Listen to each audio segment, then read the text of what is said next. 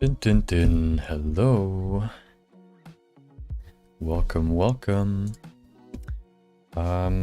There's one thing I wanted to test today. Then that is if so I have this chat box on my streaming or on my Streamlabs that shows me either the YouTube chat or the multi-stream chat. I just wanted to check if in the multi-stream channel or chat you can see the YouTube chats as well. I would think so, but I just want to make sure.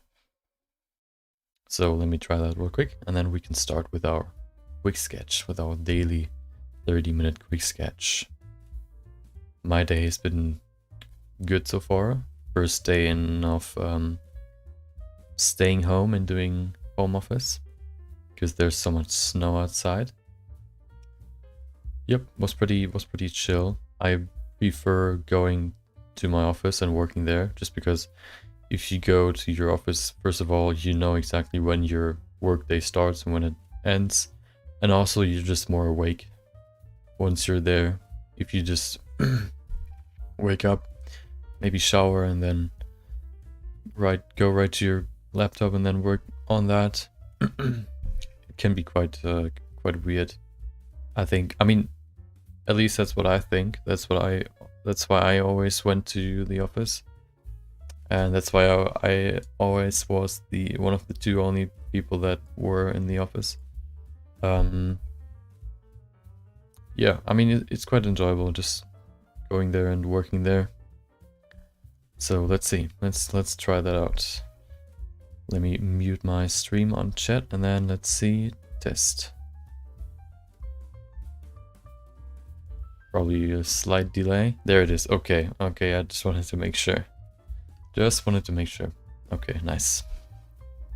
It's actually working. I think you can see it. There it is. Okay, nice. So, of course, our first task of the day, 30-minute quick sketch, which means let's grab our random number generator. I'll switch the view to screen cap so you can see it. There you go. And let's go 1 out of 34. Let's this time do it 3 times. So maybe this way we don't have high numbers all the time. So let's try it. We do it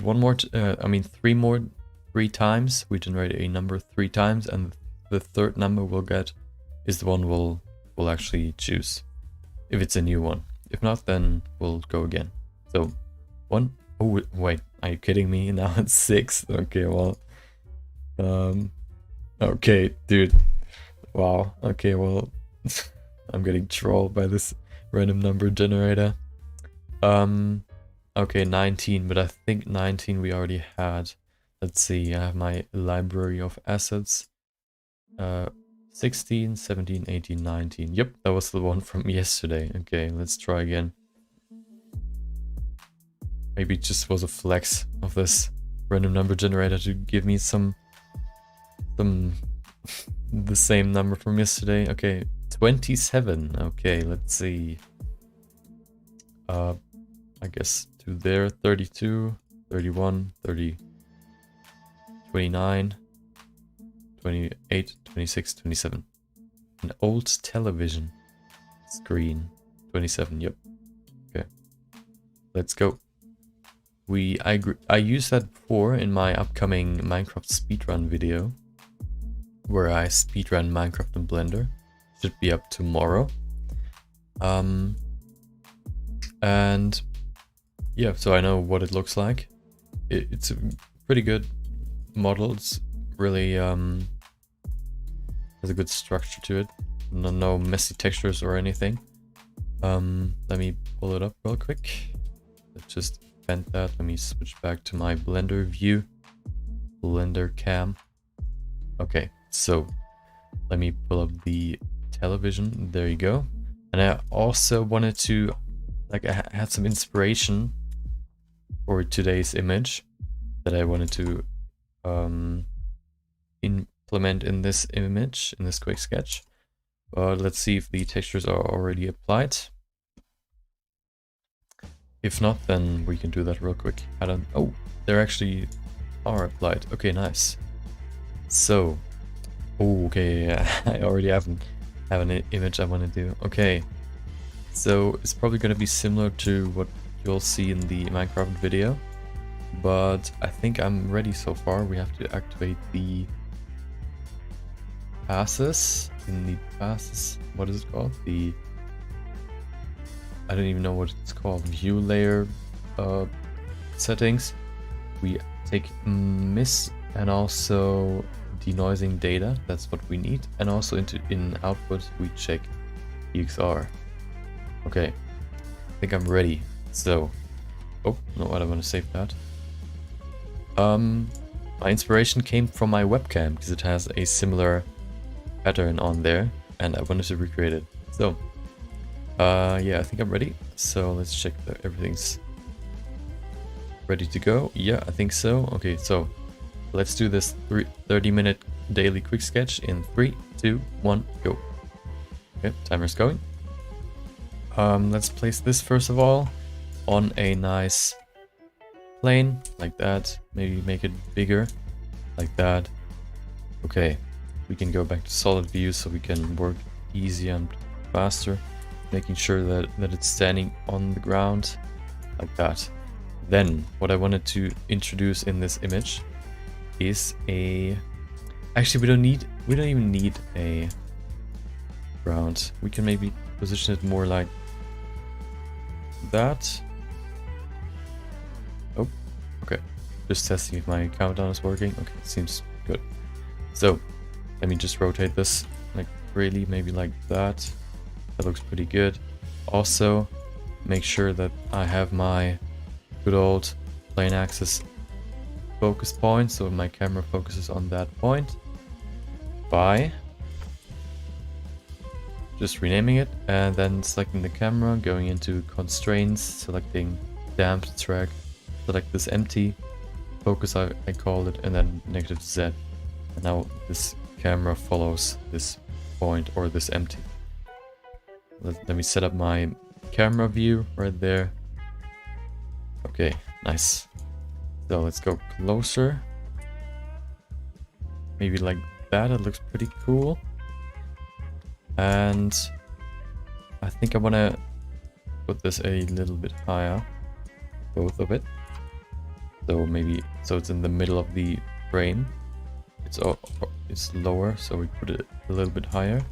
Okay, so what I wanted to do... Oh, no, okay, let's just set up the scene first and then we can think about composition. Let's see, we use a torus. We then change the parameters. We change the radius, make it bigger. Minor radius, make it thicker. Maybe like that. That looks pretty good. Okay. Now we rotate it on the x-axis by 90 degrees. We then go in here and remove all these back-facing faces. Just like that. Maybe this one as well. Remove these faces so we have this half torus or half donut, if you want to call it that.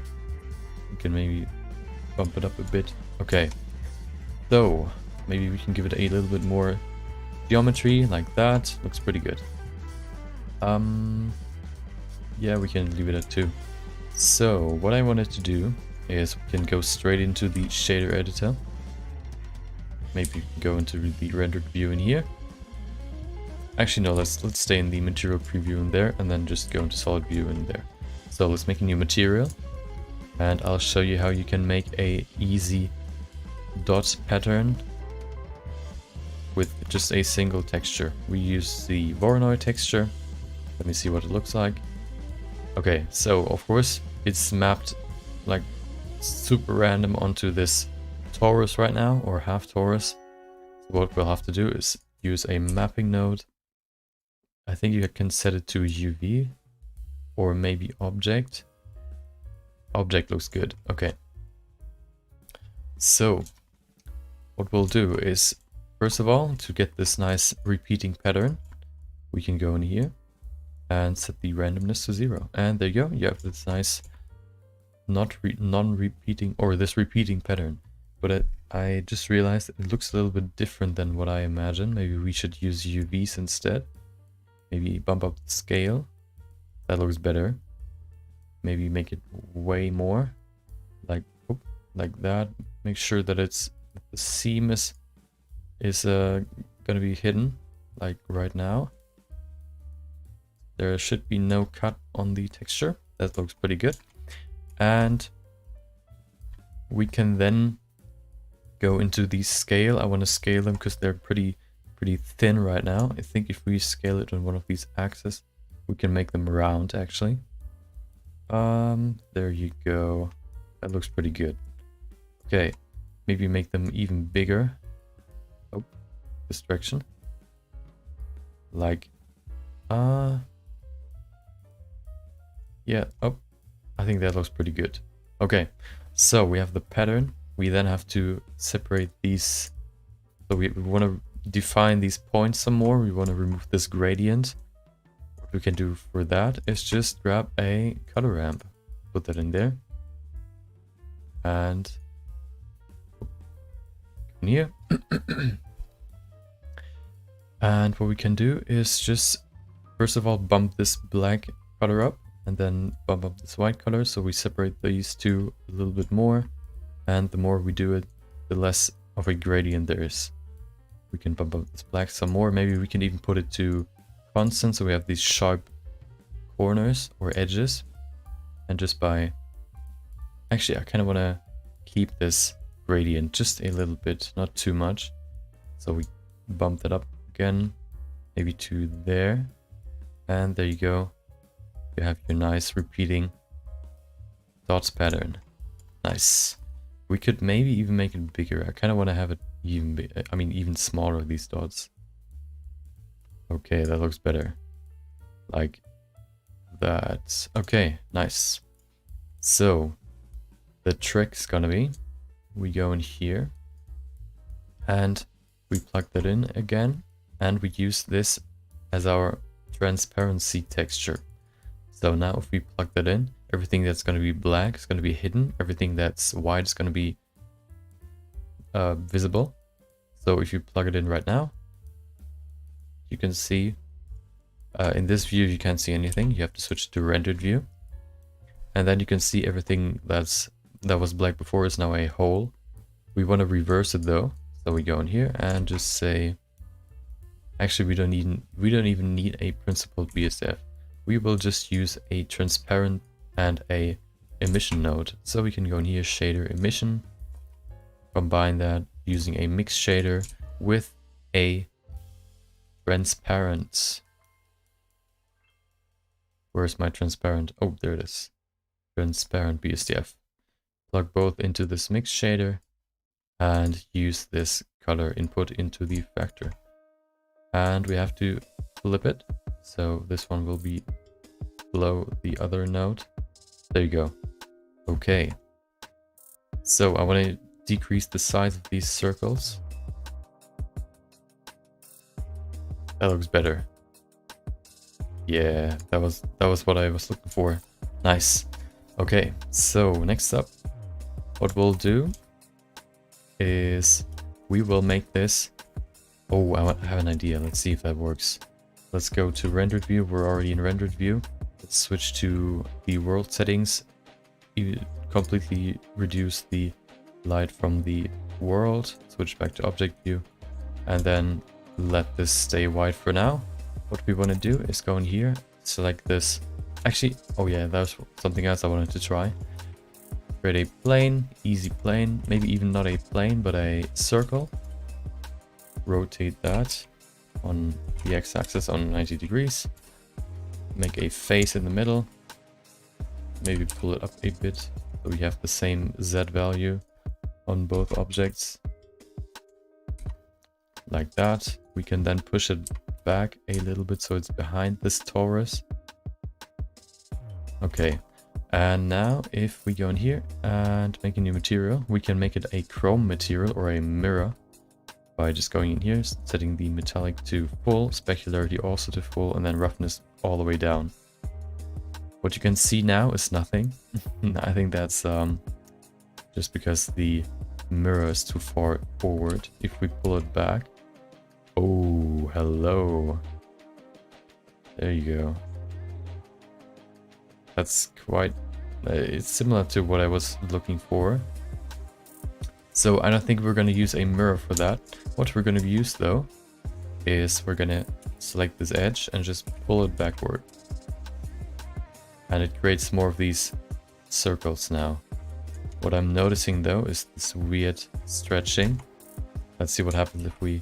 Oh, I know why. Let's see what happens if we go in here. We can just... Let's see if it works if we don't stretch it out.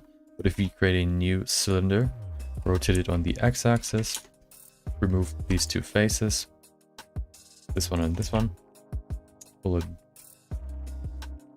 give it the same Z value, and pull it back.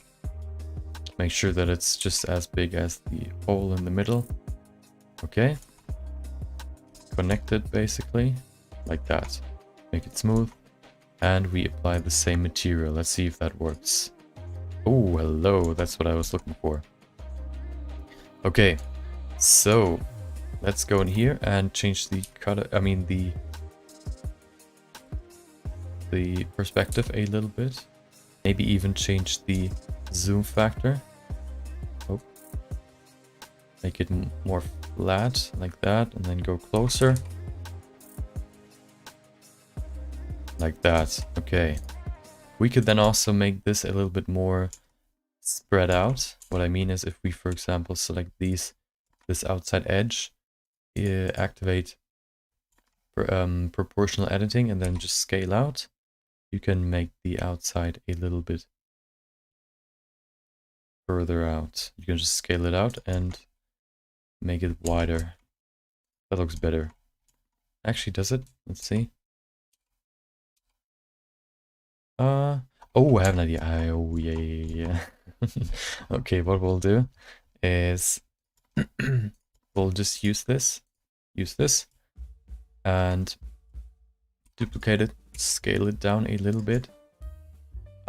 We have to go in here and scale it up again, so it's basically behind the other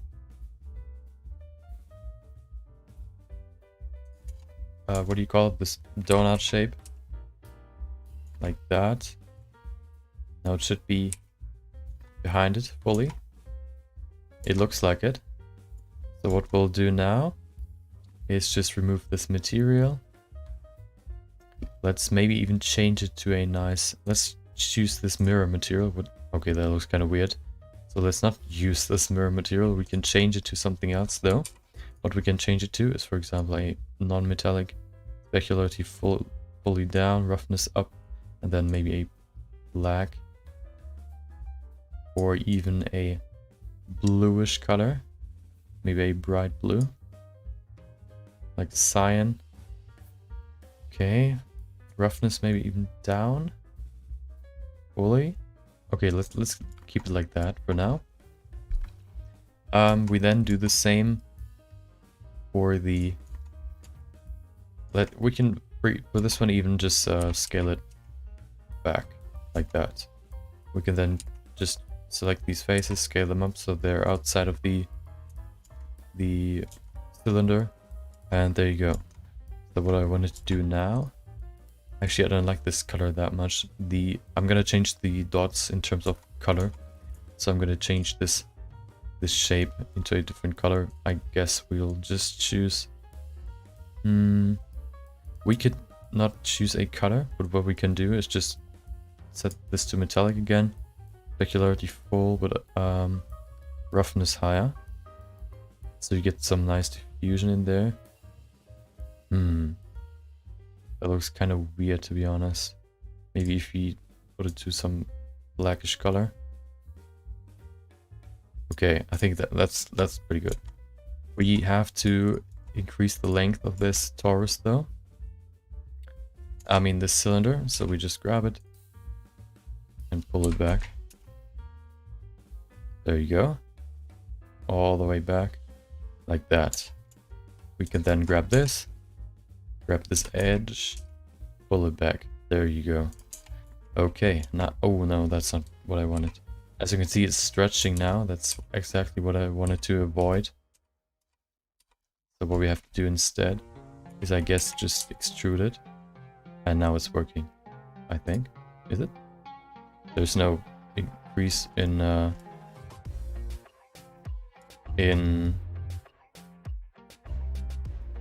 wait, let me restart this.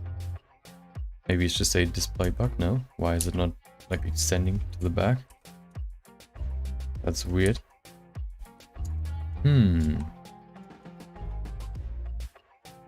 I mean, we could just grab this, pull it back so far that there's nothing visible.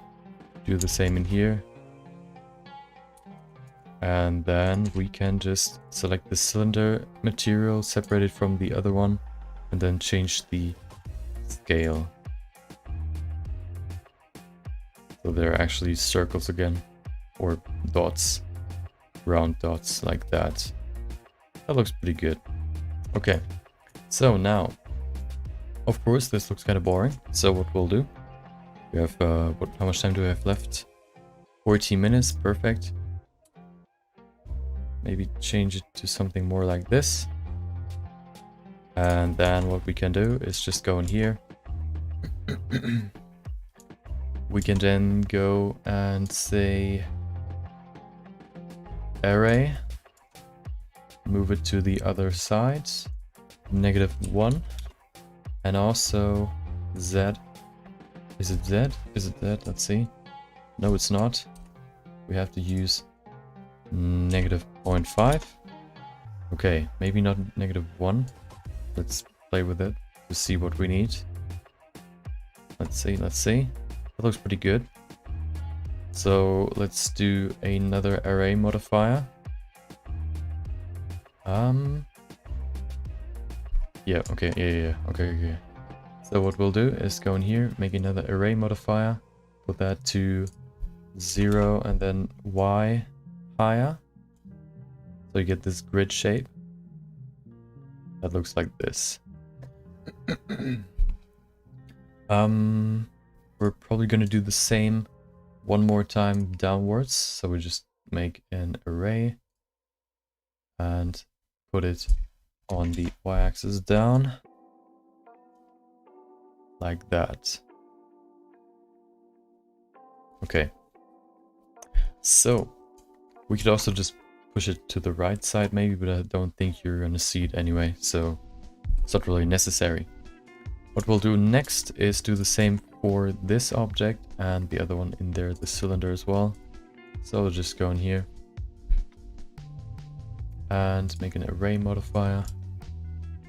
Looking for a perfect fit. Let's see.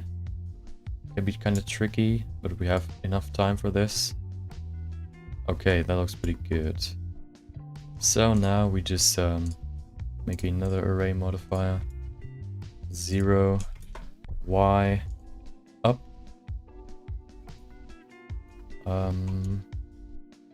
Like that maybe. Okay, and then we make another array modifier and push it down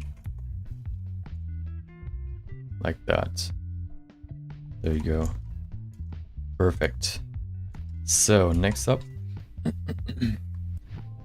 what we're gonna do is do the same for this background object. So just go array, oh, not bevel, array, say 0, no, negative actually, like that. We need, I guess, -1. No, that's too much. Let's copy it from the other -0.88, like that, and then push it down like that. Perfect. So now we can just do the same in here, array. Let's minimize those so we see what we're doing. Negative, 0, and then just pull them up. And almost, oh, that's too much. Come on. There you go. And we're gonna do the same one more time. Array. Put that to 0 and then down on the y-axis. So we have it down there. Okay. It's almost perfect. You can see these marks right there, or these intersections. But I don't think you can see them anyway in the final render. So we don't really care that much. Next up, what we'll do is... Let's see, how much time do we have left? 10 minutes, perfect. So what we can go in here and give this a color. What we can do for that is just go into my images. We could use a different one for this. We could use, let's see, let's look into my projects. We could just grab a project. Let's see what might fit. Let's see, what color do I want that to be? House, maybe the house. Let's grab the house. Let's grab this one. Put it in there. Let's see what it looks like. Oh. Oh, okay. We can then use a mapping node to stretch it out a bit. Okay. It has pretty harsh colors, which is kind of annoying. I mean, harsh edges. So I think I'm gonna use a different image. Let's just use one of my inspiration images. We go into... We have 9 minutes left. Okay, so just enough time. Inspiration, and then just grab one of those. Maybe a new one we haven't used before. This one maybe. You can't see it. I'll just plug it in. And look at that. Maybe change the scale back. Oh, look at that. I don't like this seam right there. We could maybe change it from UV to generated. That looks better. Then change the scale. Oh, hello. Okay, that's a nice structure. So we can then just change the color by using a color ramp, as always. Good old color ramp, and then maybe, let's see, what color spectrum do we want? Maybe a nice red with a, let's see, nice yellowish green maybe. Bump these reds up. Maybe like that. Let's see, maybe let's switch those. Yeah, that looks kind of okay. What else could we grab? Oh, I don't know why, but blue and purple and red looks so good. But I don't want to use the same color spectrum all the time because it's boring. So I want to use something else today. Let's use an orange, not like this harsh yellow. So let's grab something like this, maybe a little bit more distinguished. Okay, like that. So let's do the same in here. We put in the same node setup, copy it, paste it in here, and plug it in. Let's see what it looks like. Okay, I think we have to change the scale.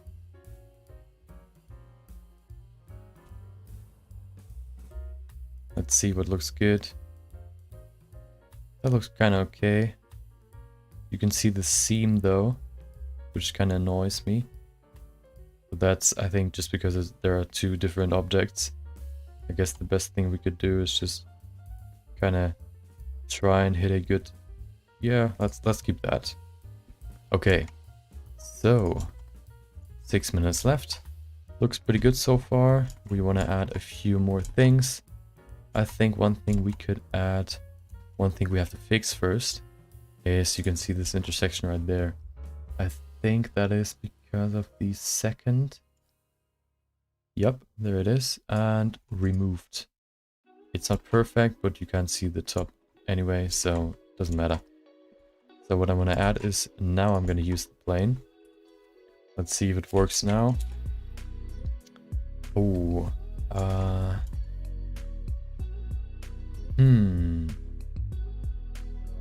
6 minutes left. Okay, let's see if that works. What I'll do is just scale it up so it fits the whole front right there. Maybe make it longer. There you go. Maybe even longer, like that. Okay. What I'll do is just go in here and make a few cuts right there. Also, this one needs to be, or is visible for the camera, and I think that's all of them. So let's just go in here, and I can't see it. Let's remove the television for now. We can see the cut right there. Can we? No, we can we? Is there a cut? No, there's no cut. So we need another cut right there, and also another cut right there. Perfect. So now we can go in here, grab this point and also this point. We can then say bevel the vertices, pull it up like that. We can maybe even make it round, change the profile so it's round for the outside part. Oh wait, I messed up. Let's do it again.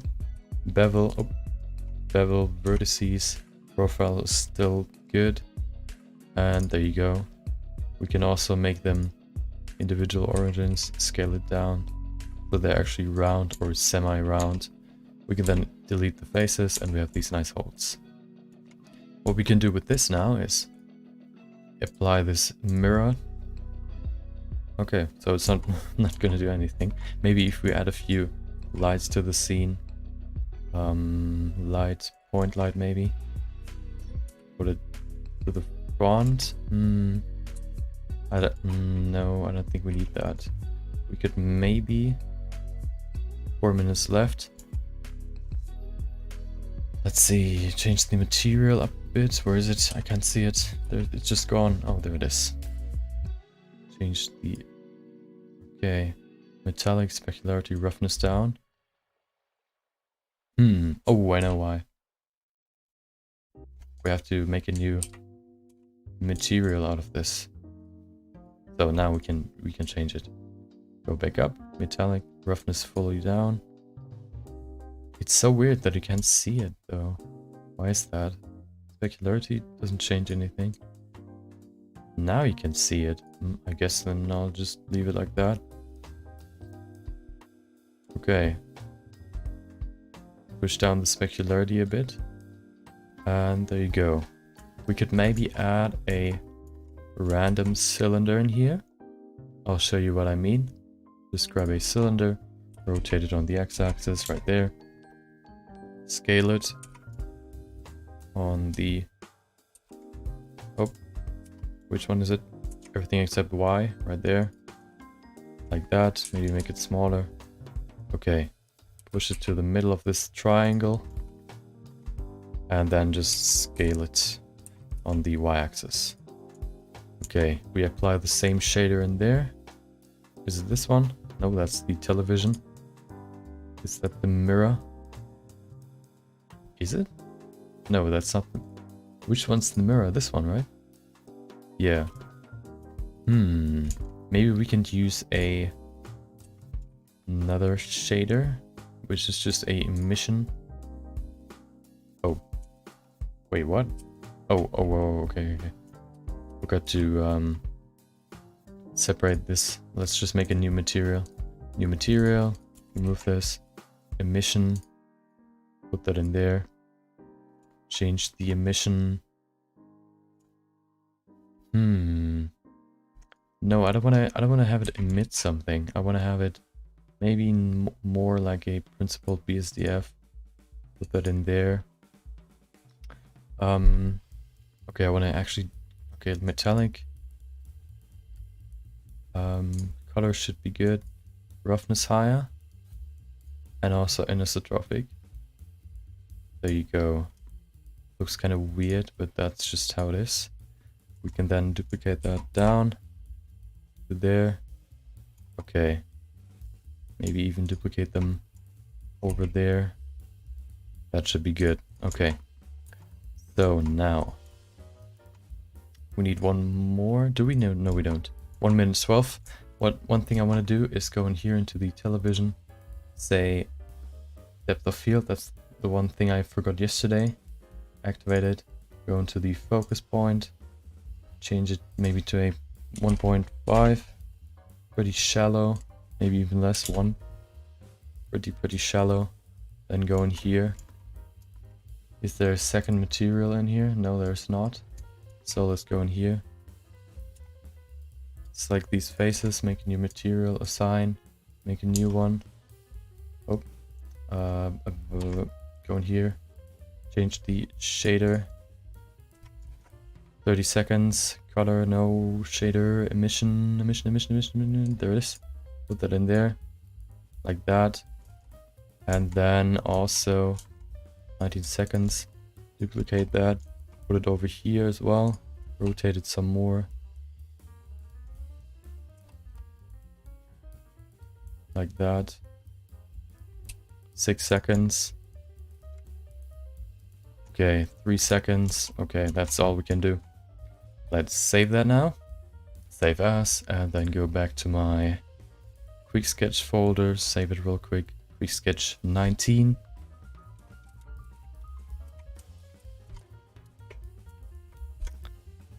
Let's save it as day 9, because I started this daily quick sketch a little bit later. That's why I call it day 9 now, because it's the 9th day that I do it daily. Save it in this folder. Go in there. Quick sketch day 9.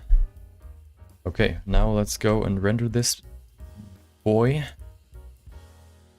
Change that to the 50%, and I think we're good. So let's save it one more time. Scratch your nose, and then we can switch this to the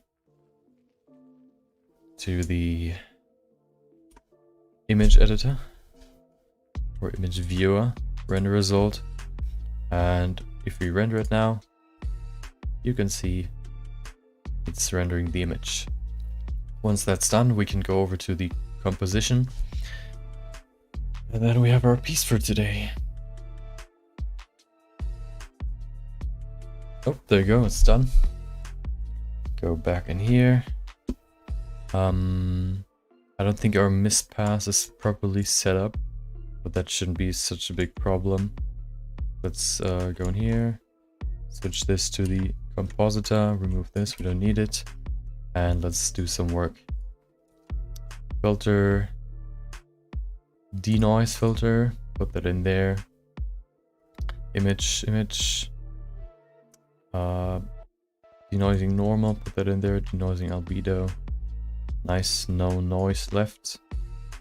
Next up, let's put in the good old glare node. Glare, put that in there. We don't need streaks, we need fog glow. Nothing changes because we need to decrease the threshold. Our lights are pretty dim. Maybe let's try it with 0.1 first and then see what happens. Okay, maybe increase it a little bit. Maybe 0.5. That's too much. 0.25. Let's put that to high. 0.2. Okay. Then what we can do is go in here into the size, can maybe go to 9. That looks better. Okay. So one thing I would have added would be a volume cube, just to get some more volumetric lighting in there. But now it's too late. We gotta work with what we have. Go in here, change or add a contrast node, put the brightness, nope, the contrast maybe to 1. Let's see what happens. Okay, let's see. Without it, it just adds a little bit more contrast. It adds a little bit more dynamic to the scene, so we'll keep it. Next up, another color. Saturation. I think we don't need to bump up the saturation, but we can check maybe 1.1. No, we don't need it, so let's remove it.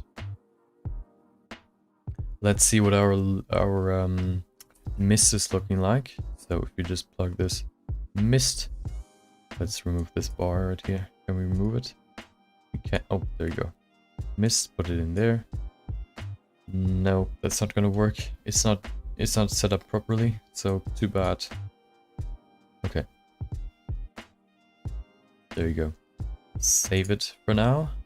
And then what else do we have in terms of passes? Depth? What does depth do? Nope, that's not enough. What happens if we use a RGB curve to maybe add some more in there? Nothing, I guess. It's just not set up properly. Okay, well, too bad. Okay, what else do we have? Mist, depth, alpha, normal. Okay. One thing we could add is another glare node. Maybe we can add another one. Let's see if that helps. Filter, glare right there. And then not use streaks. No, let's not use streaks. What is simple star?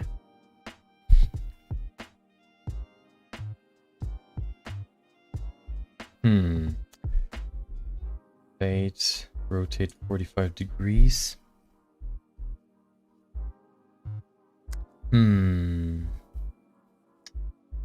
No, I don't like it. Maybe we can change it. Maybe streaks looks better. If we change it to a streak of 2,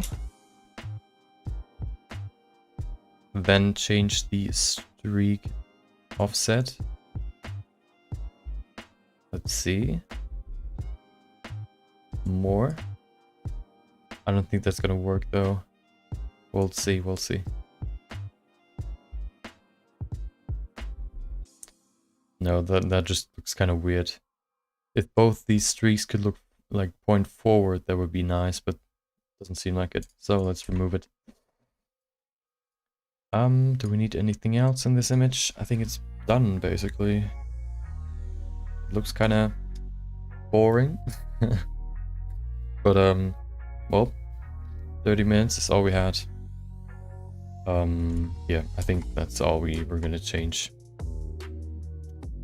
Okay, let's save that one more time, render the final image, and then we're done.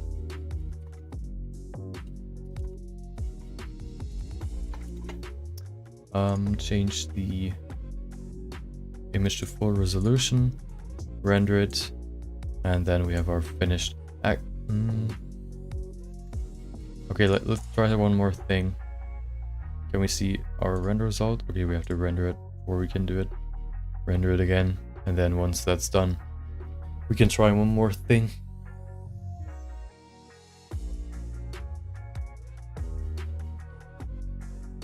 Takes quite a while now. Let me decrease the sampling size so we can work on this actually.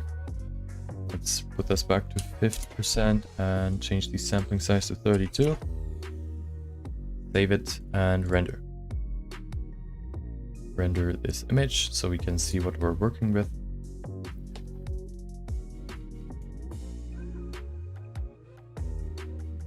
And there you go. Okay, so what I want to add, maybe add, is a good old lens distortion. Wait, let me see what I want to try. Some of these. What does flip do? I guess just yeah. Okay, well, you don't need that. Filter, no, distortion. Crop. What does crop do?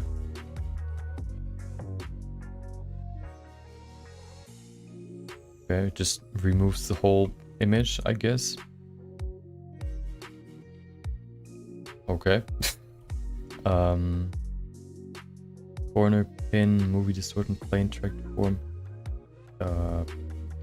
Let's just use lens distortion. Okay. So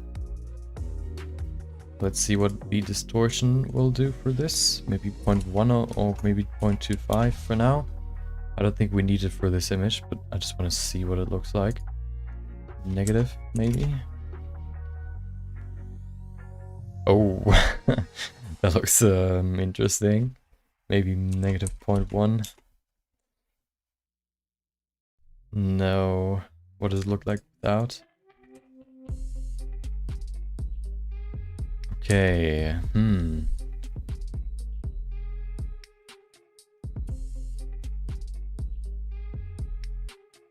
No, let's remove it. We don't need it. So we have our finished image. So let's save it.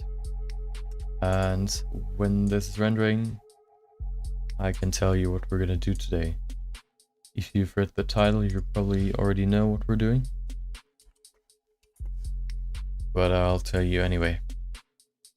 Let's render this. And while that's rendering, I'm gonna tell you what's happening. So I decided, yesterday I said I'm gonna do another speedrun of a Blender object. So basically my idea was to just pick an object, which I'm gonna model as fast as possible. But then I thought, like, training to speedrun a certain object takes quite a bit of time to train, and then also coming up with what I wanna speedrun and doing that multiple times can be quite challenging. So what I decided was to make this concept of this like content or challenge a little bit different. What I'm gonna do is give myself a challenge basically. So for today we're gonna finish an artwork, and this artwork is gonna be gonna have a certain challenge to it, which is gonna be a different one every week. That's at least my plan. Let's see if I'm gonna stick with that. Today, what we're gonna do is we're gonna go into AI Dungeon, and we're gonna discover a creature in AI Dungeon, and we're gonna sculpt that creature that we're gonna encounter. If you don't know what the AI Dungeon is, it's basically if you know D&D, Dungeons and Dragons, it's basically a RPG, a text RPG, where you can type in stuff and the AI like creates a story, and you can do stuff like go to the city, and then the AI creates a new story and tells you, okay, you go to the city, and when you arrive there you see a merchant that has a magic mirror or something, and then you can say ask, do, or you can decide how the story will continue. And this way we're gonna go into like the world that's gonna be created for us, and we're gonna search for a creature, or something we can sculpt. If we find that creature, we can then ask how it looks like or what it looks like, and AI Dungeon is gonna give us some details, and with these details we're gonna make a sculpt. Yep, that's what we're gonna do today. That's the challenge basically. Okay, it's almost done. Compositing right now. Oh, there you go. Let's save it real quick, this whole file, and then save this image, and then we're done with this quick sketch. Easy peasy. Save it as a PNG. Quick sketch day 9. Okay. I think you can also activate text to speech in AI Dungeon. Let's see if I can figure that out. But let's make a new scene. General, and we're set up. So let me check my. Okay, now let's do first. I think this scene is pretty good. I change this to the shader editor, and then we can work with this. So we have our Blender file ready. What we're gonna do now is I will pull up AI Dungeon, and then we can go new window, go to AI Dungeon, AI Dungeon. Okay. Let me check my screen cap scene so everything is ready to go. What we don't need is the where is it? Is there even a chat box? Oh no, there isn't. Okay. Well, okay. So what we'll do is, first of all, you can see this is the home screen. I have an account. If you log in, you can infinitely have stories that go into infinity. Otherwise, at some point, it's gonna ask you to log in to finish your or to continue your story. Of course, this is gonna be a video for YouTube, probably for next week. So what I'll do is make a quick intro, and then we can start. So let me set everything up. Let's go back to Blender. Okay, everything is set up so far, I think. Yeah.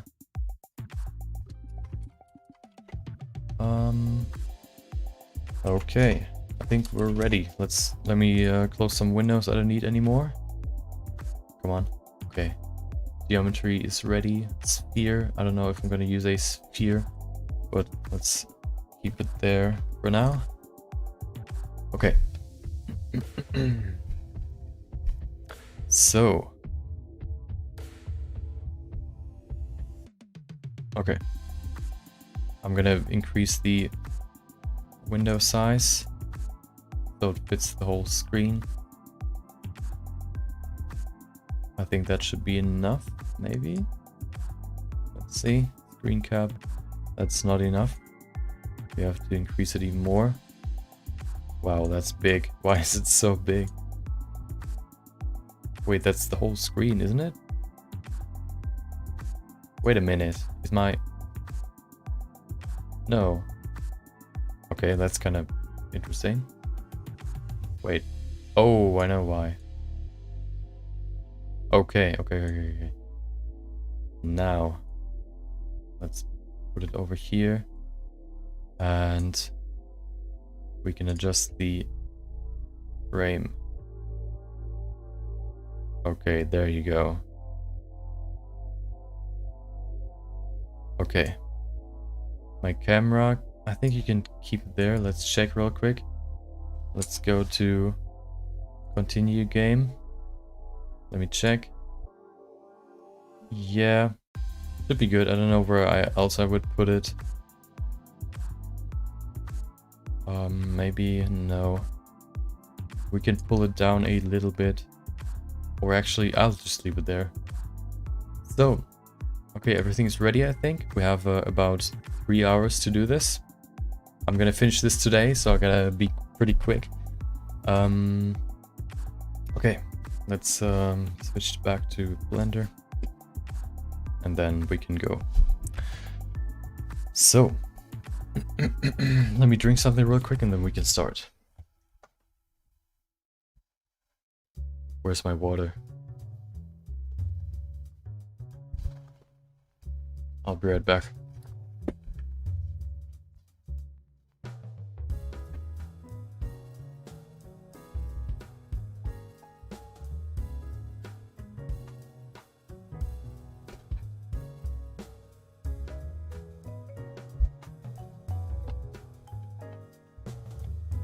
Okay, found it. Not only hunting new mystical creatures, but also my water.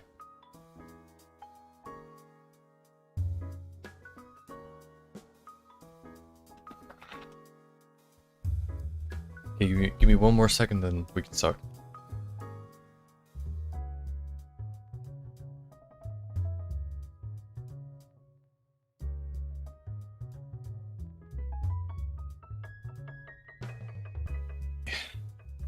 Let's go on an adventure. So, let's go. Of course, I'll just hit record, do a little intro, and then we can go over to AI Dungeon, make a new story, and then we can go. So, okay.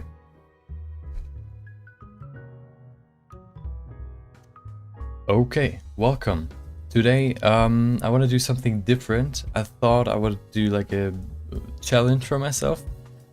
Today, we're gonna go into AI Dungeon. If you don't know what AI Dungeon is, it's a AI controlled story creator, basically. If you know Dungeons and Dragons, it's basically where you can go into, you have like a text, like a chat box, and you basically talk with an AI that creates you a story, and you can tell that AI what you want to do in that story. For example, the AI tells you you're a wizard that's living in a village, and then you can say leave the village, and then the AI is going to create a new story basically that leads you to a new, like, it just tells you, okay, you leave the village and you see so and so. And what we'll do with this is basically, I want to create a sculpt. I want to sculpt something that the AI dungeon is going to tell me what I will sculpt. So what I mean with that is basically, we will go into a new world or a new story of AI dungeon, and what we're going to do in there is look for the next best creature, ask AI dungeon what the creature looks like, and then we're going to create this creature in Blender. We're going to sculpt it, and then yeah, let's see what the end result looks like. That's today's challenge basically. So let me switch to my other scene. You can see my browser, and this is basically the home screen. We can just go into new game, make a new game. We can say just go worlds, and there are a few free worlds. There are also a few paid worlds. The easiest one we could just choose is this GER fantasy and dark storyline or setting. We can use that. Go in here. GER is a world of dragons, demons, and monsters. These dark creatures constantly war for control of the land, leaving the few human kingdoms in the shadow of a dark and powerful force. But now, the kingdoms of man are fighting back, slowly assembling an army to reclaim their world. Okay, let's create a character. Let's call that character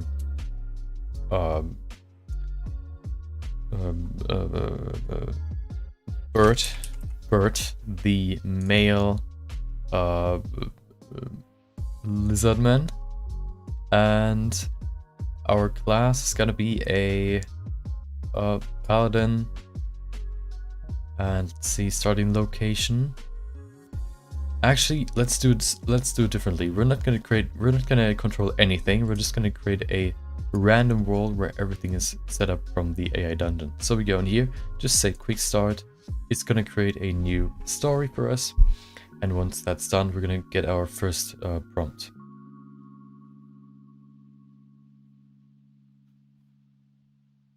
Okay, you can see the world event. We have a world event. I don't really know what that is. I haven't looked into it too much, but so basically, an Agadori scientist has figured out how to create a potion that allows him to explode when he dies.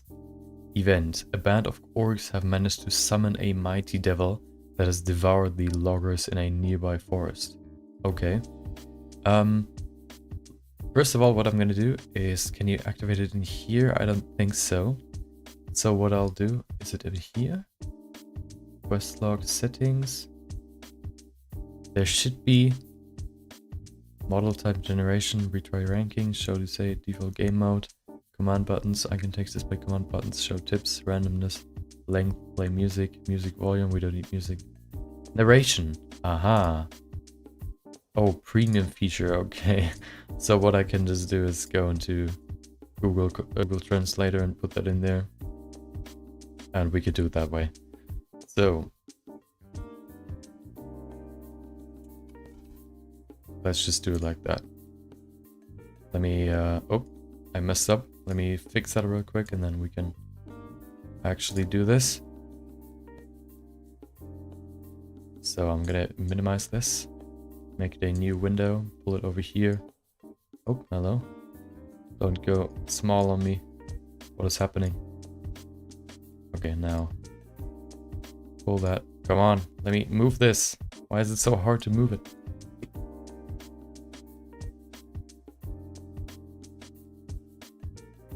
Okay, now we have our narrator. We also have the AI dungeon ready. So, last thing is let's go. Oh. Wait, what? What is happening? Okay, let's read. Why is it in this weird window? Let's just go back and make a new one. Okay, quick start. So once that's generated, we can start. We have our narrator, and we can go world event. A traveling nomadic merchant of Kada who worships the dark god of Morgek has seized control of a small village in West Kadar and is raising the dragons to overrun the border town of Agadori. Okay. Copy that, put that in there, and there you go. Kadar is a world of dragons, demons, and monsters. Okay, These dark creatures constantly war for control of the land, leaving the few human kingdoms in the shadow of a dark and powerful force. It's good. I'm not gonna use that voice. Let's use something else. Okay. Let me just pull up a quick text-to-speech thingy. Google. Oh, there you go. Okay, voice. We need English. French, German. There's no English? Can't be. Wait, what? Oh, there it is. What do you want to do? We want to hue. How about hue? Okay. Kadar is a world of dragons, demons, and monsters. These dark creatures constantly war for control. Okay, let's try something else. Let's see what they sound like. Maybe Alice. Hello, I'm one of the voice. No, let's put in our own text. Kadar is a world of dragons, demons, and monsters. Okay, let's customize our voice real quick. Alice, Bridget. How about Bridget? This is a demo. Kadar is a world of dragons, demons, and monsters. No, that's not what I want. I want this nice raspy voice. Wait. Storyteller. Ashley? How about Ashley? This is a demo. Yeah. Kadar is a world of dragons, demons, and monsters. These dark creatures constantly war for control of the land. That sounds pretty okay. Let's see something else. Maybe James. How about James? This is a demo. Oh. Kadar is a world of dragons, demons, and monsters. These dark creatures constantly war for control of the land. Oh, that sounds pretty good. Either Hugh or James, I'm thinking. This is a demo. Kadar is a world of dragons, demons, and monsters. These dark creatures constantly war for control of the... Okay. Hugh's the one we're gonna use. Okay.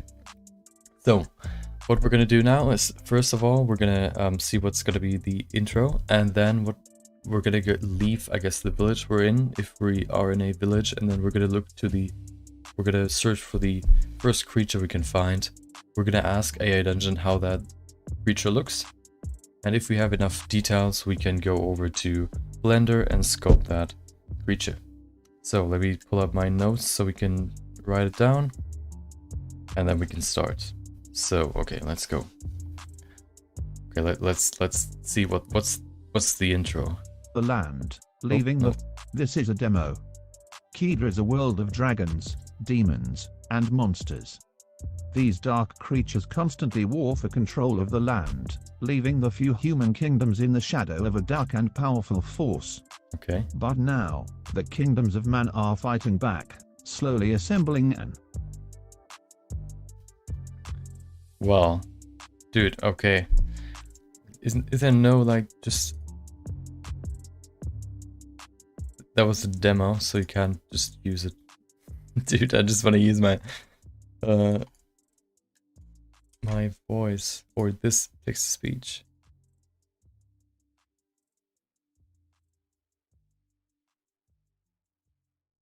Come on. Give me a voice. I just need a voice. I can read it myself. GER is a world of dragons.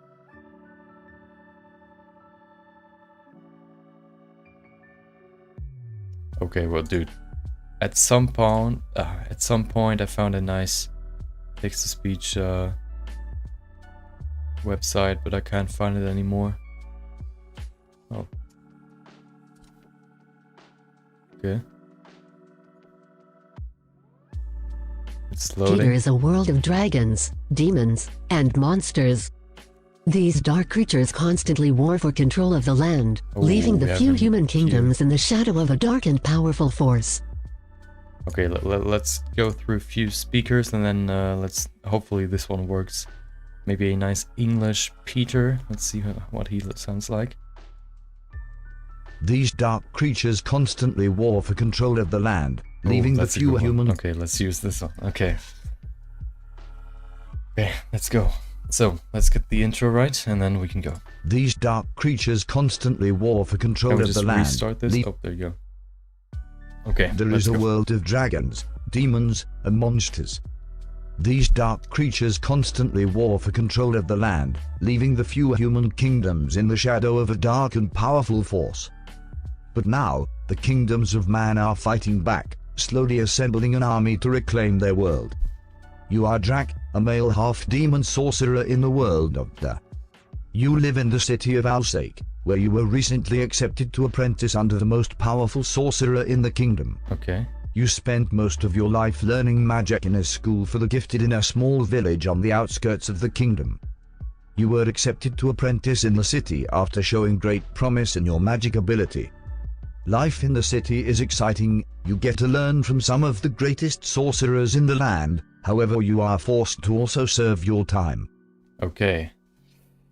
Okay, let's just go right away, and let's just go outside of the city. We can switch between do, say, and story.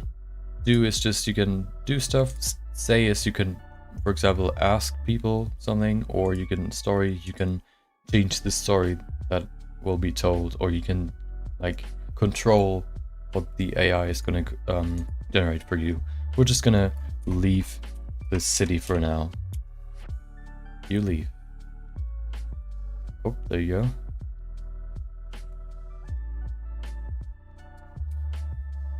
Put that in there, and there you go. Greater than you leave. You're tired of being a servant and subject to these mortals. You decide you will leave the city and travel to some other place. Okay, let's travel to some other place. Let's see, where do we want to go? I think let's go to the forest. Just let's look for the closest forest.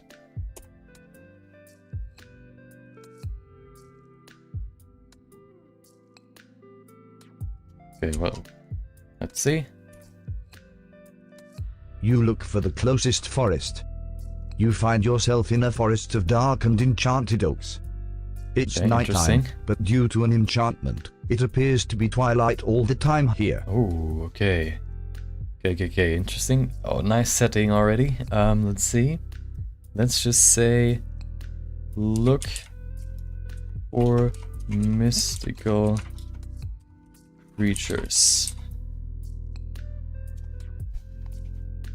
Okay. Ooh.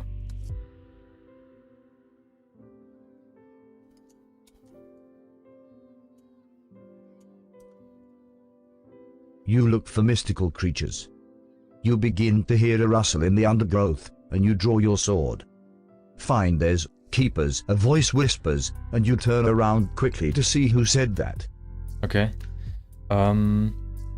What do you do? Let's see. Finders, keepers, a voice whispers, and you turn around quickly to see who said that.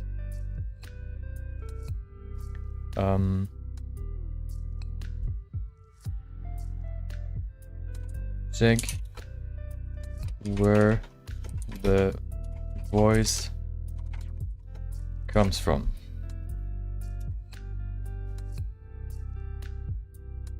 Oh, an old man, okay. An old man.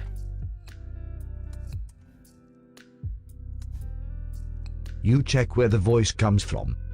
An old man stands before you. He is dressed in strange clothes, unlike the other Kadarians who tend to wear robes. He carries a long bow in his hands and a satchel tied to his back. Okay, interesting. Let's see. Strange clothes. Strange clothes. Also, no robes. So we gotta make sure that we don't include robes. Also, let's see. Longbow. Satchel, okay. Satchel on back. Let's say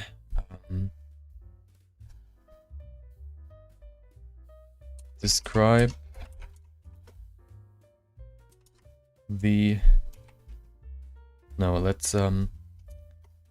describe the man describe the appearance of the man in more detail.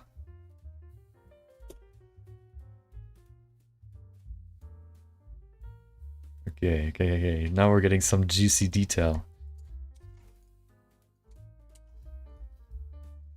You describe the appearance of the man in more detail. The man is wearing blue pants and a short, red-sleeved shirt. Okay. He has small, stubby fingers and large feet for a Kadarian, and he has a large, drooping nose that dominates his face. Okay. Okay, so first of all, he has a blue pants. So what I'm gonna do with this one is, because we gotta make it pretty quick. I only have like 2 or 3 hours. I'm only gonna do a portrait or a bust, basically. It has to be pretty quick, so I'm just gonna do his head with hair and maybe some clothes, because we're gonna include his shoulders. So let's see, the appearance: blue pants, short, red sleeved shirt, also small. I'm just gonna keep everything, so if we include, for example, fingers for whatever reason, we have the info. Small, stubby fingers, large feet. Oh, of course, large, drooping nose that dominates his face. Okay, wait, what do we look like? These are creatures constantly roar, even though few can. Okay, half male, half demon sorcerer. Okay. Describe the face of the man some more.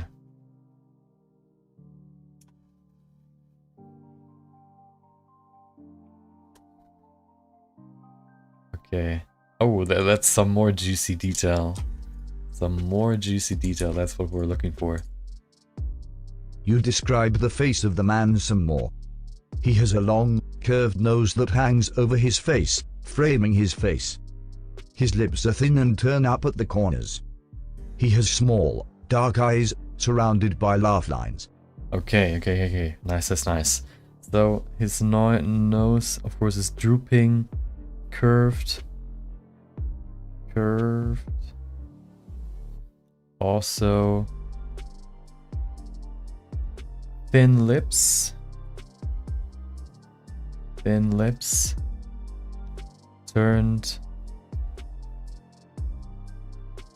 Turned up at the corners. Small, dark eyes, and surrounded by love lines. Okay, let's ask a few more questions.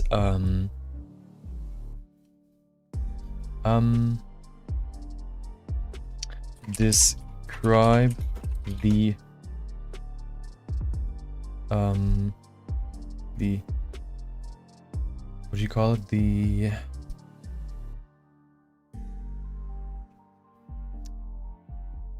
statue? No, not the statue. Statue in German. Let me just quickly see what it is. Stature? Yeah, okay. Let's describe the stature of, or let's just say describe the body of the man.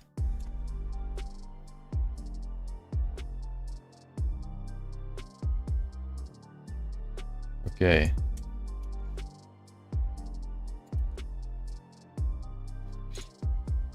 You describe the body of the man. The man is short, at 4 foot 10 inches. He isn't muscular, but he isn't skinny either. His arms and legs seem too long for his body, and his fingers are particularly long. Wait, what? I thought his fingers are stubby. Well, okay. Stubby and long. Stubby, long. I guess just both. I don't know how that works, but okay. Short. Also, average musculature. Okay. Arms and legs are too long. Arms, legs, too long. Fingers. Yeah, long fingers. Okay. Let's ask 2 more questions and then I think we have enough.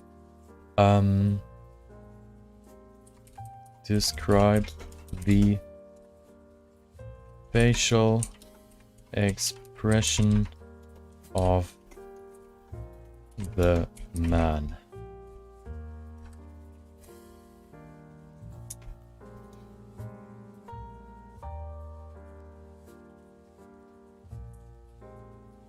Okay.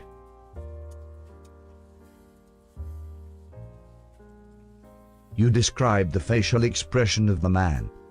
The man is smiling, his face split by a wide, toothy grin. "Hello friend," the Magus says, extending his hand to shake. "My name is Yolev." Okay, Yolev. We have his name. Let's put that in here. Yolev. Okay. Hello, Yolev. He's smiling.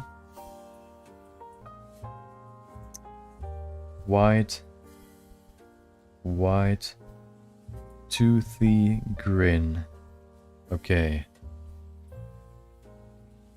Just checking if I'm still recording. Everything seems fine.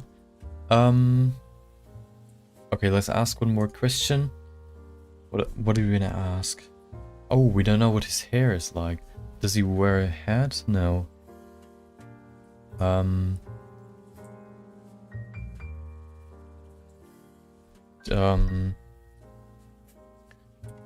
Describe. Wait, do? What do you do? I mean, can you ask a question? Does the... No, let's just say... Describe the hair of the man.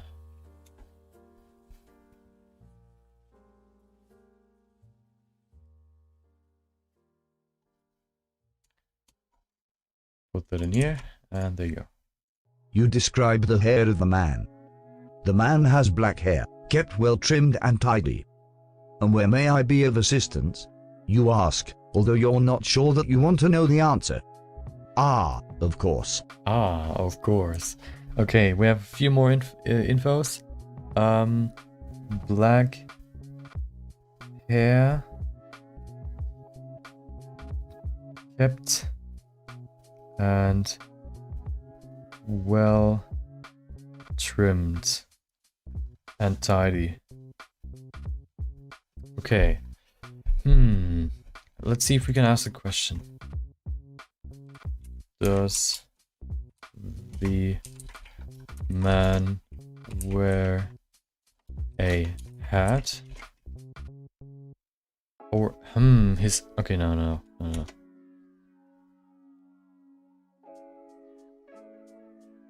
Wait, what? Does the man wear a hat? That's not really undo. Okay, maybe... Well, do we need anything else? We have his clothes, we have... Okay, let's see what we have. His name is Yolev. He has strange clothes, no robes, longbow satchel on his back, blue pants, short red sleeve shirt, small, stubby, long... Well, both stubby and long fingers, large feet, large drooping, curved nose that dominates his face, thin lips turned up at the corners, small dark eyes surrounded by laugh lines, short, average musculature, arms, legs too long, smiling wide toothy grin, black hair, kept well trimmed and tidy. Okay. Okay, let's ask one more thing. I think that's very important. Go to say and then ask the man, how old are you? How old are you?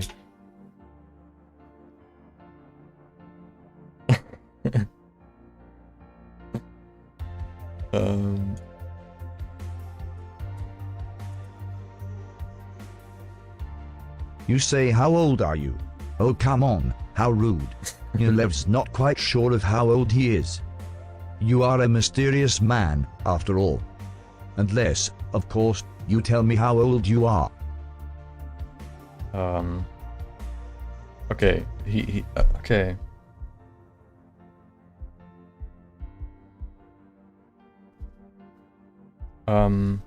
Are you older than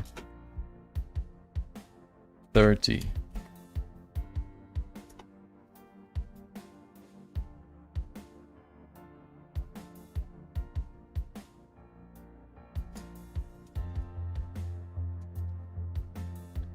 You say, are you older than 30?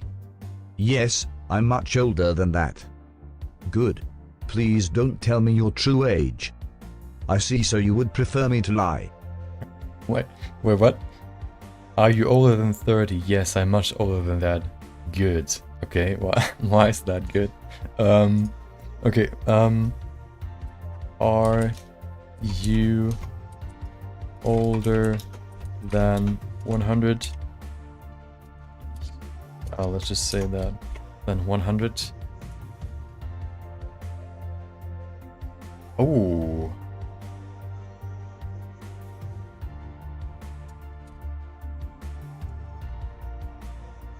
You say, are you older than 100? I'll be 75 this year. That's not very old. Of course not. I just said I'd be 75 years old this year. Okay, okay, now we know his age. So let's put that in the notes and then I think we're ready. 75 years old. Okay, okay. We're ready. So let's switch back to Blender now. Let's switch over here, switch the scene. There you go. And we can go over to the sculpting part. The interesting part, the challenge.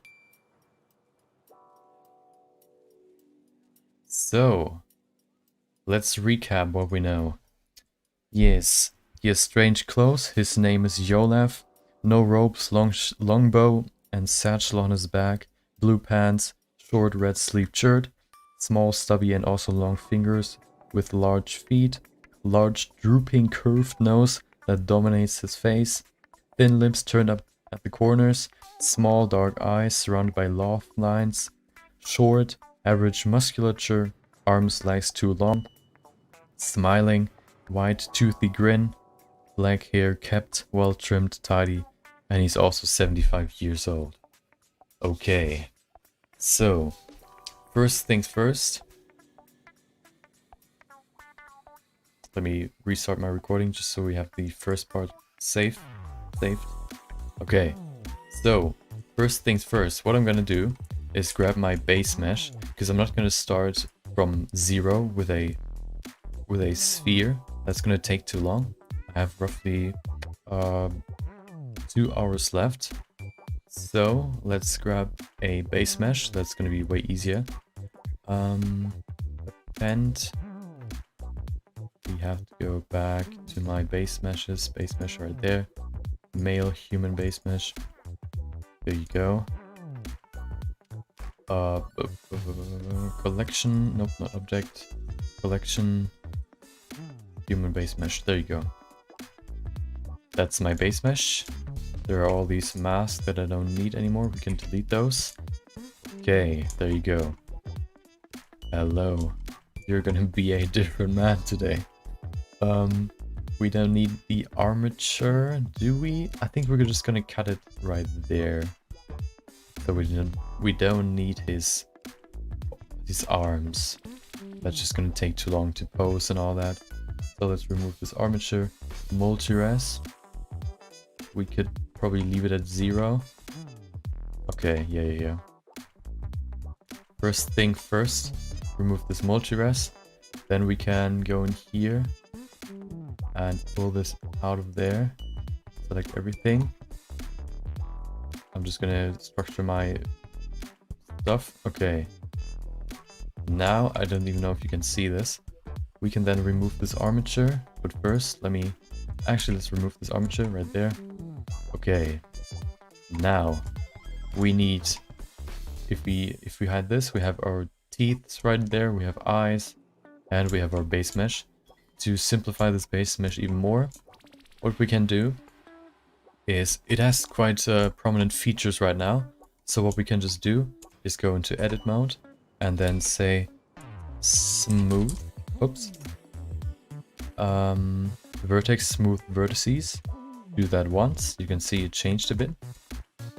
I think it's easier to see from the side. And then do that a few more times. Actually, I think we have to do it up. Select everything, smooth vertices. Do that a few times. Then we get this weird dude. He looks kind of scared right now. But that's the base mesh we're gonna work with. So let's go back. Okay, we're already in object mode. So the only thing we need... Actually, I'm gonna keep this whole model for now, and then I'm gonna cut it in the end. So we only have the bust, basically. So, next up, let me grab my graphics tablet, and then we can start. Oh.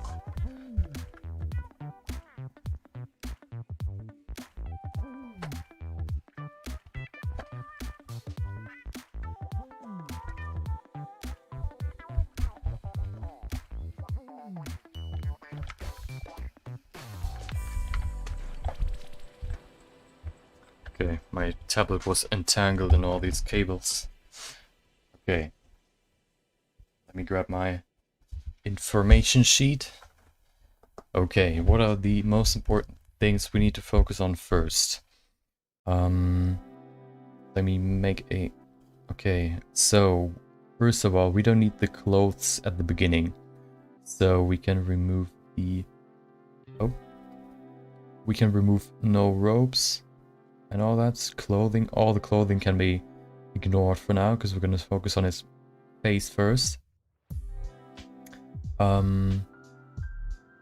Fingers aren't really necessary. Fingers and feet, so we can remove that as well. Drooping curved nose, we can keep that.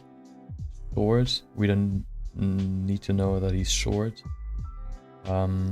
Average musculature, arms legs too long, we don't need that. Yeah, I think everything else we're gonna need. So we have our base mesh. One more thing I'm gonna pull up is if you're gonna do a human sculpt or any sculpt by that, like if it doesn't matter what you're gonna sculpt, you should always at least pull up one reference, and the reference I'm gonna pull up is just an old man, just to have a reference to the anatomy of all these folds and wrinkles. Let's see, I think this one might be pretty good. Pretty low res though. Oh no, it's actually not. Let me go in here. Can we get a better picture maybe? Also small. Oh, there you go. If I... Oh, we don't know if he has a beard, but I think... I mean, if the AI didn't tell us he has a beard, then he has no beard. So let me grab that, accept it. New tab, save it, and then we can use that as our reference. Just save it on our desktop. Okay, we're ready. We have a reference, we have our base mesh. Let me pull up my reference in here. Go to image editor, and that's our reference. I think that's quite similar to the man, the myth, the legend. What was his name?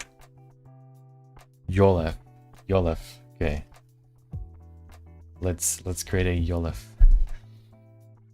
First of all, of course, we have to switch to the sculpting tab, and now we can start.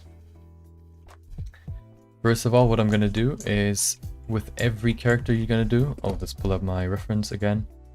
Every character you're gonna do, or everything in general that you're gonna model, you have to make sure that your reference, or that you focus on the big shapes first. What I mean by that is, let me just quickly fix this. Text editor, there you go. Okay, almost done.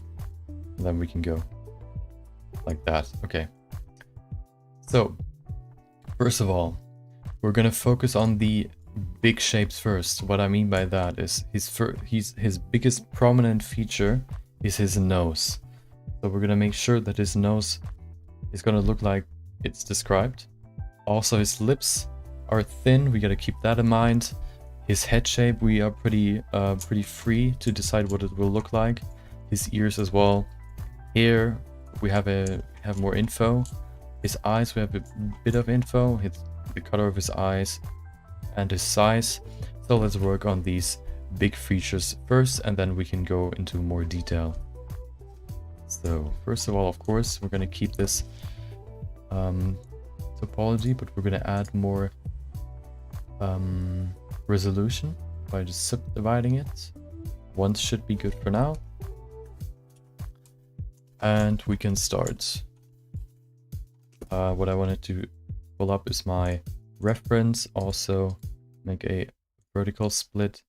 Go in here, image, edit. Nope, we keep this as our camera. The camera is not set up, so we'll just keep it like that. And nope. There you go. So we can see it from further away. And then in here we grab our image editor, pull up the good old, oh, he's still in here, I think. There he is. Okay, Yolev, you're ready. Are you ready? I am ready, definitely. So, I think we're ready. And let's go. First of all, I'm gonna go in here and move his lips. His lips are gonna be smiling, so we're gonna pull those up. And he's already smiling. What I wanted to do is activate advanced. No, not in here, in the tool settings, advanced front faces only, so we're not pulling both sides of the mesh. For example, on these eyelids, it's very important to activate that. What we're going to do first is you make his nose bigger. So, of course, we're going to give it some more volume. Oh, that looks kind of weird. We can smooth that out. Just giving it some more volume. Making sure everything stays smooth. Looks kind of weird right now, but that's just the process. Long droopy nose, of course, keep that in mind. Just adding some geometry right now, but we're gonna add droopiness later. Soon, actually. Okay. Let's just add the basic shapes first. Go in here, make his eyes deeper. Give them some actual structure. Like that. Okay, also defining his cheekbone a little bit. Okay. Of course, his eyebrows. Bone down there is pretty wide, so we have to keep that in mind. And that's the first. Looks kind of like a monkey. Let's maybe make him a little bit thinner on this region.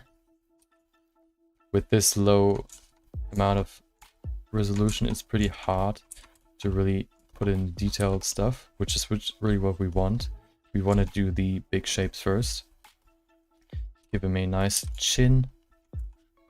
Okay. Now let's put in some more volume. Or actually, his lips are pretty thin, so we can keep those pretty thin, but we can add some definition in here. Oh, wrong. Oh, there you go.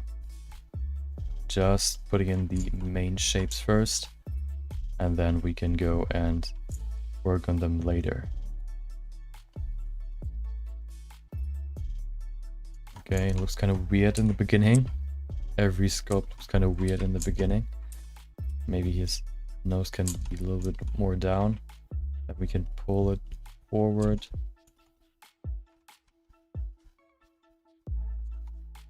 Also, symmetry is on, so we don't have to sculpt both sides individually. Okay. Let's see, his nose will be pretty big. That's not gonna be the finished nose size, but I'm gonna adjust different things as we go. If we get more resolution, we can stretch this out some more.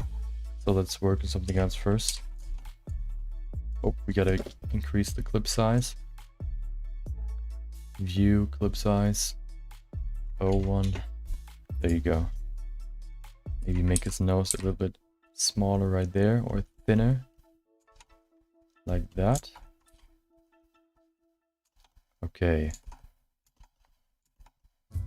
His top eyelid can be further forward. Like that. His eyes are pretty small, so we have to keep that in mind. Okay. Let's see his eyebrows. Make them a little bit more defined. Okay.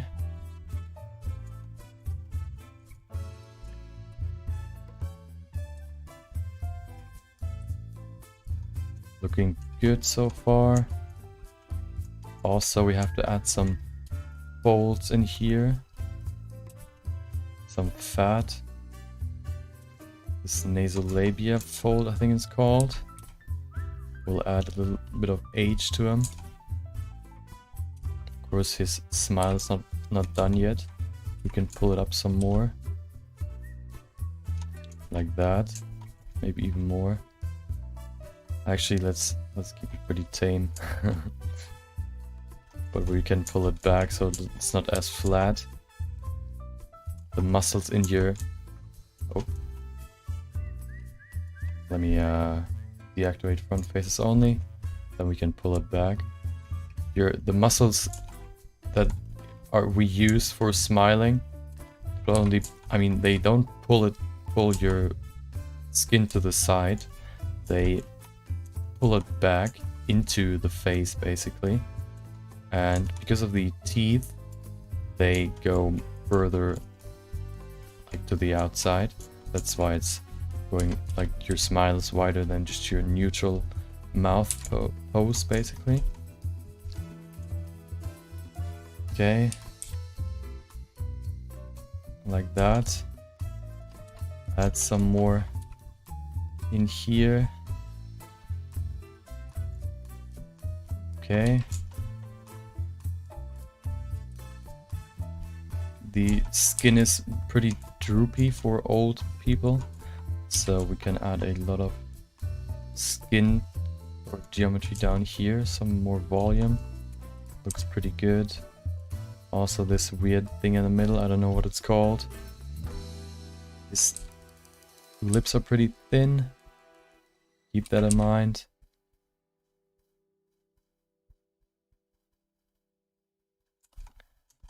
Okay, maybe even thinner. Thin them out. We don't need lips. Okay. His eyes are pretty weird, so we can change that up. I think it's time to add some more geometry. Yep. Okay, so we can change his ears before we do that. Also define his jaw a little bit more. Like that.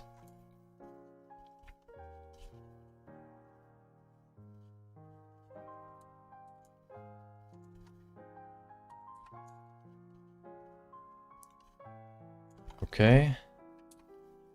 Get a nice jaw in there. He doesn't seem to have a beard, so we don't give him a beard.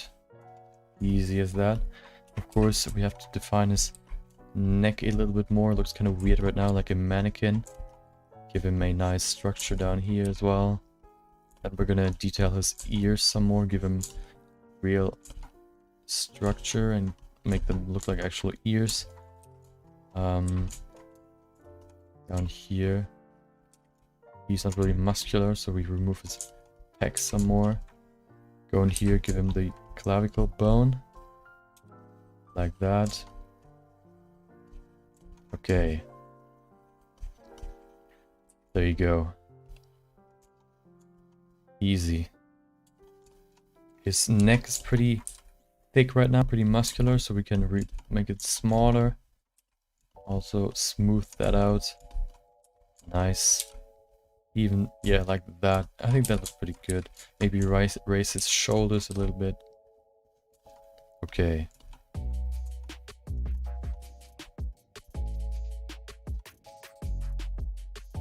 Okay.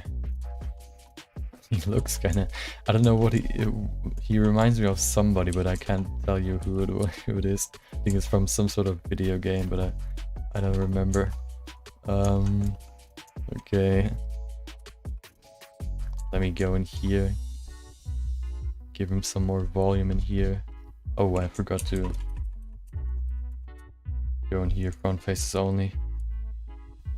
So what front faces only does is this brush has a certain 3D radius that is going to be affected, or that the brush is affecting the geometry with.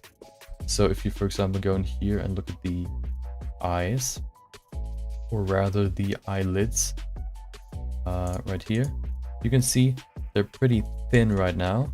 And if I would paint in here or brush, like use my brush, and I don't have front faces only enabled, what you will see is it pulls both sides forward.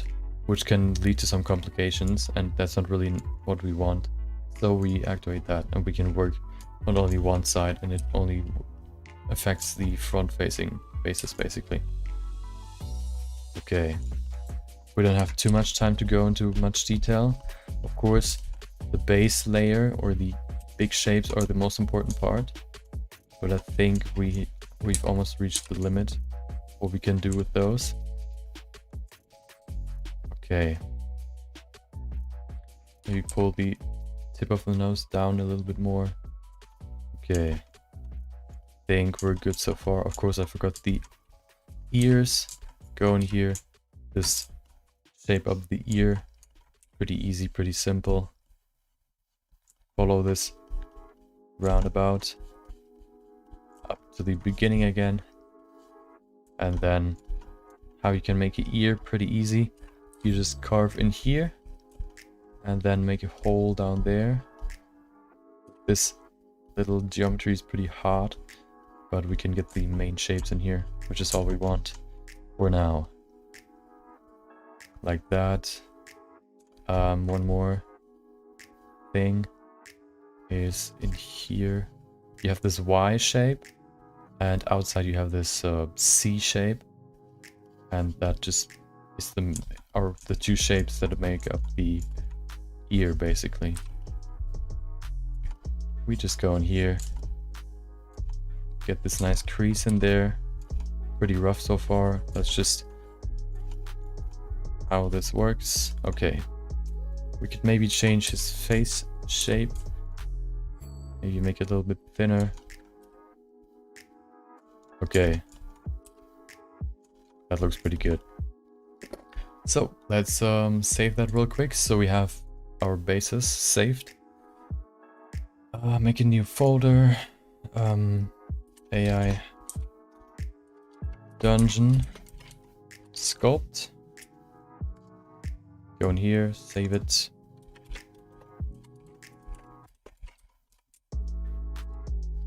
Okay, so let's bring back his eyes, and let's work on this some more. His eyes look kind of weird right now. One thing we can do to fix that is pull this back. They're pretty deep in there. Okay. Also, his eyes are pretty small, so we have to keep that in mind.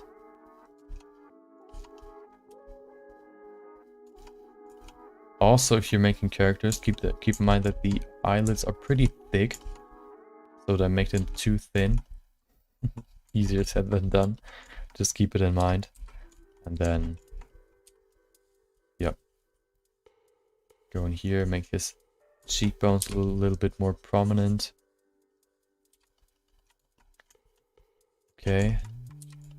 Also, there are this fat underneath the eyes. Like that. Okay, we have the main shapes done almost. We can maybe change the lips a little bit more.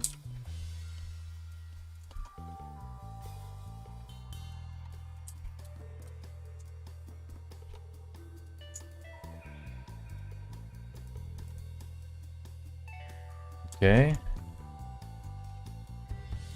Also, let's see, I think we can do the rest with higher resolution. Oh.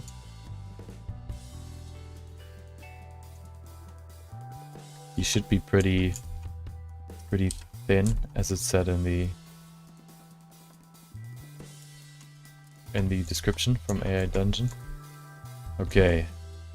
His jaw is pretty thin right now. Let's give it some more thickness. I think that looks pretty good. Save it one more time, and now we can give it some more subdivision. Nice. And we have more resolution to work with. Let's pull his nose down. First of all, the most prominent feature. It's pretty humongous, as it said. So we're gonna make it humongous. Droopy, of course. Okay.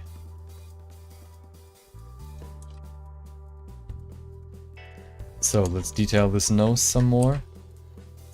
The main shapes of the nose are, there are two weird like fat pads or something at the front that you can see right there as well. Let me sculpt those in first. Okay. And then it transitions to this bridge. And also you have these side pieces. The nostrils basically.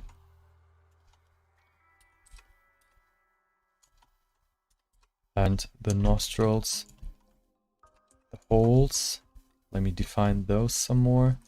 His middle part of the nose can be pretty thick, I think. Like that. Let me change the position of the camera. Okay.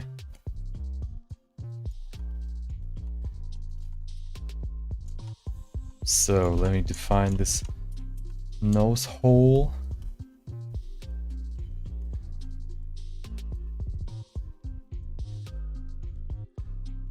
Okay.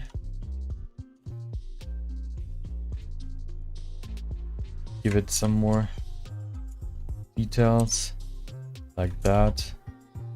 Okay. Now we can go in here. Maybe make this bridge a little bit more. Give it this nice, I don't even know what you want to call it, this bump in the middle. That's basically the transition from the skull to this soft tissue of the nose. The skull basically ends right there. Then you transition to this tissue. We're gonna give it this weird bump that some people have. I have it as well. Make it pretty prominent maybe.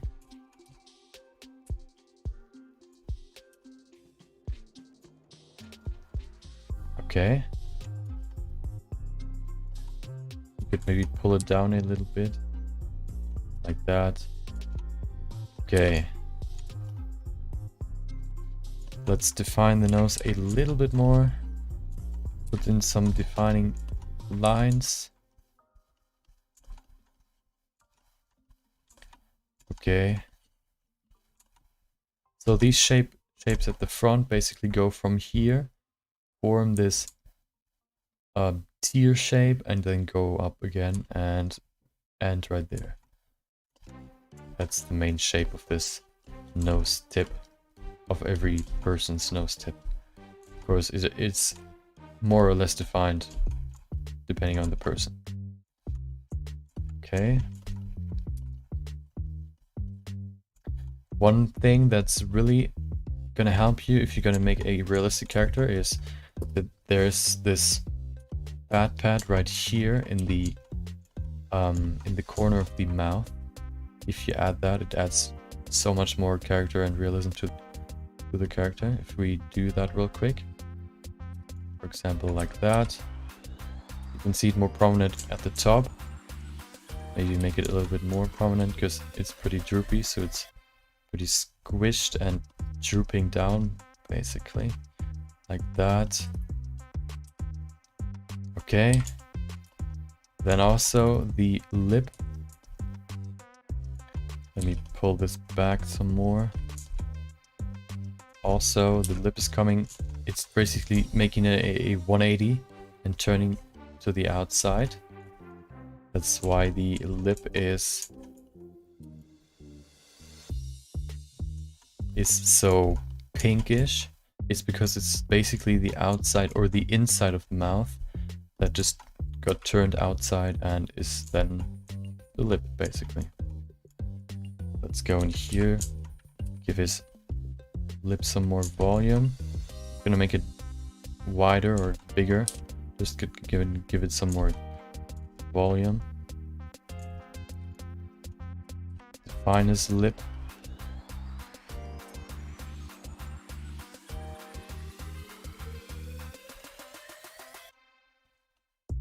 You also have these muscles down here that you can see they have basically this shape that goes down there. If you paint that in, the more you do this muscle, the more masculine your character is gonna look. Not gonna do it too crazy on this character. I think we can make his chin also pretty prominent.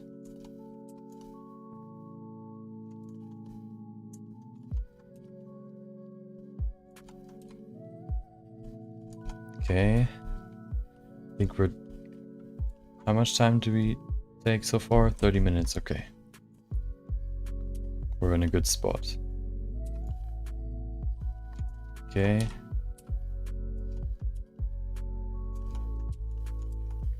Maybe define his jaw just a little bit more. Like that. Pull it down. Pretty small right now.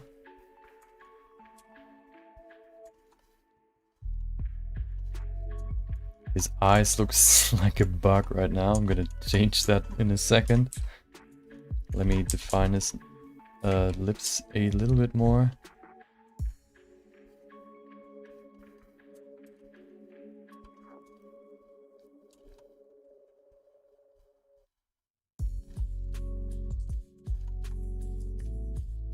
Just using the negative crease brush to add these nice contour lines. You can create some easy details.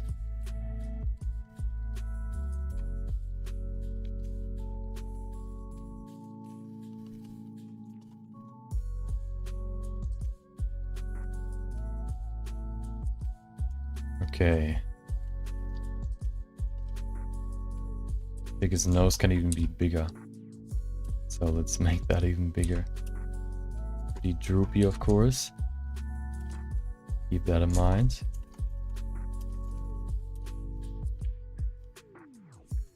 If you smile, your upper lip is pretty horizontal, so let's do that real quick. Pull it up.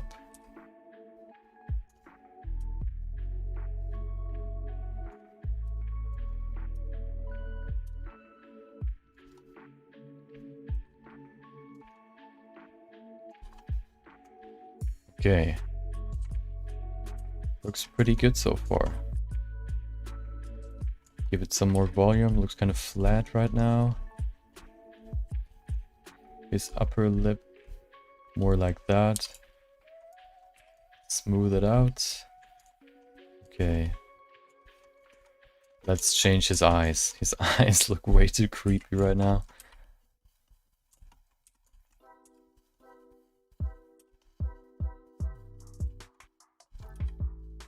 Okay, get this nice fold in here.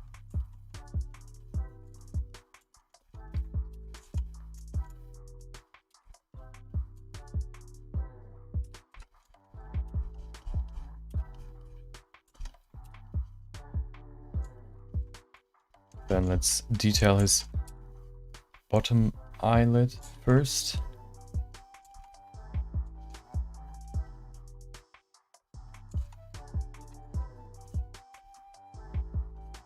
And his upper eyelid, just giving it some more volume first, and then we can go to detailing. It's pretty thick and it's pretty extended, so we push it back. We can also now change the size.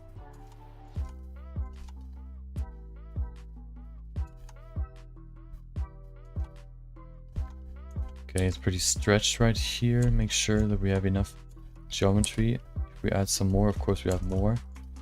But we're gonna work with this some more until we change it. We're gonna add some fat underneath his eyes. That goes back here as well.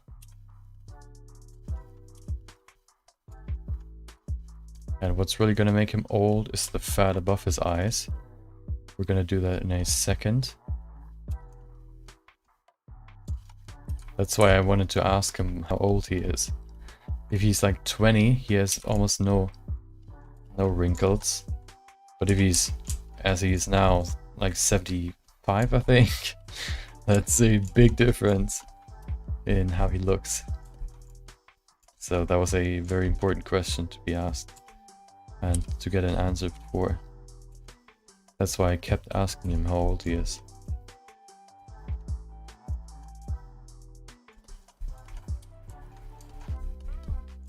Okay, now we gotta get this nice crease in here first, like that. And then to get this droopiness, we're gonna make a nice surface first. And we can just pull it down using the brush. The clay buildup tool, I think it's called, or clay strips. Just adding some more will pull this eyelid down and get this nice droopiness in there. A lot of drooping in this sculpt.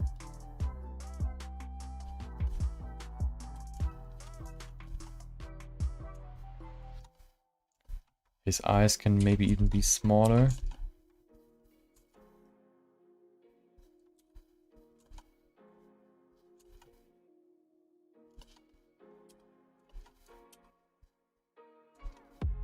Keep the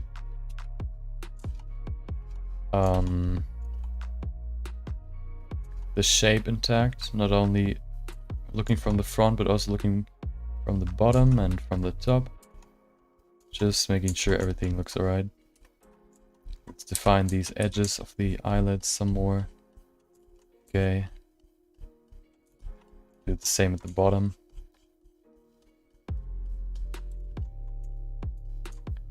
There you go.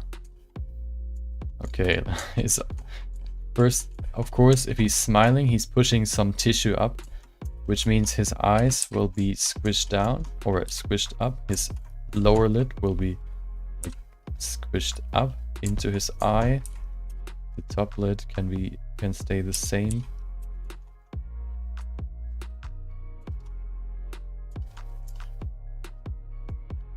He's looking like he's dying inside. Let's see if we could fix that.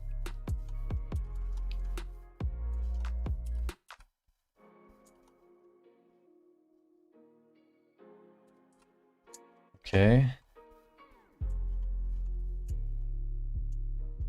That's because his eyebrows look kind of tired or like sad.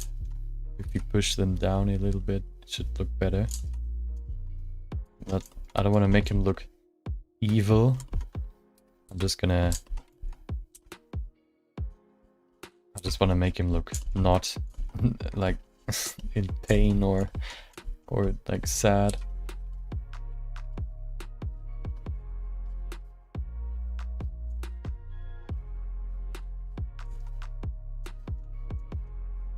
Now he's looking kind of evil. Let's change this up. Like old people, like oftentimes look kind of angry, and sometimes that's just because of their wrinkles. They don't want to look angry, but because of their wrinkles, they kind of look like they're always angry, which is what I want to avoid. I think that just comes from if you always like are angry, you get these certain wrinkles, and then you always look angry.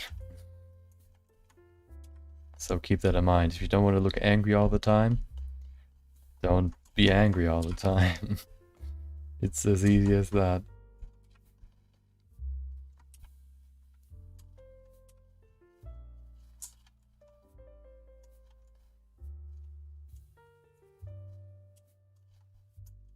Let's add some more volume in here.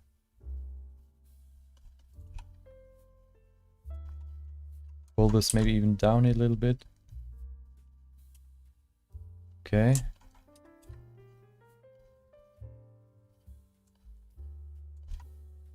Okay.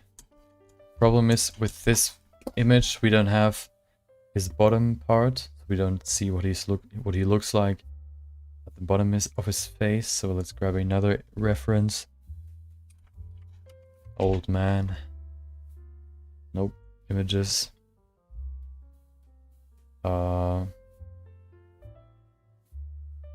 Let's see, what do we have here?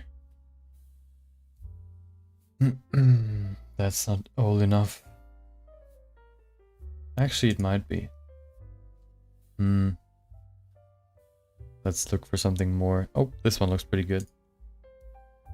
Oh, that might be quite fitting. Okay. Put that on my desktop and then pull it into our reference. Okay. Look, this guy almost looks kind of like what he was described as. So we have a better reference now. We can maybe pull his lips back so his lips are thinner.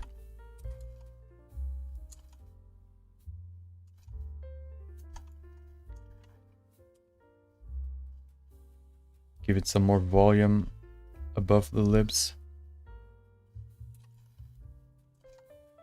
Keeping everything smooth.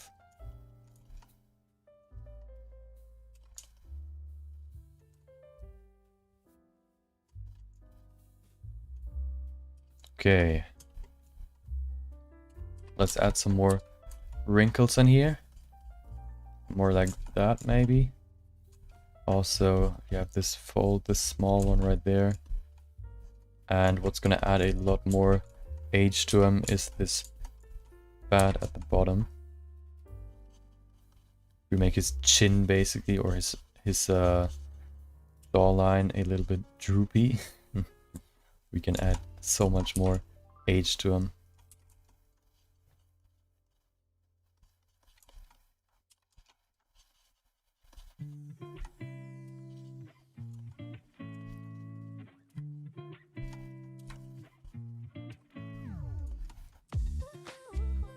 Getting some nice funky music while we're working on this old man. Let's give him some more volume in here.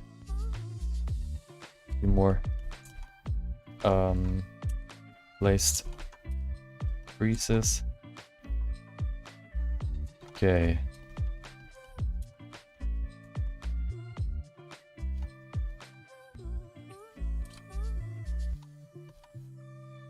Let's go in here.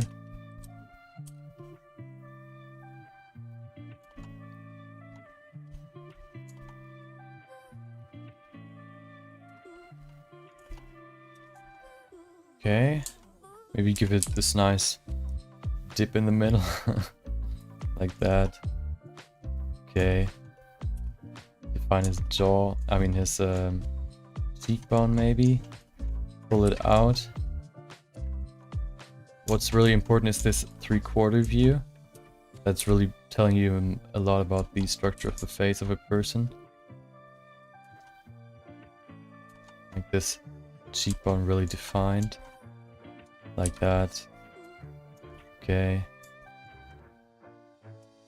I think we need more volume in here so we can pull that out. Okay.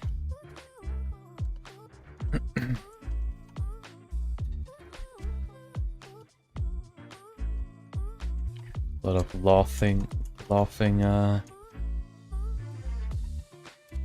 lines right there. Maybe add a few more wrinkles in here.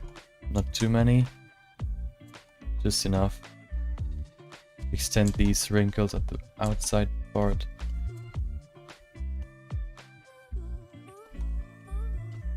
Okay.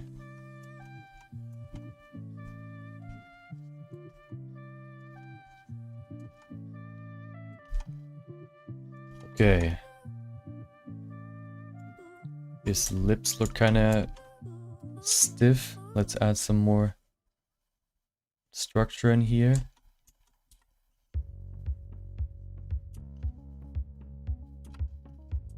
Let's not smooth that out for now.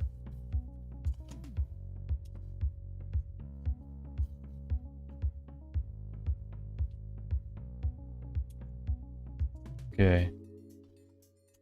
Top side could be a little bit more old. Looks kind of new. Let's add these weird, these what do you call them?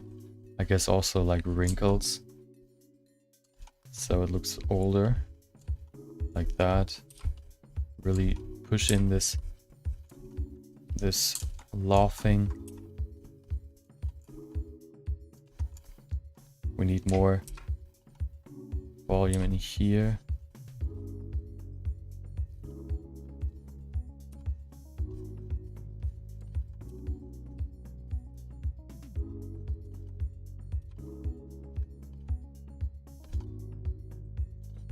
Maybe push his lower lip in a little bit more.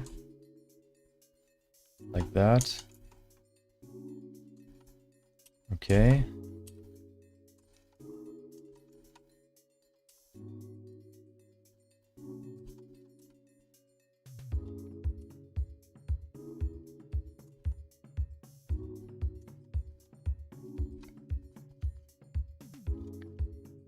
Okay.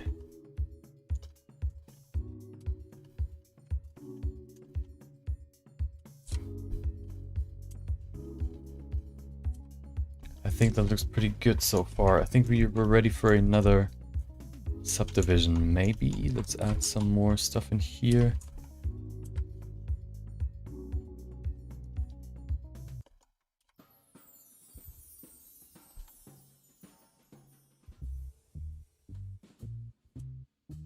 The jawbone is not only visible at the front, it goes back to the ear. So we have to put that in there as well.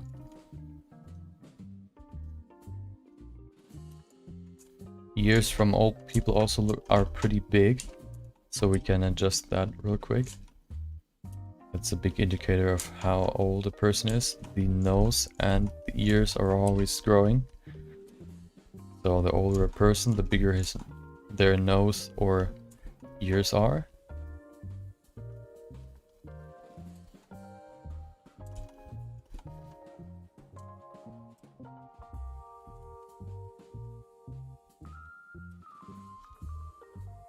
Okay, we can define them in the next step. Actually, let's do that now, just the rough outline. Go in here, sculpt that in. Like that. Also here, this hole, pretty stretched right there. Which is not really what I want. Okay, we need more geometry.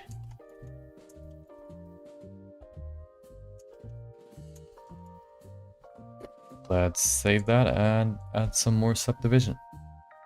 We're gonna go to maybe 4, maybe we'll leave it at 3. Subdivide. And everything is smooth because we have more geometry. So first things first. Add some more definition to his fat tissue and his droopy skin. Just to really hammer home that he's old. He was kind of self-conscious about it. Didn't really want to talk about it first. We got it out of him. Okay, like that.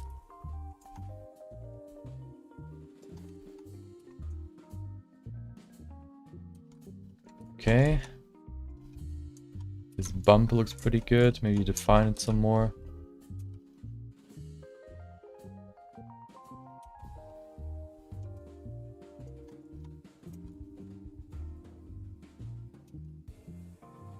Good thing with old people is you can really have fun with defining specific parts of the face.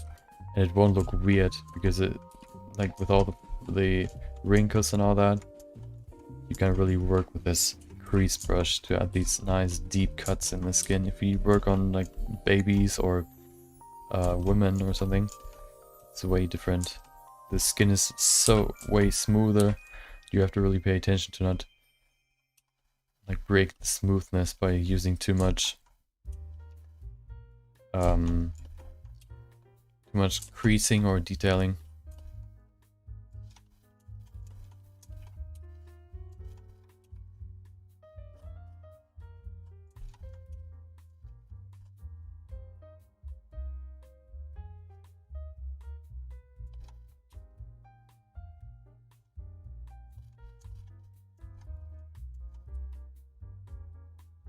Of course, we still gotta get to his clothing, so we can't spend too much time on his skin or his face.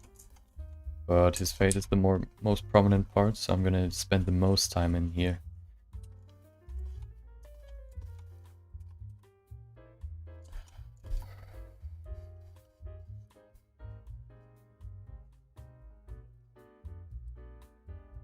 Increase the strength of the crease brush to get some more definition in here. Make it easier for me to do that.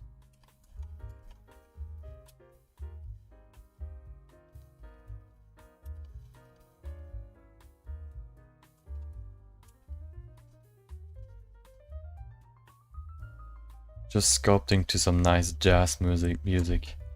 Is there anything better in the world? Okay.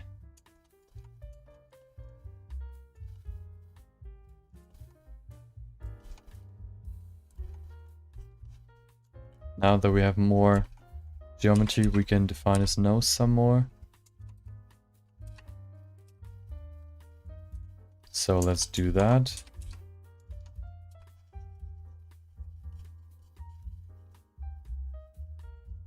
Changing the nostril shape first. Adding a little bit more geometry at the bottom.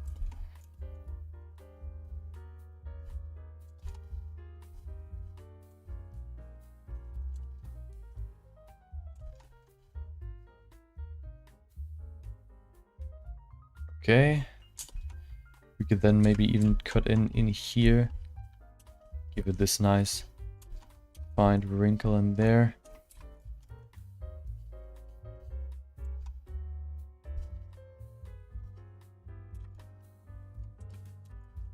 Nice.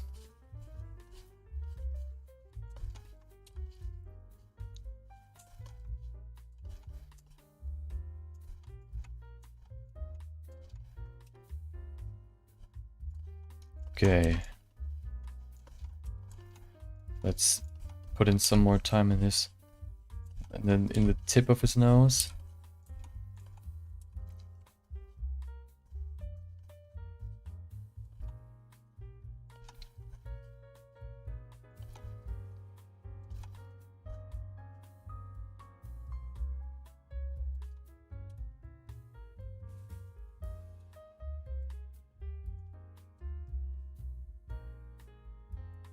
Okay, that looks pretty good. Maybe smooth it out just a little bit. Nice droopy nose.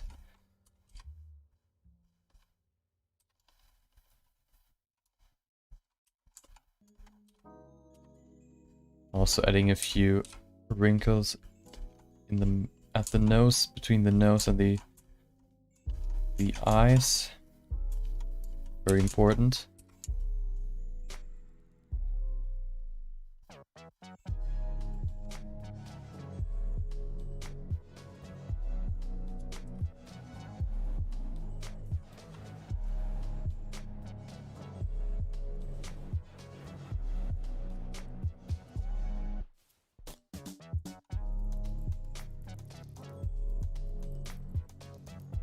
Okay. Eye shape. The inside of the eye looks better now. Gave it some more detail. Also, let's see. There can be some more deep cuts in here. Really hammer home that this is tissue, droopy tissue. Like that. Deep cuts in there. And then slowly fading out as it goes back. We can then use this brush to add some more volume up here. Push it down even more.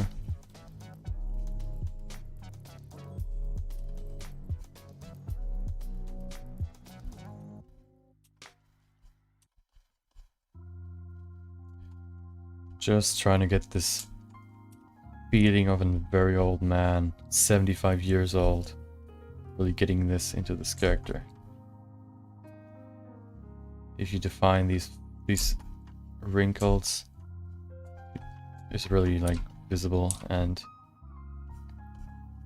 it actually looks like a real person if you detail it long enough. I mean, it's really important to get the main shapes right in the beginning, but once you have that, the super small details aren't really that big of a factor in terms of realism or getting a likeness right. Of course, I'm not doing a specific likeness of a person, but I'm still working off of this reference.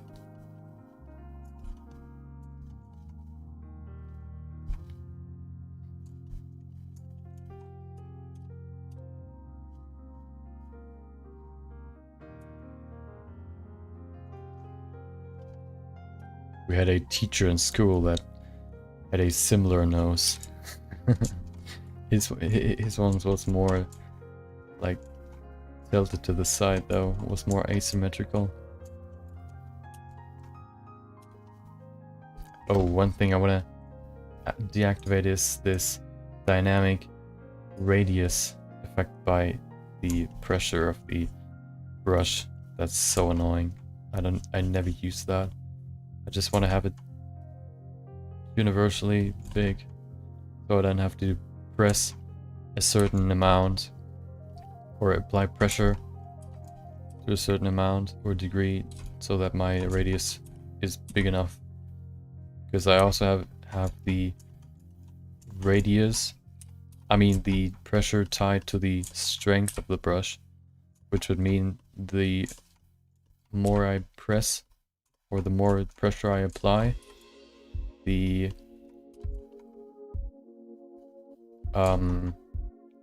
bigger the radius is, but also the bigger or higher the pressure, I mean the strength is, which is not really helpful if you are really trying to get in here and put in these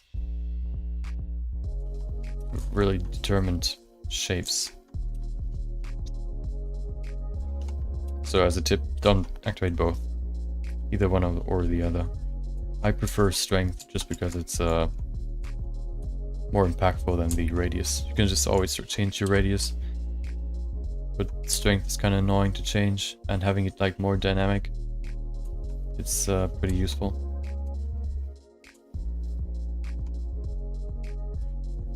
Let's apply a mask to the skin up here and pull it down. Let's see if that works. Just adding more and more geometry using a brush can be quite annoying. So let's see if I can just pull it down. I mark all of this. Not the inside though, or the eyelid, and then I invert that and pull it down. Like that, easy. Perfect.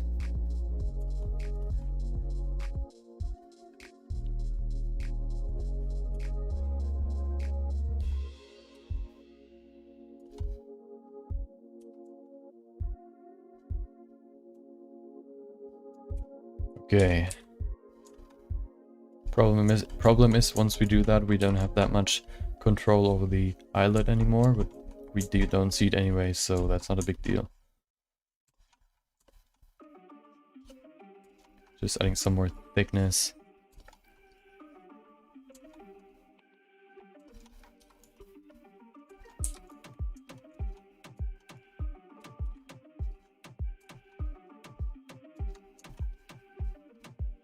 There you go. Okay. We're almost done, I think. A few more. I think we're gonna add one more detail layer, and then, or add one more layer of subdivision, and then adding just a few small details, and then once that's done, we can go over to the clothing.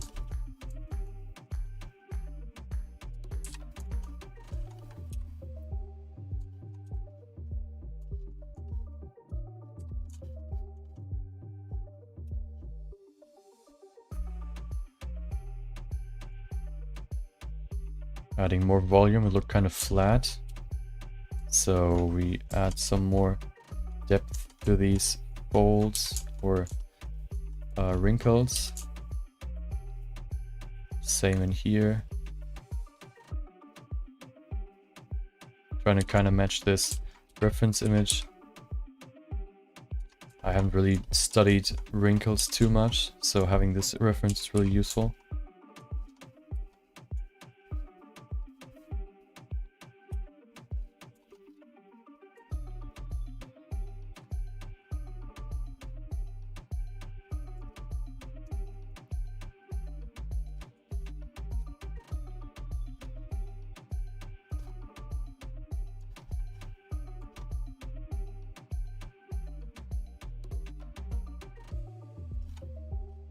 One problem with not caring about the main shapes first is if you put in your details and then you see, dude, I mean, the details aren't really what shapes the silhouette of a character.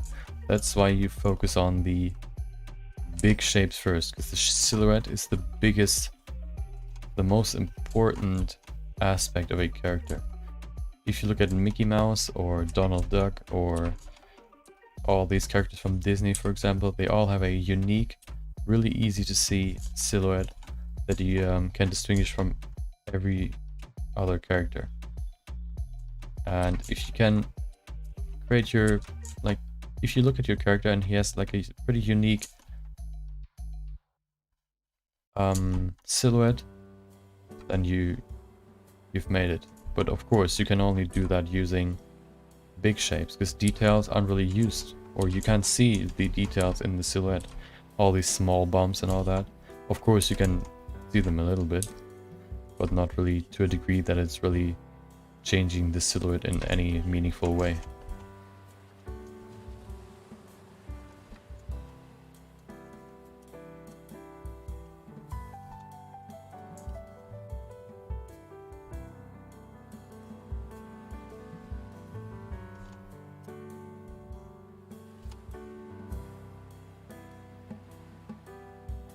Okay, one thing I'm gonna add is this droopiness on his neck. I think that's one thing that's missing. That's gonna be a big part of making this guy really look old. Then I'm gonna switch to the ears.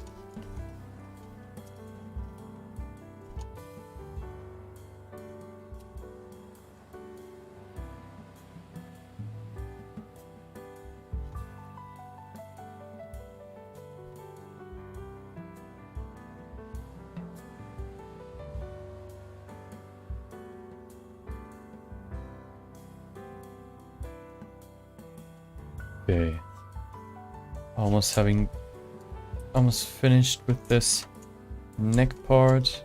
Haven't really changed that much. I don't really need to go to the full extent of going to the neck or the start of his body, because you can't really see it. Just looking for his top part where the head starts to transition to the neck. Maybe some more, maybe a little bit more. Adding his Adam's apple.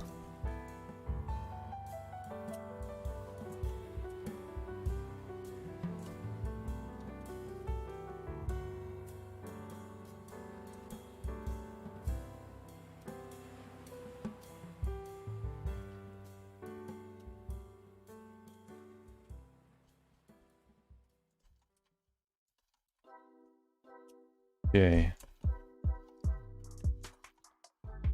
After 2 days of the music, the YouTube music, I think I'm gonna switch back to the Stream Beats playlist, or I'm gonna just combine both of them and make a playlist with all of these titles in one playlist. That might be the call.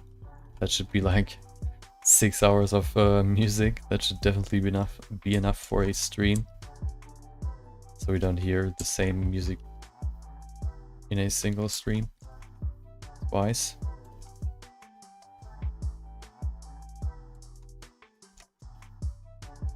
Okay.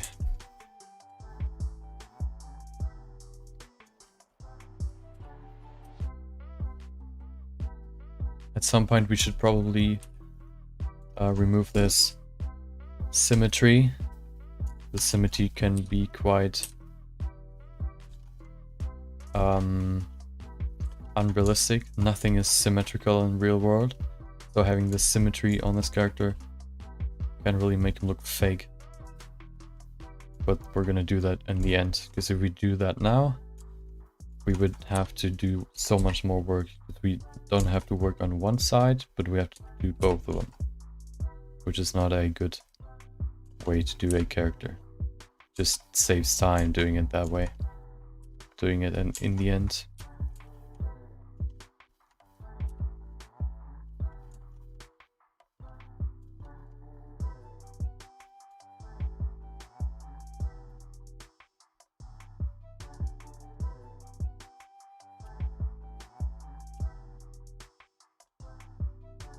Okay, get these nice laughing wrinkles in here. Let's see if we have everything that was described in this from the AI. Okay, thin lips, small dark eyes. Yep. Average musculature, smiling white toothy grin, leg hair. Yeah, that's one thing we still have to add. Okay.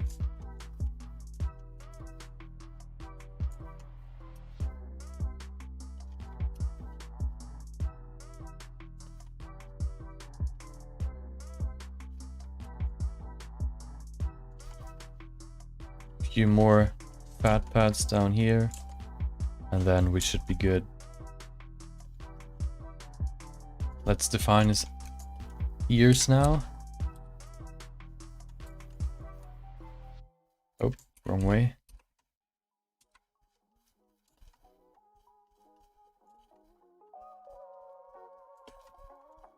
Because I stretched his ears out so much, we don't have that much geometry. But it should be enough.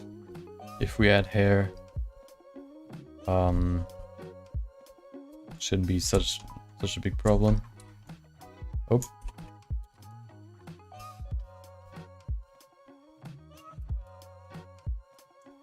Oh.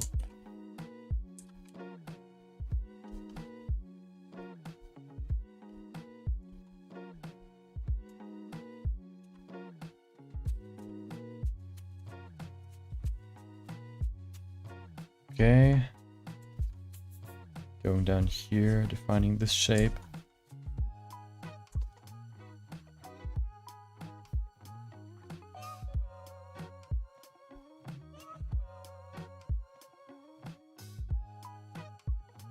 Okay, almost done with this resolution. Just adding a few more details and finding the shape of the ear, going in here.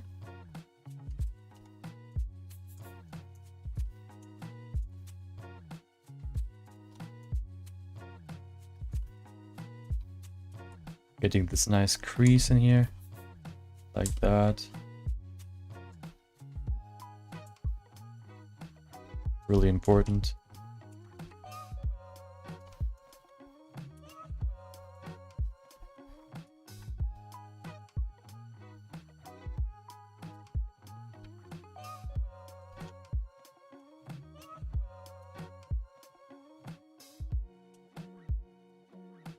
Okay. Maybe we can get this, pull this out some more. Like that. Okay. I think that looks pretty good. He looks kind of mad. Maybe that's because of his eyes. Maybe we can change his upper eyelid a little bit to the top so it's not as angry. Opening up his eye a little bit like that looks way better.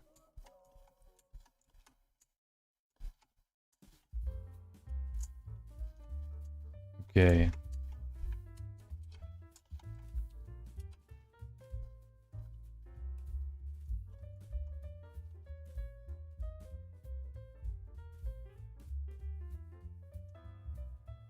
I think...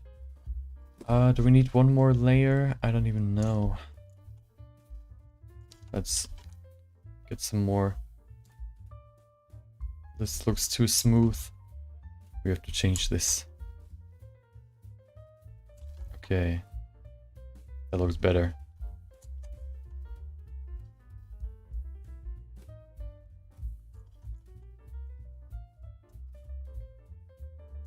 Okay.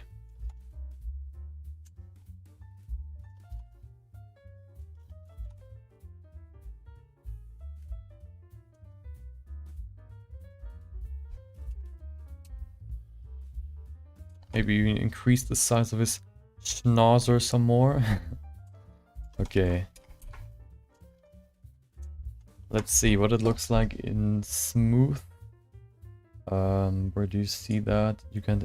Okay, you can't activate smooth shading. But I think we're done with his face. Maybe we can smooth out a few parts.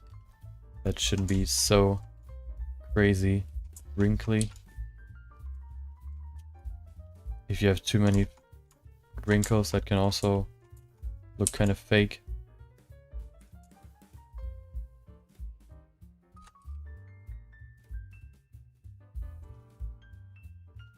Okay.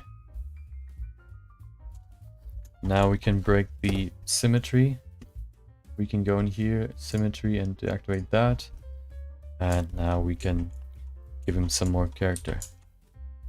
Let's, for example, make his nose pretty like stretched or asymmetrical by just pulling it to one side.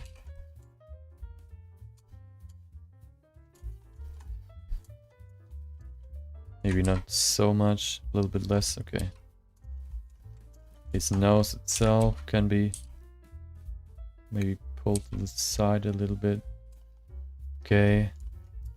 One of his lips can be higher than the other one.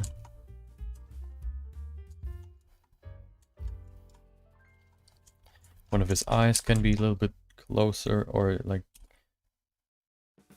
shut more.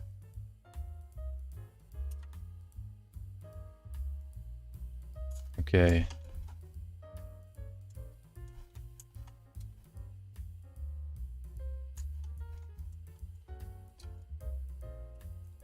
Let's change some of his wrinkles so they're not all looking super similar.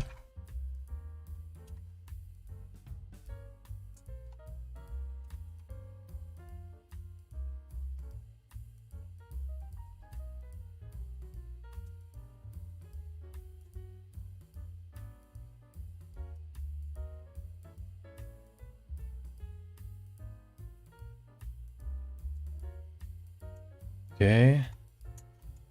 Looks way better already.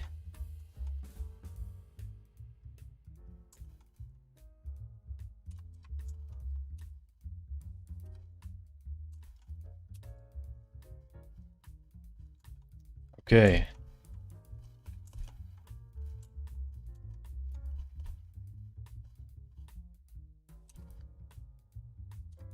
Maybe break those parts up in the middle.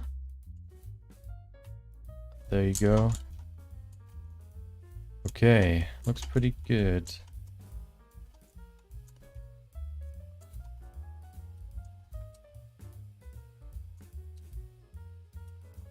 Breaking up some more symmetry right here. Just pulling and pushing. And that is so important for achieving a realistic character. Sometimes the most handsome people are even pretty asymmetrical, so you can be pretty free with this. No, you don't have to hold back too much. Okay. Yep, looks pretty good. An asymmetric face is not necessarily an ugly face. So yeah, I think we're done. Maybe let's connect this a little bit more. Okay.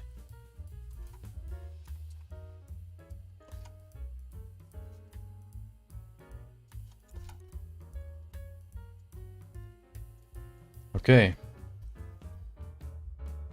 Let's check if everything's looking right. I think we're good to go.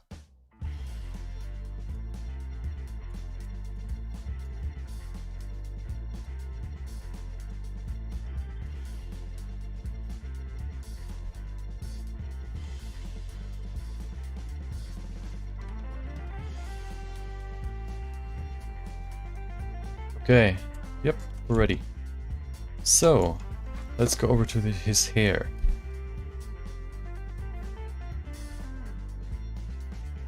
Let's save it real quick. And object mode. Oh, let's add the subdivision. Okay, so the first part is done. We've sculpted his face. So let's see if we have everything that we have noted. Large drooping curved nose that dominates his face in there. Thin lips turned up at the corners. Yep, looks correct.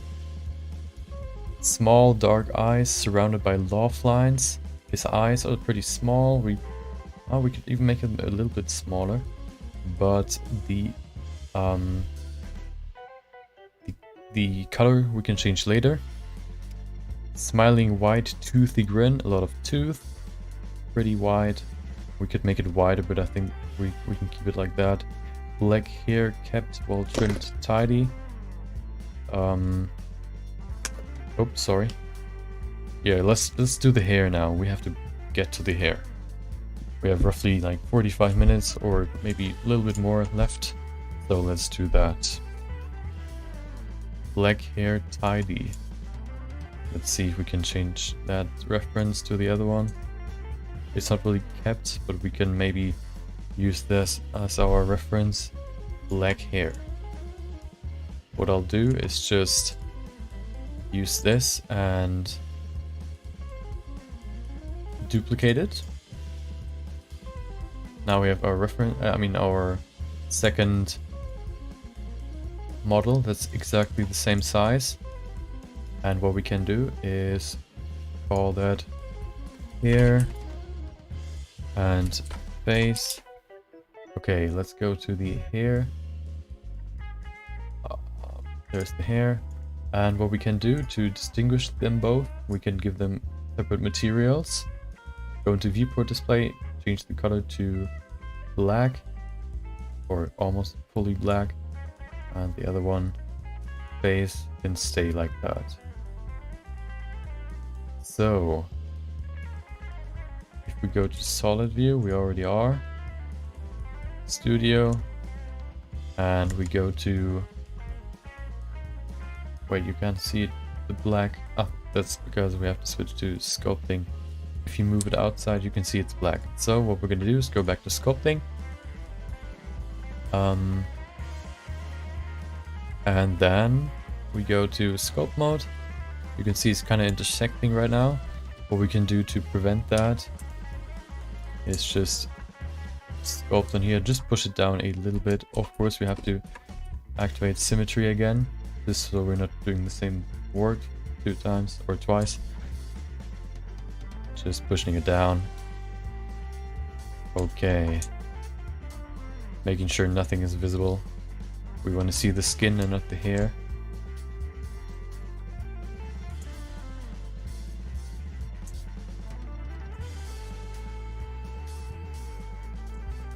Okay. Nose isn't really that necessary. It's at least the inside of the nose.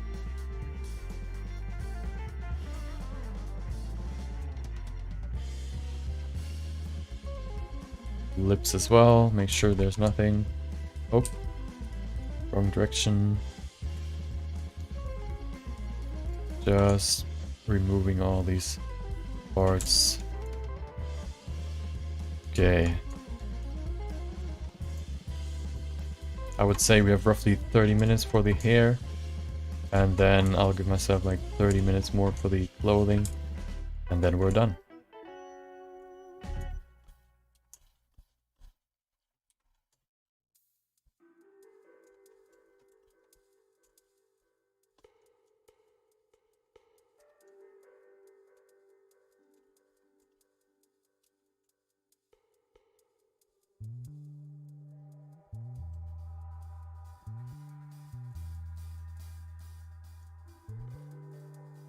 Come on. Go away. Remove yourself.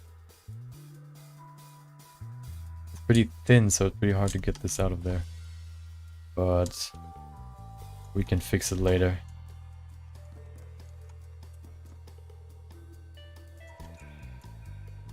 Okay. So let's work on the hair. First of all, let's make a base by just adding this hair. We could pull it back further, so we could probably say like he has like a receding hairline. Not too bad, but also not really good. Like a mix between bald and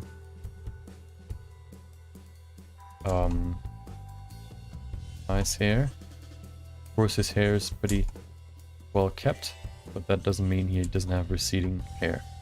We're gonna make a base shape first, as always, and then we're gonna go into more detail. Pretty short, that's good. If you would have to add long hair, that would take way more time.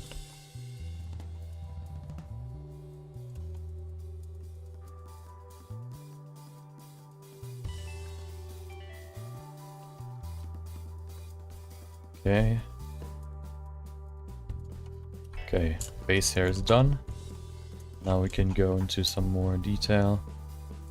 Removing the hair around the ear. There's a certain distance between the hair and the ear.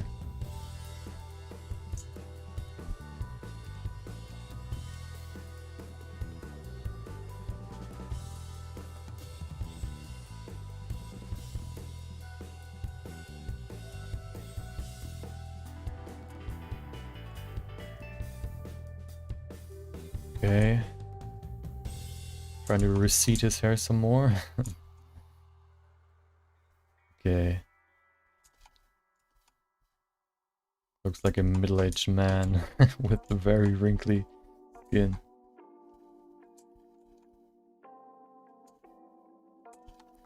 So, first of all, what do you want to do with this? What would look like a good hairstyle? Let's see, what does this hair look like? What is the description? Black hair, kept, well trimmed, tidy. Okay. Let me think, what could we do with this?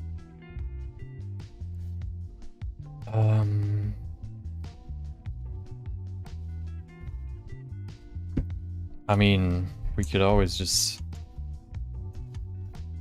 first of all, actually let's get some reference. Let's see what he looks like, the other guy. We don't really see his hair.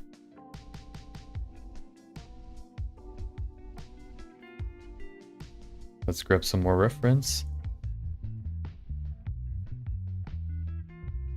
This looks actually pretty good.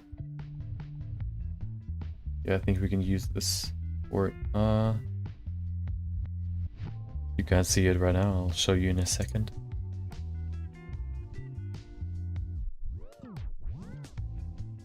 Oh yeah, this.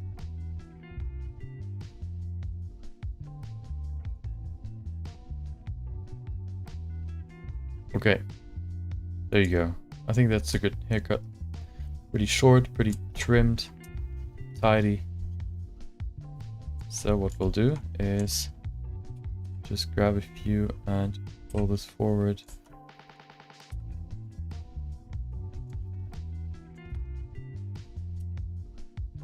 Going to get some more hair-like shapes in here.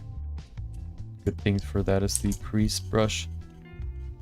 get these nice strands in there. That's the brush I used the most for the first character I sculpted on stream. Nice thick hairline. I mean strands. Okay. Going in here.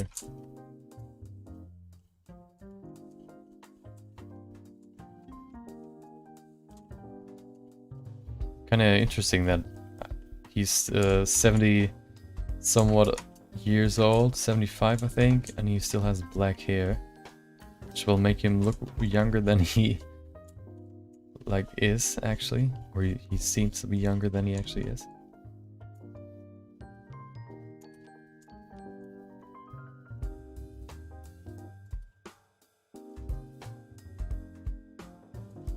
Okay.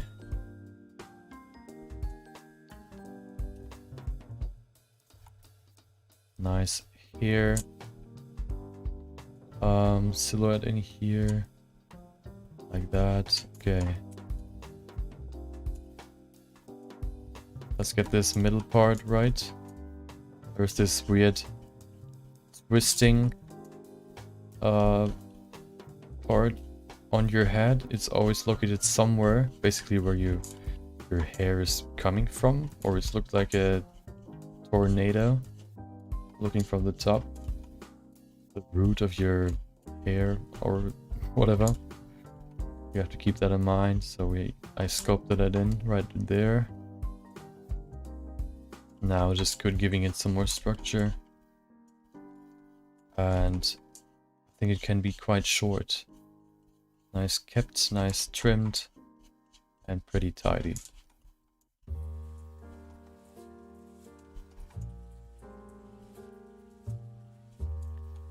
I'm gonna give this hair some more geometry, so the hair is gonna have more geometry than the actual face, but hair is kind of small, so it actually needs more.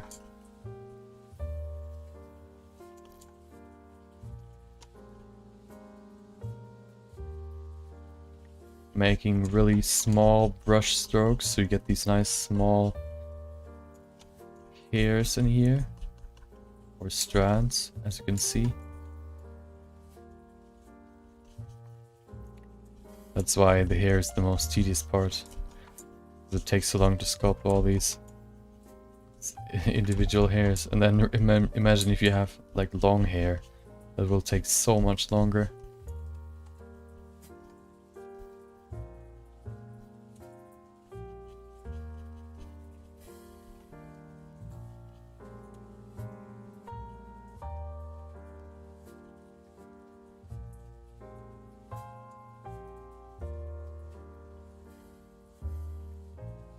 Okay, like that.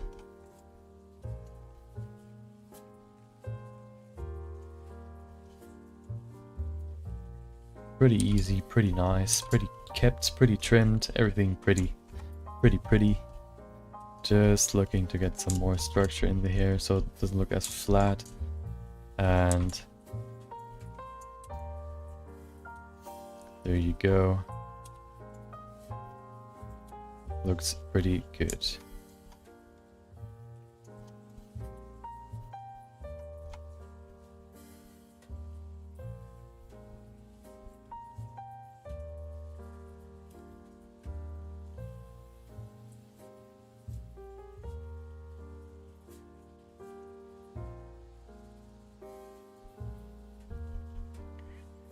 We have to add these small hairs to the top as well. They're pretty long right there.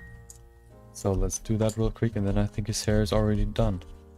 We can transition to his clothing. We could maybe add one more layer of subdivision, but that might even be overkill, because it's supposed to be a quick sculpt.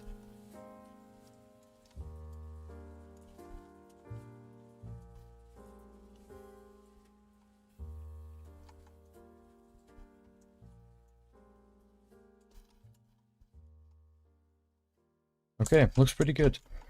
Let's see, we could let's add one more Let's save first.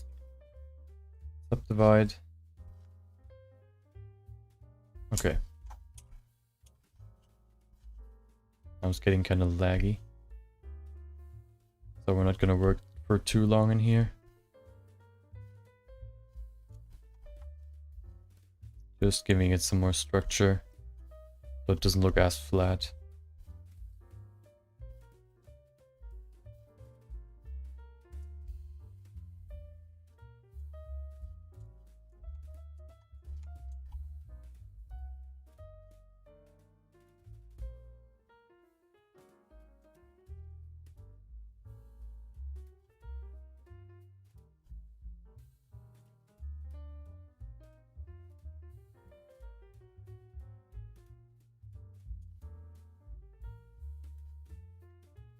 Okay, just a little bit more.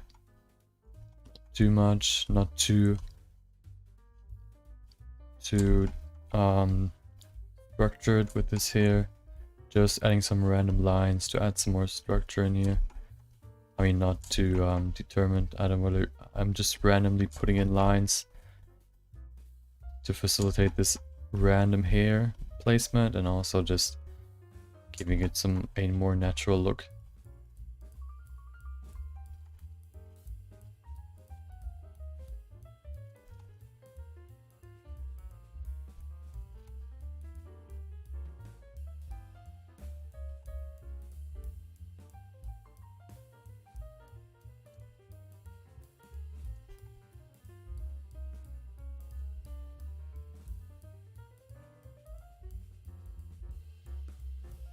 Okay, going to the top of the head, doing the same here, and once we have that, maybe a little bit more in the back, and then we're done with this.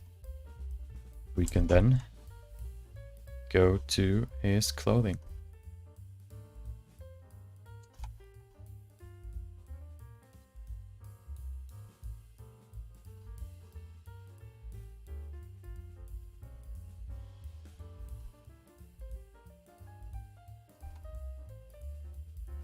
So it was kind of, of course, I was planning on actually sculpting a creature rather than a person, but oh well, that's just how it goes. The first time I tried it, I wanted to check if it actually works. If I could do that on stream. I got a wolf, a huge wolf that's like 2 times as big as you are, or as a person is, and with red eyes and gray or black, no, gray fur with black dots on him. I thought I would get something more like that, but nope, we got a person. That's more like something more normal, but that's just how it goes. Maybe I'll do another episode to get an actual creature next time. And then if we encounter like a person, we're just gonna skip that guy and then, or that person, and look for another creature.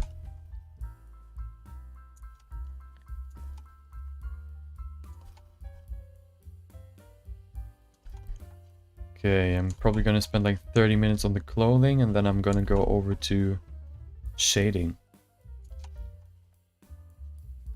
And then the whole image is done, basically.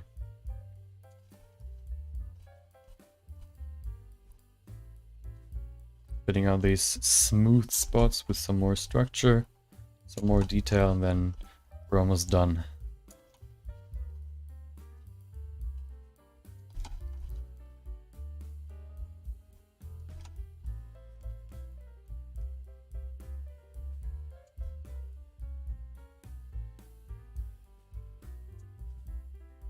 Okay.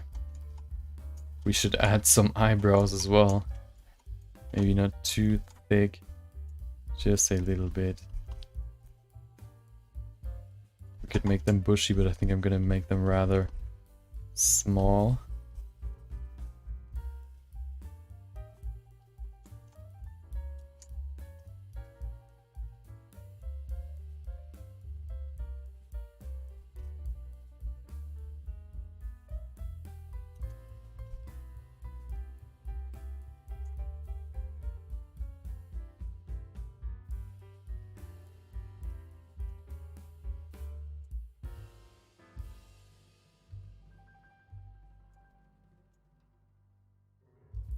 Okay.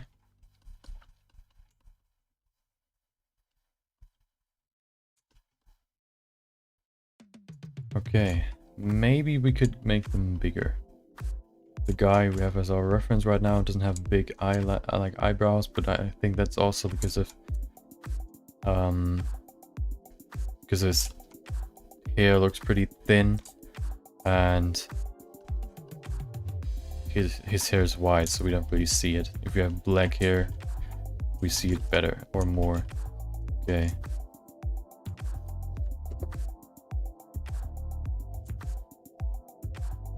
We could also add some stubbles, maybe. Let's see if that works.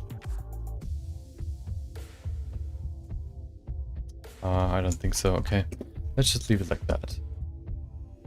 Okay, so that's his hair. Now I'm gonna go over to his clothing. His what was it? His red shirt. We don't really see his pants, so we don't need to keep that in mind. So what does he have? Strange clothes. It's probably strange because it doesn't really fit into the scene.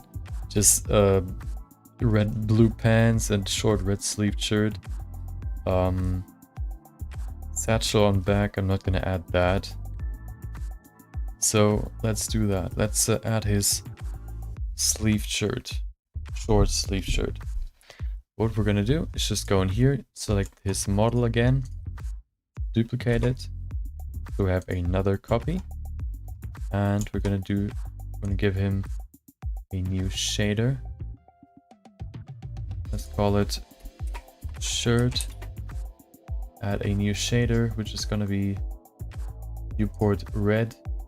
Okay. Now, if we go to sculpting, we can change his face. I mean we can give him some clothing. Let's remove this geometry here first in his face. We can remove it more in depth later. Just adding a bit of a starting ground. Okay. So, a shirt. What we're gonna do is just go in here and sculpt in a nice shirt.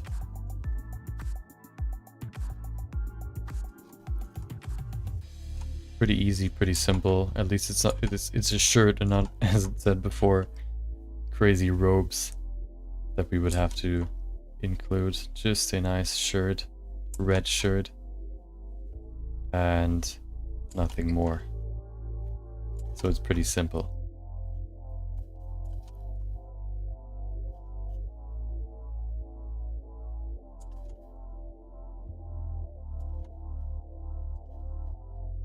Of course, it has some sleeves. I think it said it had short sleeves, but you don't see the arms anyway, because we're gonna cut off everything except his head and his neck. So just making sure it's enough geometry everywhere. Okay. Once we have that, we can first, of course, smooth it.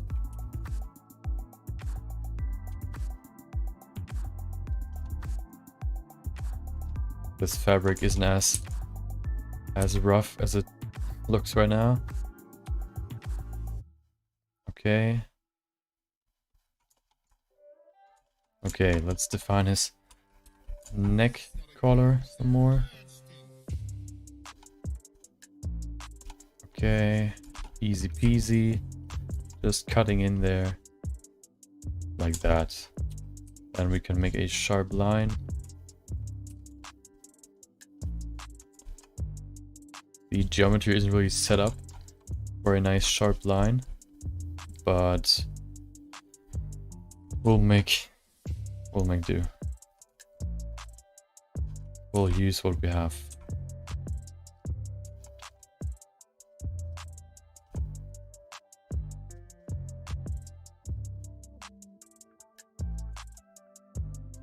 Okay.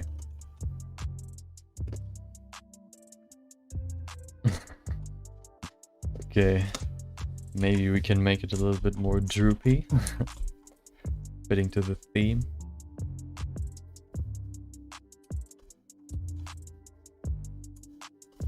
We have to push this back in. Okay. Nice. Maybe smooth it out a little bit. Looks kind of rugged right now. Okay. Nice.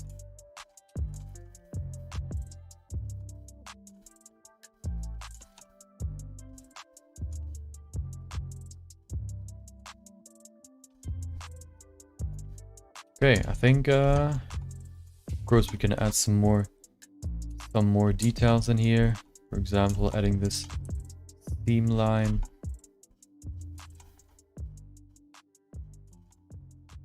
Right there.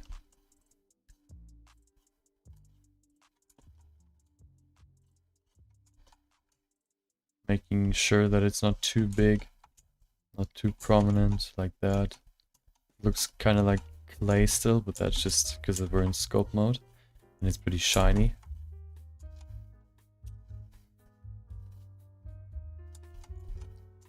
Okay.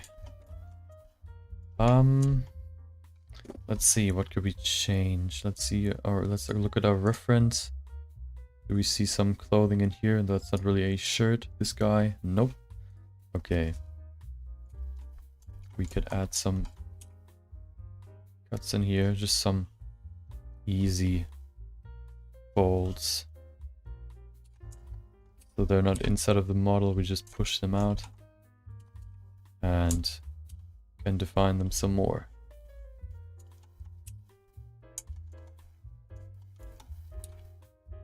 Oh, that's too much.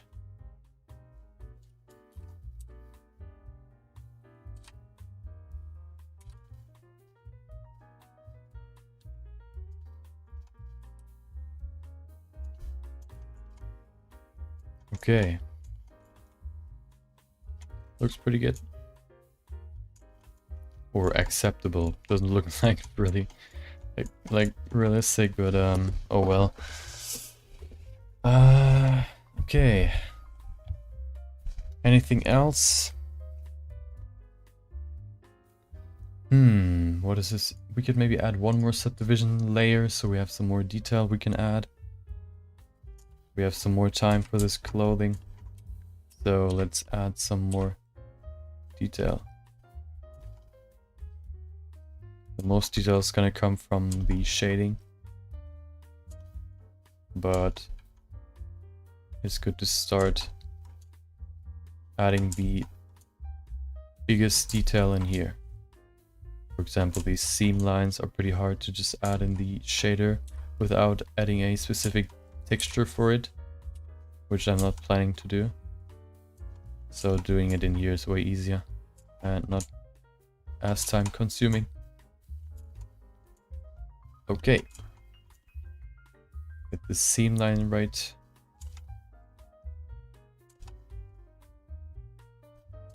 Nice, nice, nice.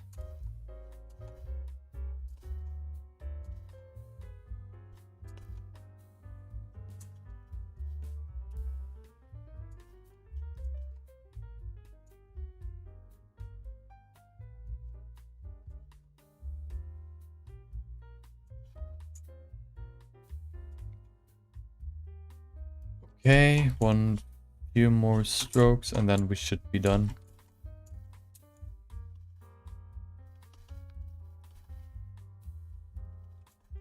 Okay.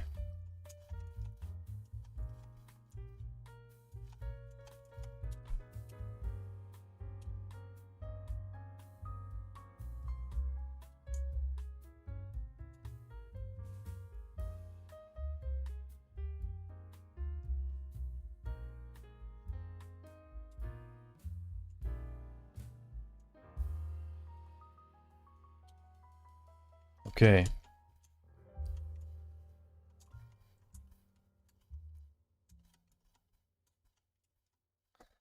Yeah, some right in the red spots at the top. Let's remove those. Okay. Okay.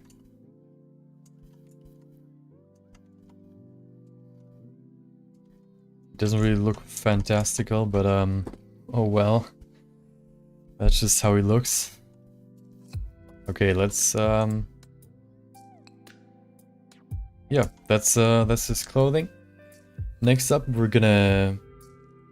gonna just make his eyes a little bit smaller, and then we can go over to the shading and finishing up the character.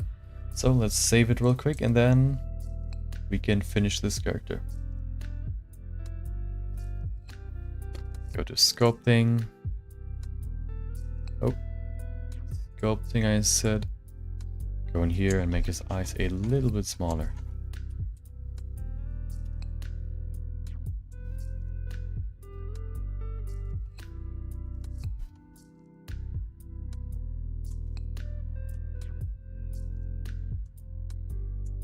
Okay, yep, looks way smaller and way more like the description.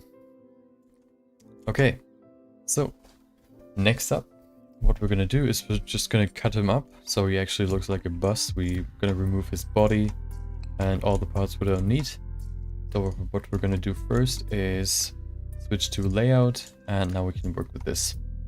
First things first, let's remove the inner parts of this sculpt piece of the t-shirt or shirt, and also let's remove his hair pieces that we don't need. For example, in here you can see them. Actually, we can just push them in with the sculpting tool. In the sculpting tab, we can just push them in. Did I select the correct... No, I didn't. We have to go back layout, select his hair, sculpting, and then just pushing it inside of his head should do the trick. There you go.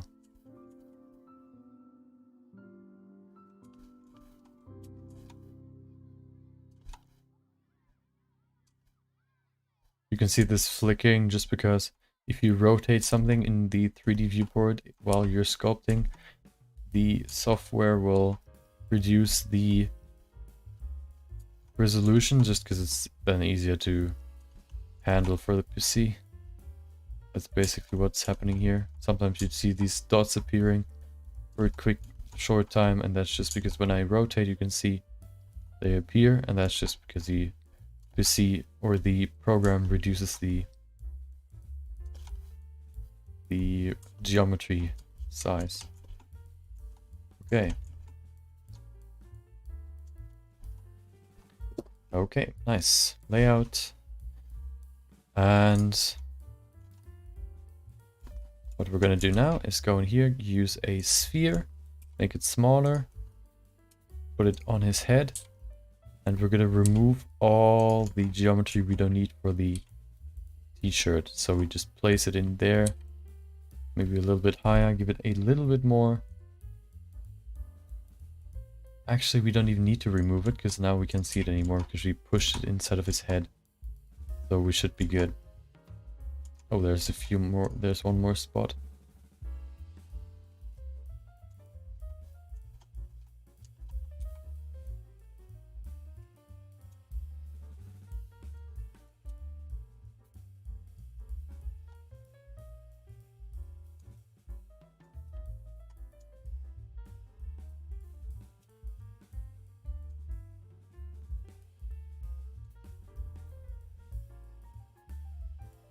Push it in, and once we have that, we can go over to the shading and post-processing.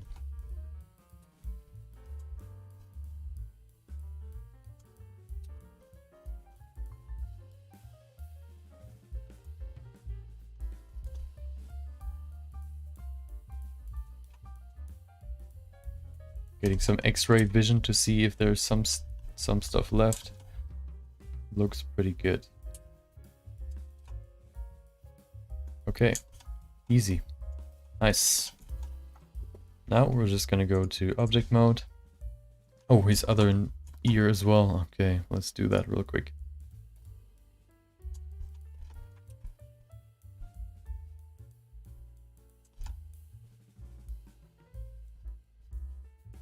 Okay. Easy. No hair to be seen anywhere where it shouldn't be. Oh, you can see some in there. Okay.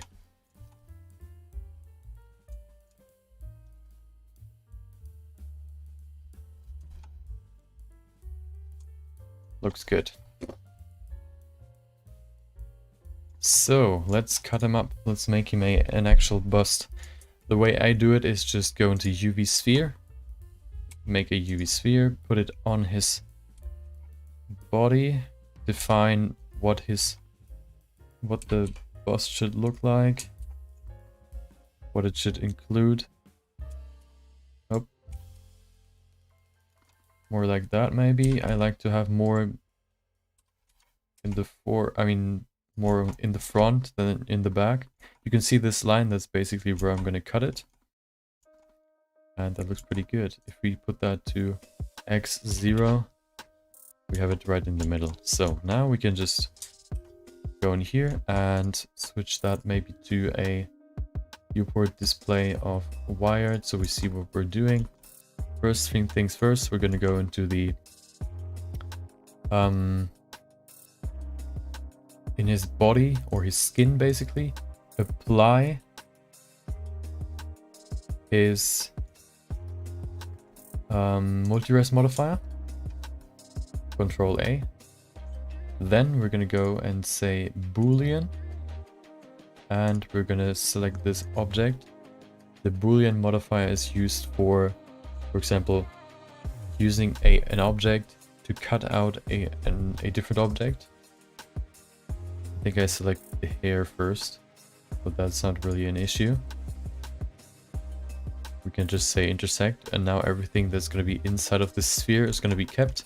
Everything else is going to be deleted, as you can see on this orange outline. Let's say first, I don't want to have my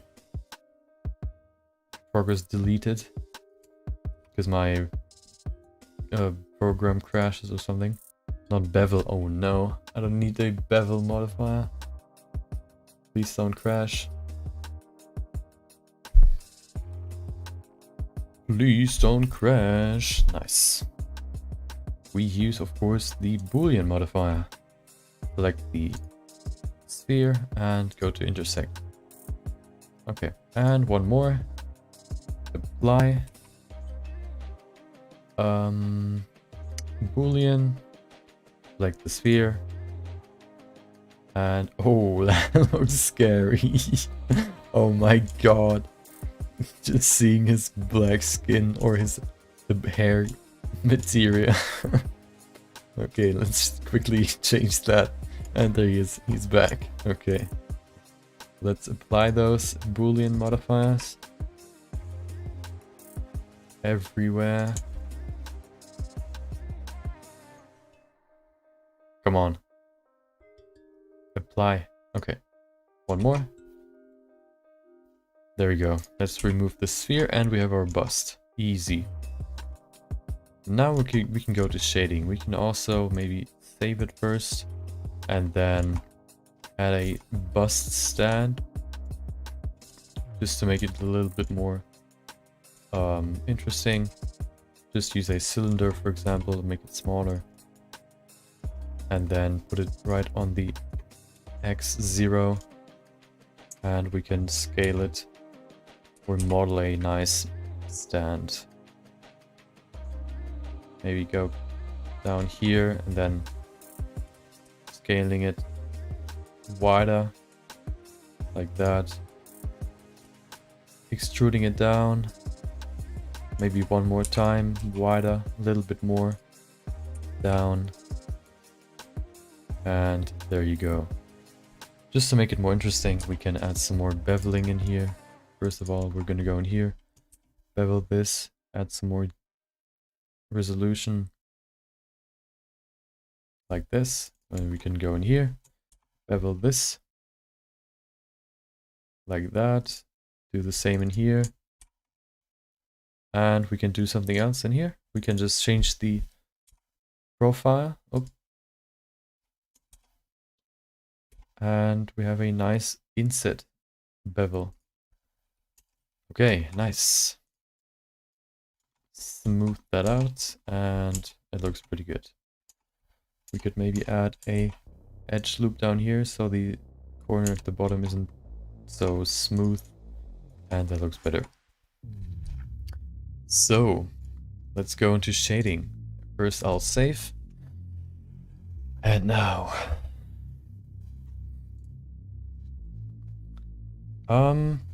first things first, let's just do his shirt. That's the easiest part. If we go to shading from the solid view to material preview, you can see nothing has any texture or any color.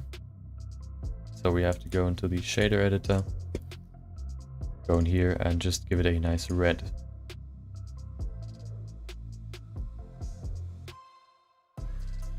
Maybe a little bit bleached, already old. Specularity can be lower, roughness can be pretty high. Okay. Also, I'm gonna use a very easy texture, which is just gonna be a wave texture. Will not look too crazy good, but it'll do the job. First of all, I'm gonna see what it looks like. Okay, it's already set up pretty good. So we go in here and use a mapping node. First of all, let's see what object looks like. I'm just gonna go through these and see if any of those look better. But I think the best one is this one. Then we can change the sign. Saw? No, let's keep it at sign. Change the scale very high. As you can see right there. And also what we're gonna do is maybe give it a little bit of a distortion, so it's not super universal, and unified. Detail some more. Detail scale.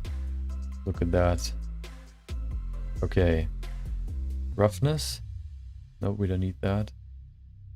Oh, we can keep it like that. And then what we're gonna do is copy that, duplicate it. Let's see what that looks like. Of course, it looks the same because we have to rotate it. Let's see what axis we need, not the x-axis. We need the y-axis by 90 degrees. And then what we can do is just use a color mix RGB. Put that in there. We can then switch the mix to multiply. Put that to 1, and there you go. You have a nice, easy, pretty rough canvas-like texture. We can put that into the bump node, height, and then normal. Let's save first. Then we plug in this texture again. And there you go. Now, just to give it some more detail, or make it a little bit different. Let's see. First of all, we're going to change the strength maybe to 0.1. Shouldn't be too crazy, or maybe 0.3, maybe even 0.4. Actually, we can keep it pretty high, like that. We can then go in here. We could maybe even change this rotation a little bit, just make it a little bit different, like that. And then also we can put in some more imperfections. For example, put that over here. For example, use a texture, noise texture, like that. Look at that. Looks pretty boring right now. But if we increase the scale, we get this nice noise texture in there. And then we can, for example, change the detail, make it more detailed, change the roughness. Pretty rough. Distortion, add that just a little bit, not too much.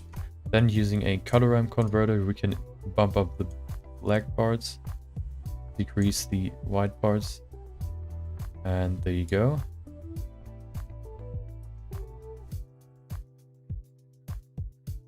We can then use another multiply node and add this.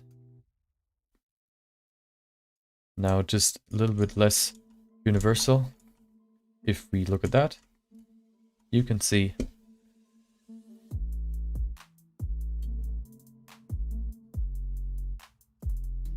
we can maybe even bump up this texture some more. Maybe change the... Oh, I know. I put it in the wrong thingy. I have to put it in there. Nope, this in there and this right there. Okay. Maybe increase the distortion some more. Actually, no, it's pretty good like that. Scale. Scale can maybe be a little bit lower. Actually, yeah, let's keep it like that. Roughness can be a little bit lower. And then let's see what it looks like.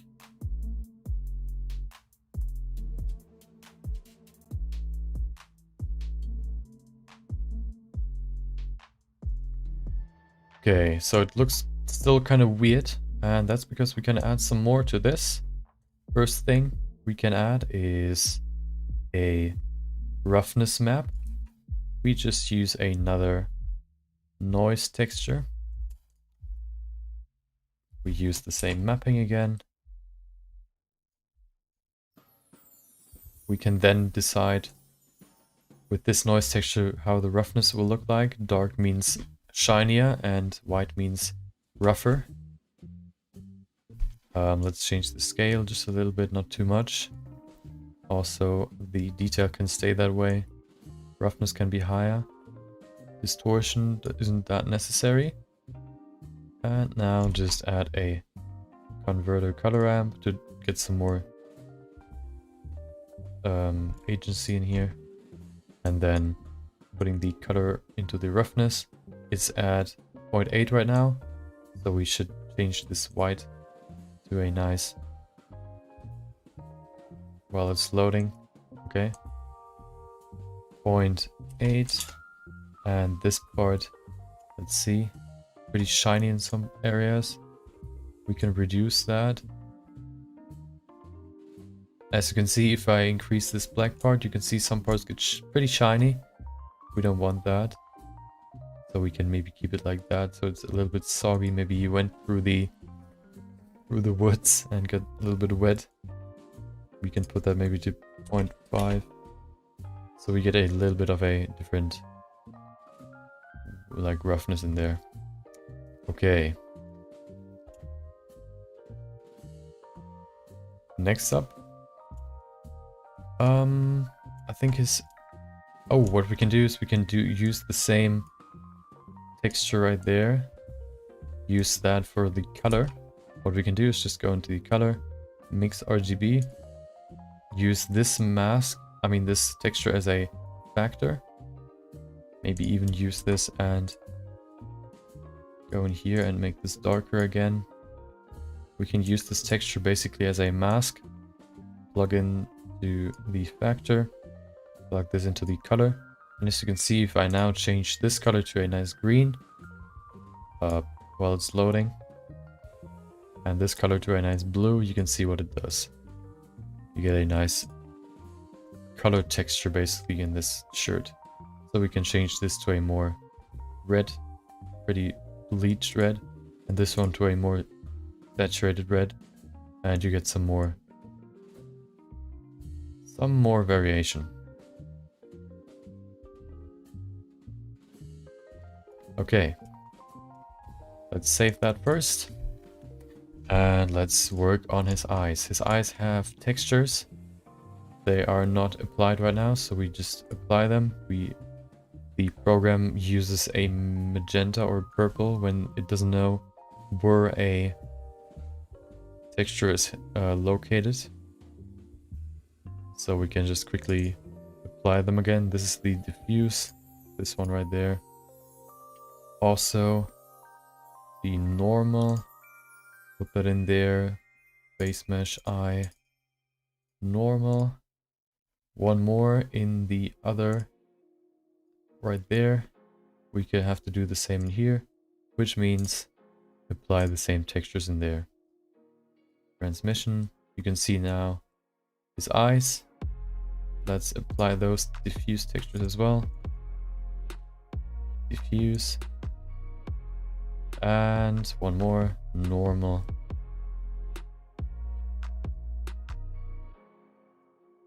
Okay, nice. If we now, for example, save it real quick and we go to the rendered view, you can see he has his nice big eyes. And as you can see, that's him in rendered view. So a few things we have to change is his eyes are supposed to be pretty dark. So first thing we'll change is we go into the iris part of the shader. We have the diffuse color right there. We can just use a color, maybe bright contrast, yeah, and bring the brightness down. Not too dark. This is too bright. Maybe this looks good. Yeah. Also, his eyes are pretty wide. I think old people have rather yellow eyes, or his eyes, like eyeballs. The white part isn't really white anymore. It's more yellow. So we can go in here, use the diffuse color again, and give it a more yellow color by color, and going into hue and saturation and changing the hue up a bit. We can see more what it looks like if we separate this and only look at this texture. It's pretty white right now. If we change the hue, it changes to a different color. It's not too crazy. Using more saturation isn't really doing much.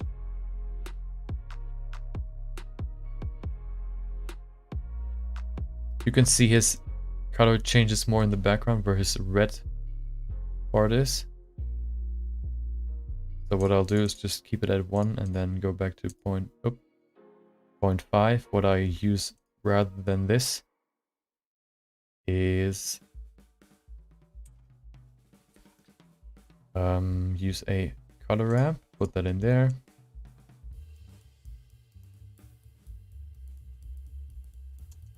See what that looks like. Of course, this is gray.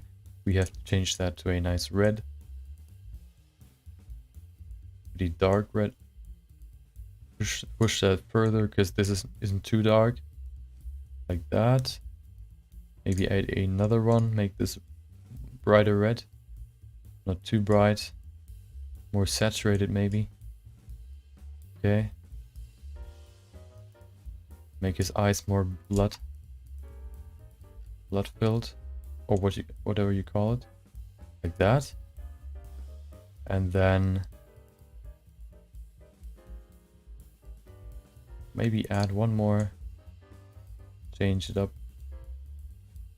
Okay, now we can go in here. Oh no. Susan the human, welcome. I'm almost done with this project.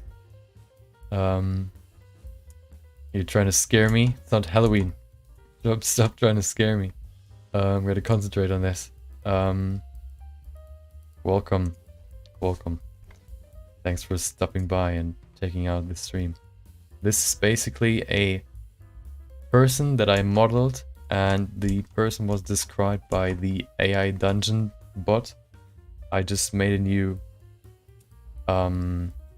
adventure basically, where, if you know what AI dungeon is, you make a story, and then you can go into, like, you can just create a story, and the AI dungeon just tells a story basically for you, D&D style, where you can decide what you can do. And to answer your question, how do I get into character modeling?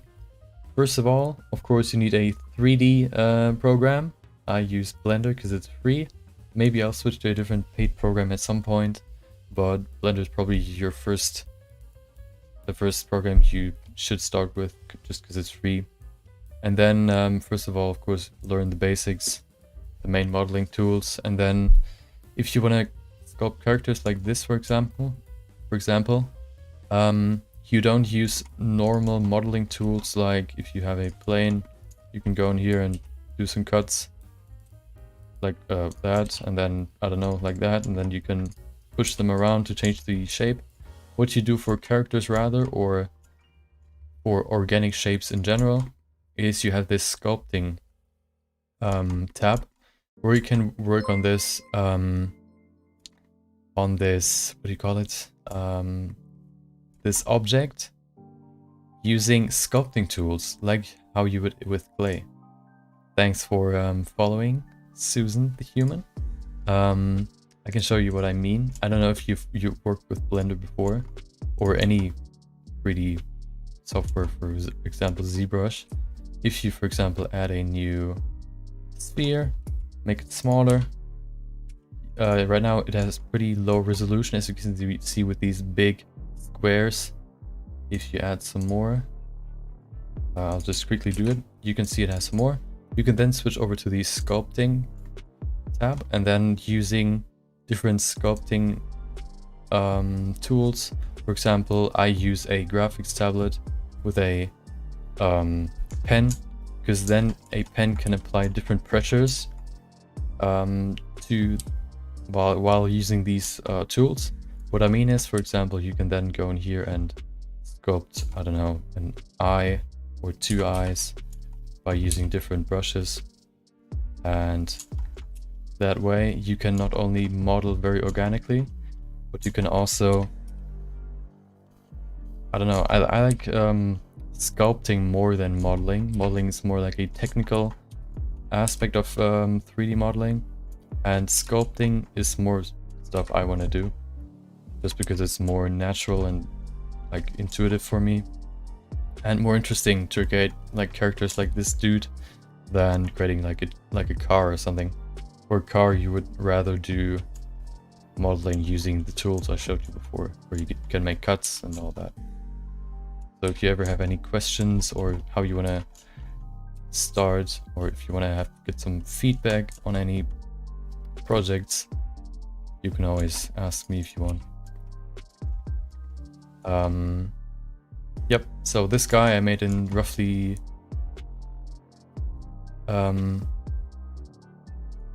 this guy I made in roughly 3 hours. I think the recording is now 2 hours 12 minutes. Of course, to get to this point faster, I used a base mesh, which is basically just a like a character I had before, and then I smoothed it so every feature is pretty non-visible, and I used a base mesh to start off of. You could also start with a sphere and go from that. That's how I created my base mesh, but just to finish this character in one sitting, I just use a base mesh, because that's just easier and faster. Yep. If you have any more questions or stuff like that, hit me. I'm just finishing up this character, and then I'll make a render. Let's see, I'm gonna do his, of course, his eyes. Let's see if they look correctly now. Okay, his transmission is not really working. Of course, we have to apply the shader, and there you go. These eyes were had a setup already, so I just added them into the scene. And so for this character, as I said before, I used the AI dungeon bot, and you can basically tell them, or I told them, to leave the city I was spawning in, and then he told me, okay, you went to the next city, but then I said, okay, I want to go to the next forest, and in this forest I found like this guy, and then I asked the bot how this guy looks like, and then he gave me stuff like he has strange clothes, His name is Yolev. He has a large drooping curved nose that dominates his face. He has thin lips, small dark eyes and all that. And I asked more and more questions to get some more features that I can like pinpoint his look on. And then I started sculpting this guy. And then I'm just trying to finish this and then I'm done. Tomorrow I'm gonna start my long-term project. It's gonna take more than one stream. Probably like 2 weeks or so. So I guess roughly 6 streams or so. Yep. Let's do his hair first, and then we can go over to his skin. Skin is pretty easy. Material preview. His hair is pretty black, so let's do that. Let's just put in a nice black color. Okay. Well, so you can either make hair look real, or you can make hair look like you can make hair fast, or you can make hair like slow and make it real. This obviously doesn't really look real, looks more like clay, of course. But if you want to make like real looking hair, that's gonna be used in, for example, I can show you an old image I made where I used hair cards, which is basically just a texture of hair, just a long texture with hair on it, and then you use those to like form the hair with those. I can show you what I mean. Let me just pull up one of my old renders.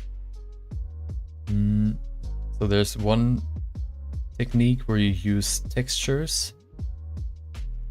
Okay, like in here, this one. Okay, that's that was one character I made recently. As you can see right here, that looks way different than this hair. For this, it obviously takes more time, but as you can see in here, you can see this strand, and those are all just textures.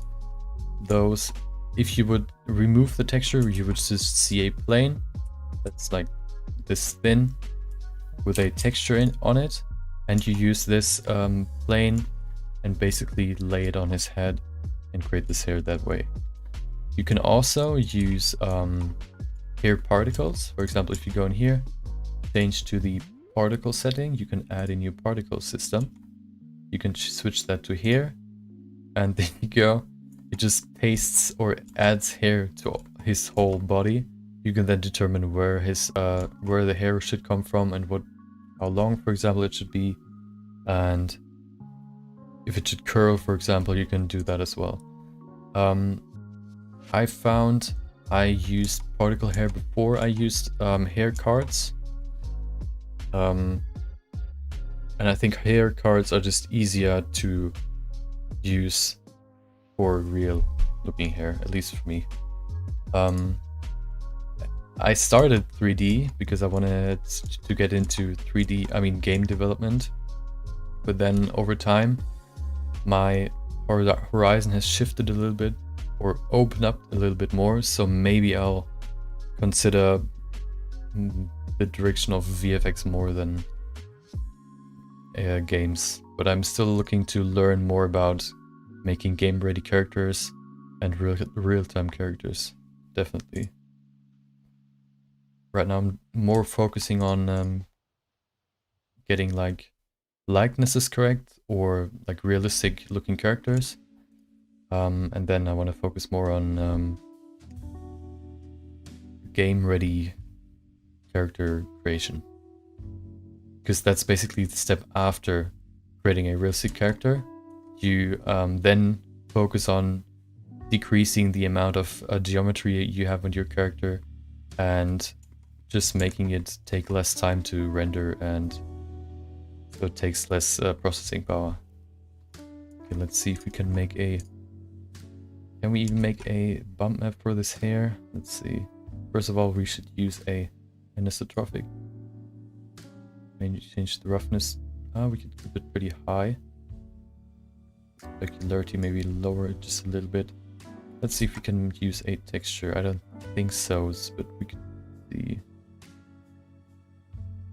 Oh.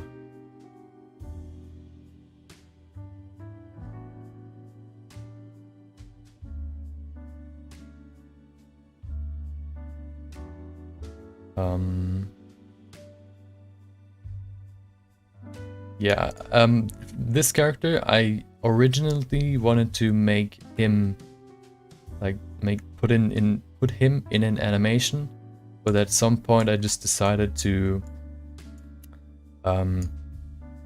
cancel this project because I had too many ideas I wanted to implement.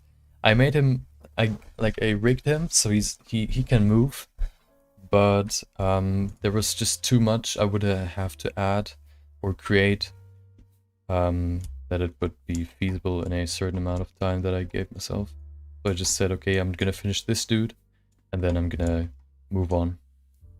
But yeah, I mean, now I have a nice base mesh and also a nice rig that I can apply to different characters. So it wasn't for nothing.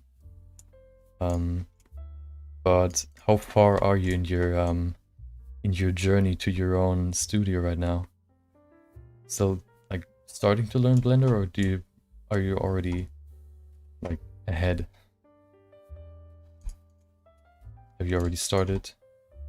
What do you want to focus on maybe? Okay.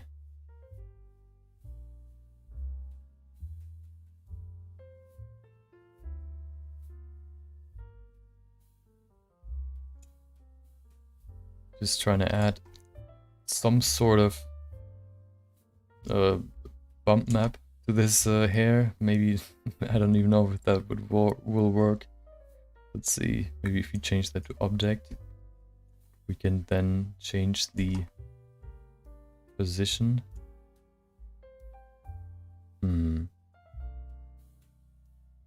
Okay. Let's switch that to rings. Okay, now. Oh, there you go.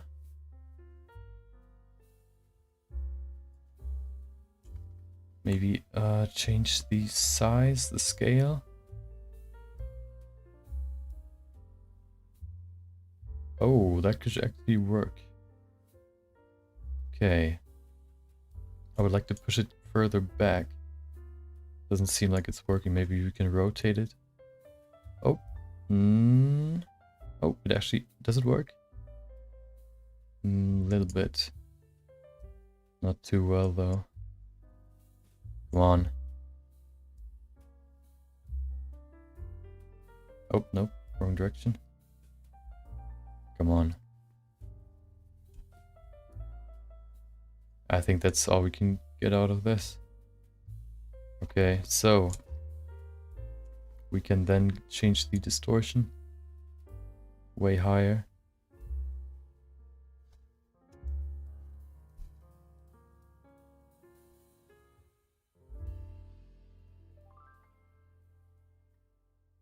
Do you want to focus on 3D or 2D animations first? I guess 2D would be... I mean, I started 2D animations like a few years ago, doing like frame by frame animations, which was kind of fun. I learned a lot about animation principles and all that. So yeah, that's a good avenue to start with. Wait, where's my... Yeah, I think 2D animations first is better. Wait, what happened? Why is it black now?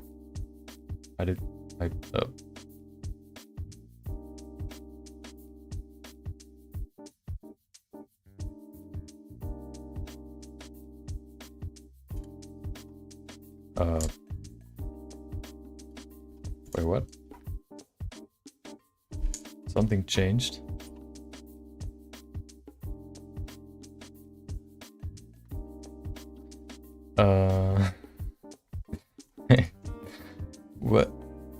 did I... Oh, use nodes, now you can see it, okay. Yeah, I think 2D animations is definitely the way to go. First 2D and then 3D.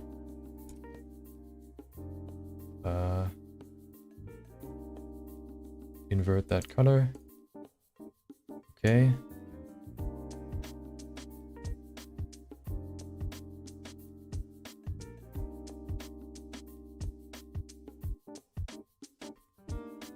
What do you mean with you want to discipline yourself just to learn more effectively or more? Or do you mean like you want to learn a certain topic at that time, or schedule your learnings, have a certain deadline to at which point you want to have learned a certain skill?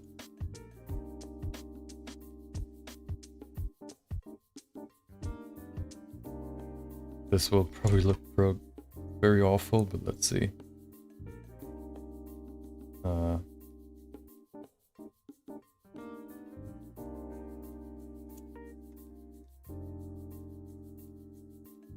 Okay, wait, what? Okay, we have to switch it to sign.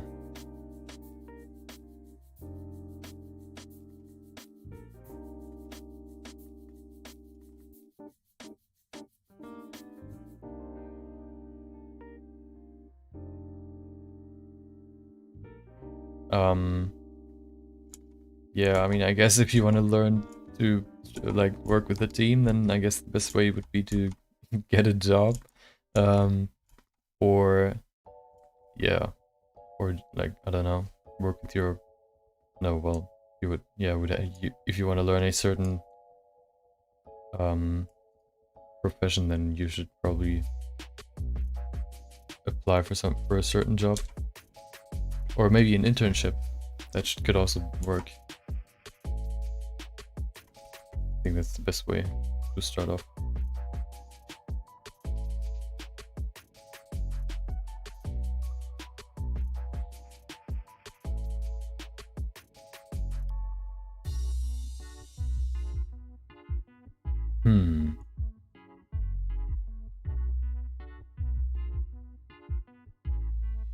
Yeah, this doesn't really get better. Maybe we can just keep it like that, add a little bit more structure to it. And that's about it. Oh. So I have one tip that I would give you, especially for a 2D animation or 2D character design, which is make sure that the silhouette of your character is very unique. If you, for example, look at Disney characters, I said that before just today on stream.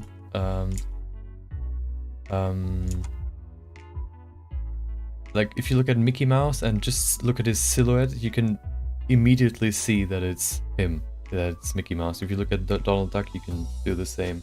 So if you can make your silhouette of your character look really unique, that's one good way to create a unique character. Also, first, make sure that you only focus on the main shapes, like for example how tall he should be, or how long his legs are, if he has legs, how many legs, and just focus on the main shapes first. And if you see that it could work, then you go into detail. Don't rush into detail too quickly. Like sometimes you work on a character and then you already think about, oh dude, you could have these insane boots that have rockets on the sides or something, and then you lose yourself in details. Make sure that you have a great foundation that you can work with before you jump over to the next part. Let's use this texture again for the color, mix RGB. Using the same principle we used in the t-shirt, just using this color right there. Then maybe using a similar color, but maybe lighter.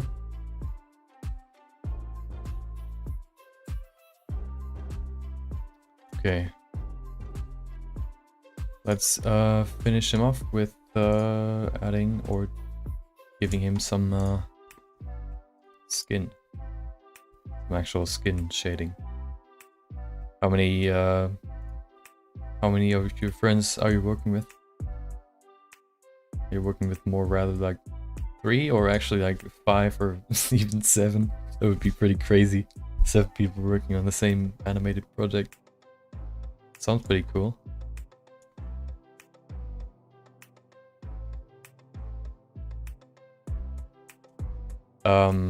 Well, I guess if I would try to learn blend... Oh, I actually have a good channel I could recommend to you. If you go to... Let me show you what I mean. You can go to YouTube. Let me just switch scenes so you see what I mean. So, if we go in here, we use GER. I don't know if you know him. He's a animator or and also artist, just in general, 2D artist. And if you go back, if you for example use GER animation tutorial, you can find stuff like, he has 38 in here. I think he talks about principles of 2D animation, also like how to animate a transformation. Flash animations doesn't really exist anymore. He also has speed art where he creates a whole 2D animation, or stuff like basics of animation, for example. That's maybe more for Adobe Flash, but yeah, he has quite a few good tutorials I learned from him, for example. He has I think that's a good way to start. Yep. Okay, let me finish this dude real quick and then we can render him. Oh, back to Blender. Okay, of course he doesn't have white skin. He has a rather for example, let's use this guy. Pretty red skin.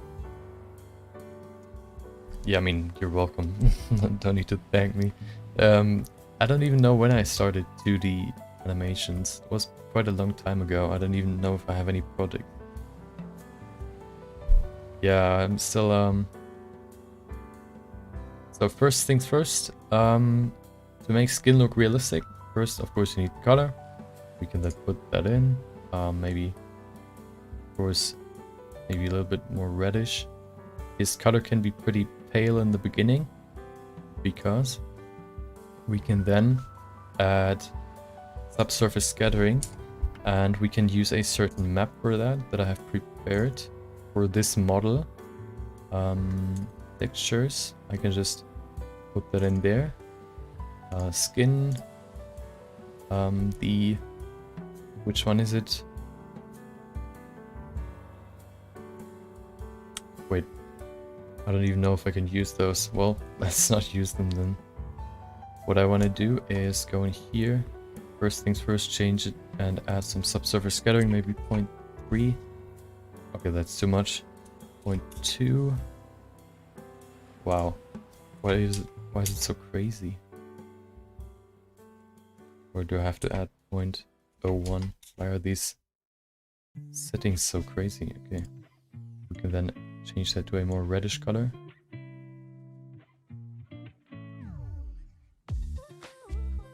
Also,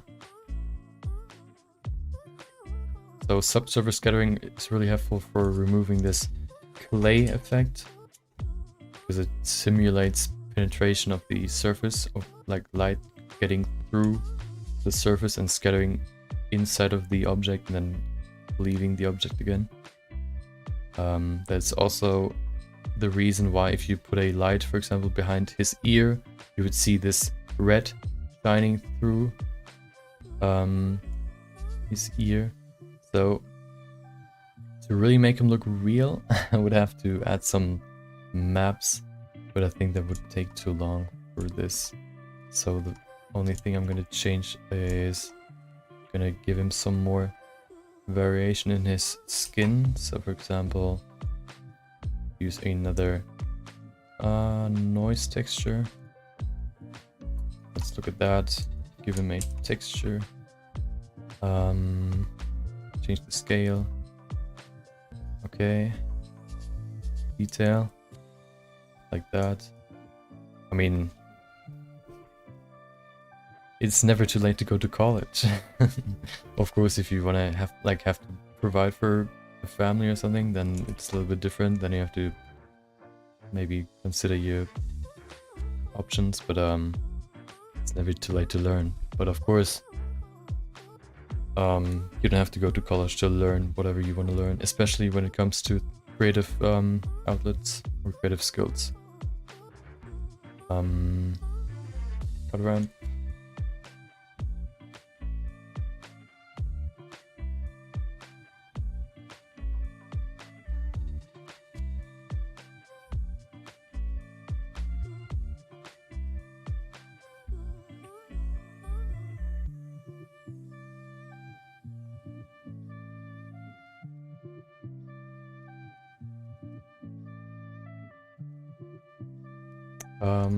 Oh yeah. Color mix RGB.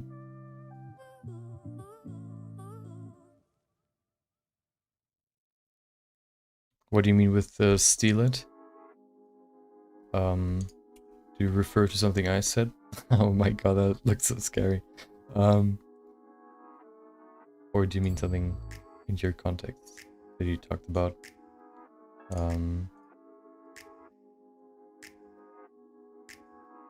I think so. The best way probably to learn any skill is, first of all, of course, learn the basics. And once you learn, you know, the basics, you can then start. So what I would suggest is just let's change it some more.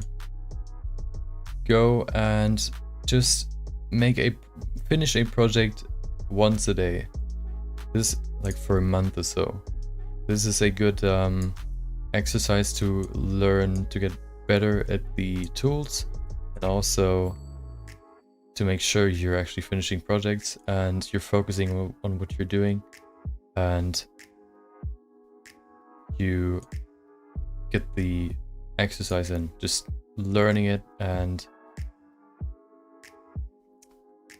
yeah, what I do right now is I do a daily 3D quick sketch, basically 30 minutes. I use a random number generator to select a random 3D asset from my collection, which I have to include in my render, and I do that daily on stream and also off stream. Off stream I don't use that restriction, I just use whatever I want. I don't use a 3D asset if I don't want to use it.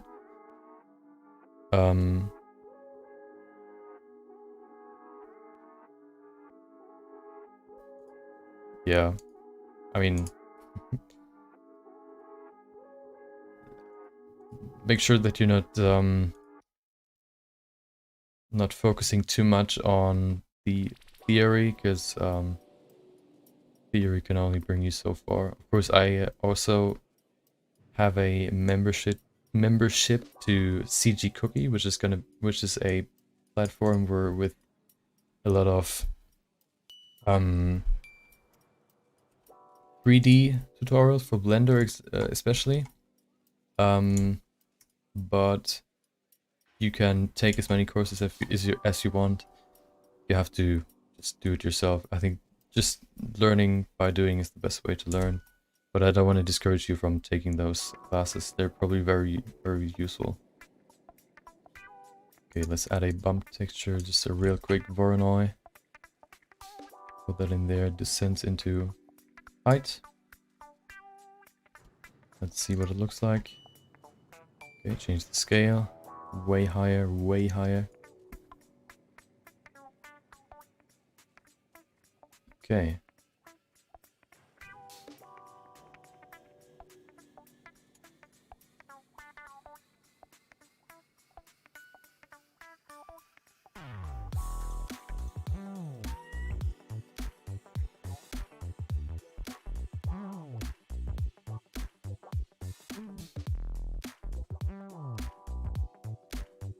Yeah, so the best, so I would suggest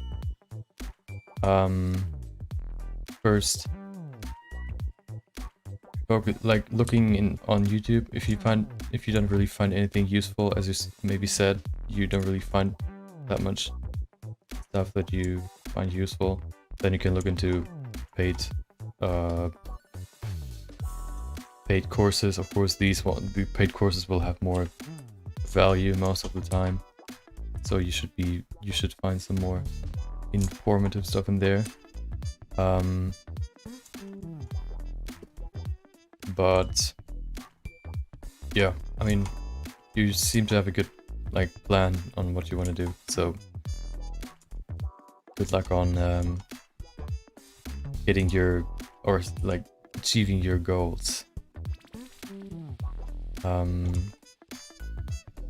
Of course, if you have any more questions, then you can always ask me, or if you want to have like any feedback.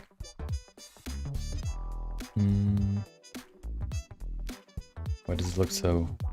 What does it look in the render? Oh, I forgot one thing actually. So it looks kind of weird right now because I have to change the settings. We have to use a color ramp, put that in there, and then there you go. That's what I wanted. Make the pores pretty big. Yeah. College can be pretty expensive, so that's why I said I prefer learning by doing, or like learning it yourself. Just not as expensive, and you can do it while still like working your usual job. Okay. I think I detailed the skin enough. It won't like look too realistic, but should be enough for now. Last thing. Actually, let's go in here and add a few more dark spots. We could maybe use a Musgrave texture.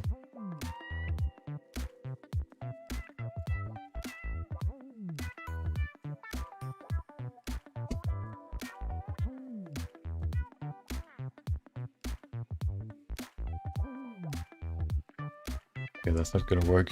Okay, let's change to a good old noise texture. Swiss Army knife any textures.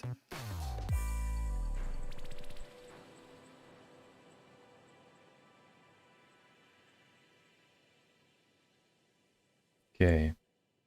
Use that in here in another color ramp. Mix RGB. Okay. Invert that, put that in there.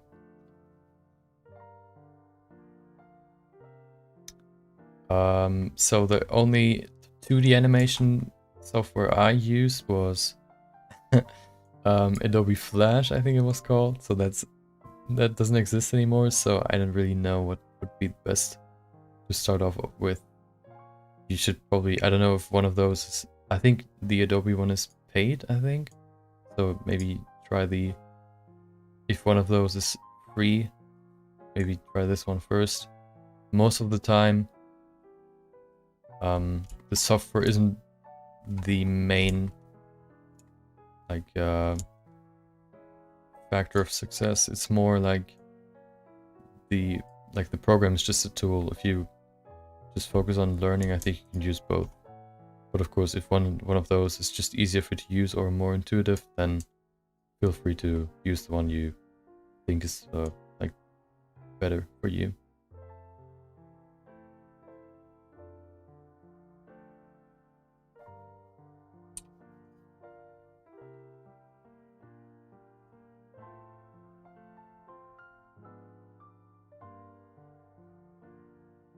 Okay, let's give him some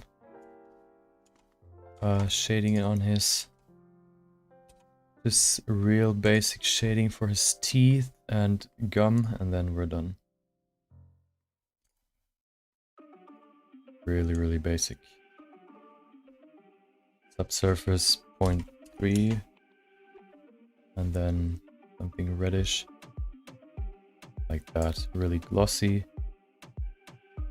Okay, that should be enough.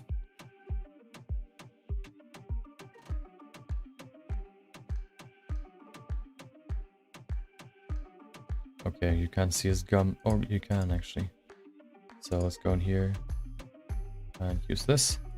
And for the teeth, make a new one. Give it a slight. Actually, we don't need to. Yeah, we should. Slight yellow tint. Also, subsurface maybe 0.1. Not too much.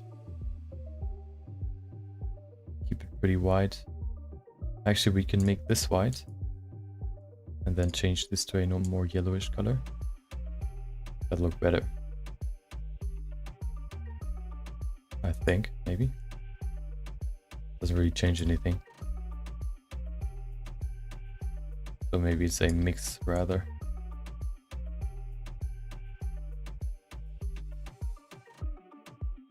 Okay. We can then just go in here and select all these teeth.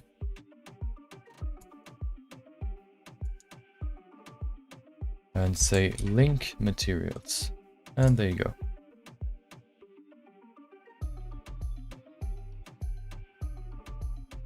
So I guess the best way to start would be to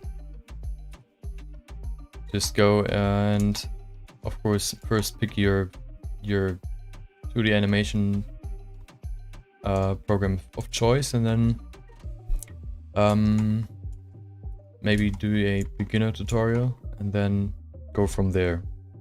The first thing I did while learning Blender, or to learn Blender, was a beginner tutorial just explaining all the tools and all that. And once I knew that, I was starting making my own projects, and at some point I wanted to learn some more in-depth stuff, so I looked into that, watched a few YouTube videos, and yeah, that's how I learned Blender.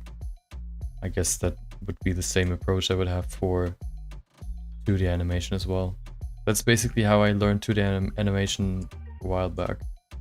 Just looking at Jazza's tutorials and then trying to apply those, or like recreating his tutorials, or just making my own projects.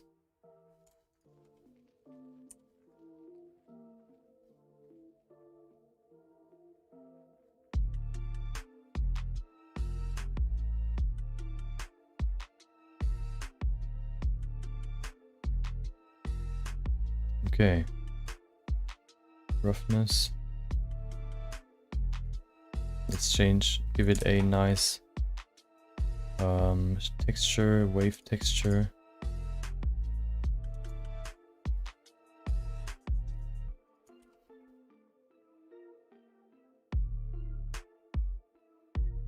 Oh, maybe change that to rings. Okay, now let's leave it at bands, scale lower, distortion pretty high. Oh, wait, that looks kind of weird. Maybe I shouldn't use UV, rather generate it, then change the distortion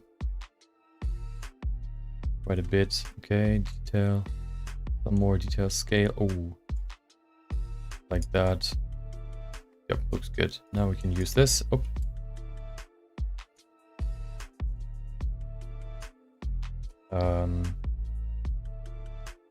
converter color ramp.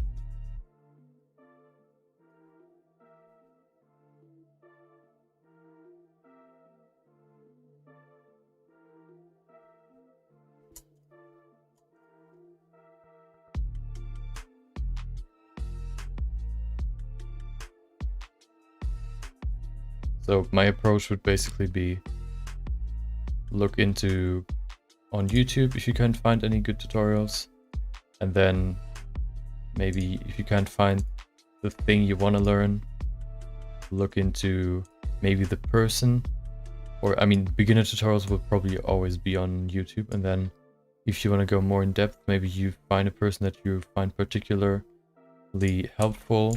Maybe his tutorials are really easy to understand, for example, and then maybe he has courses you can get into, and yeah, that would be my approach.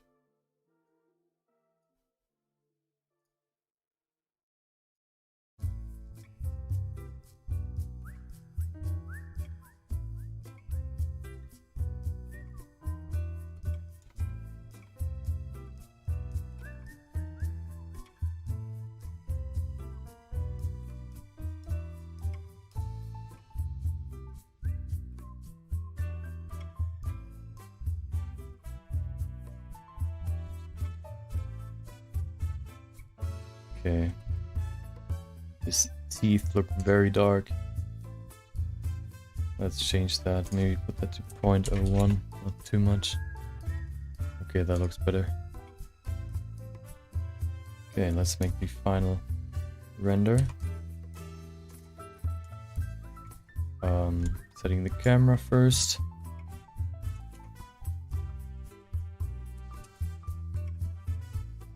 Okay, maybe rotate it down. Okay.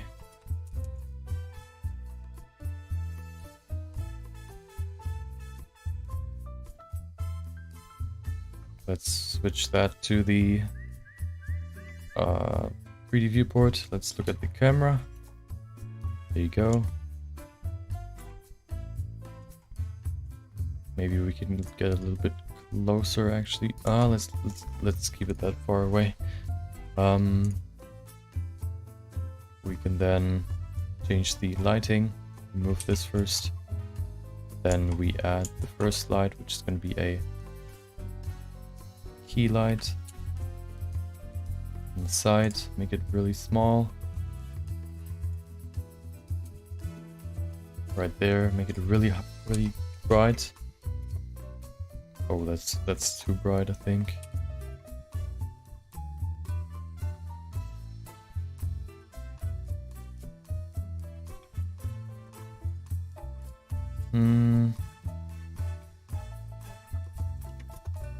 Okay, like that more. Then add another one on this side, higher. A very easy lighting setup. Maybe 50. Okay, that's still too high. I think this scene is just so small.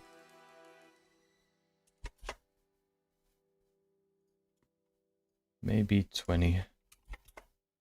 That's still too much. Okay.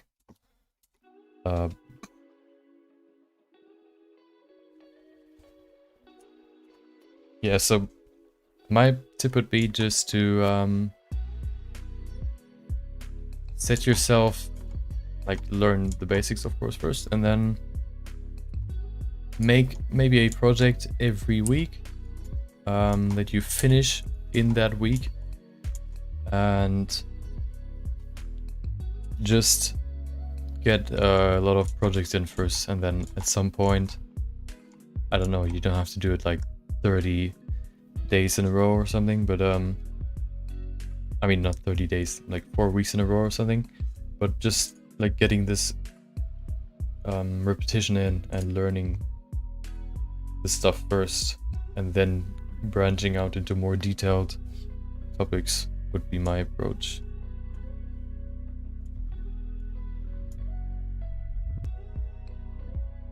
Okay, let's see. Depth of field, do we need that? Yeah, let's add it. Where's the guy? Face. Wait, what? Where's his?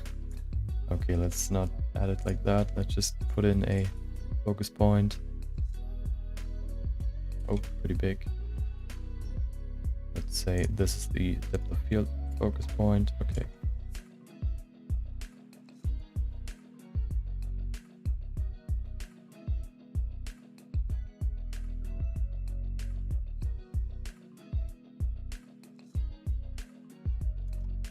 Okay.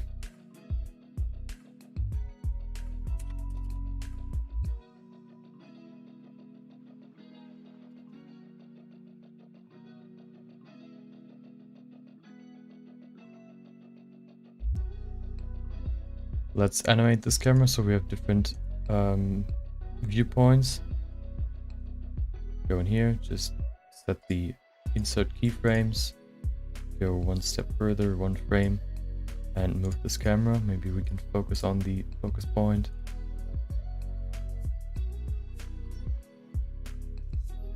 Oh.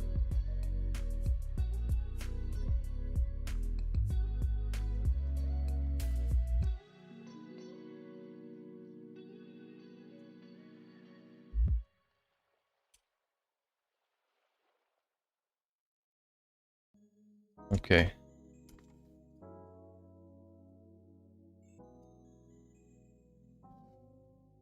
Wait, am I still in? Okay, nice. I thought I'm still in screen view.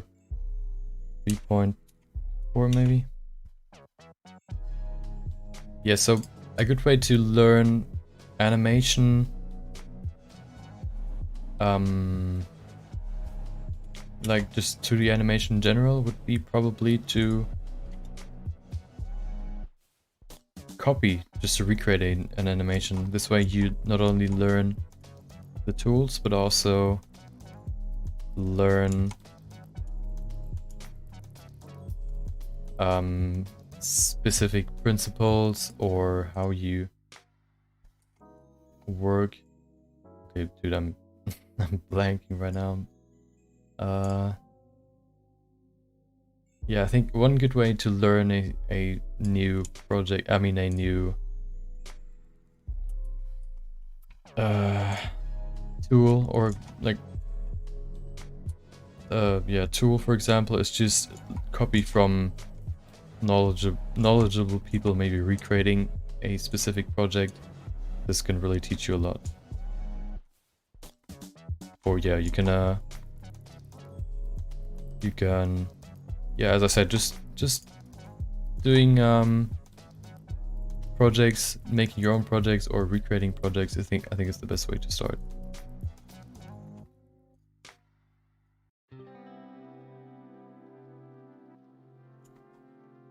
Maybe we can change the background and then we're done.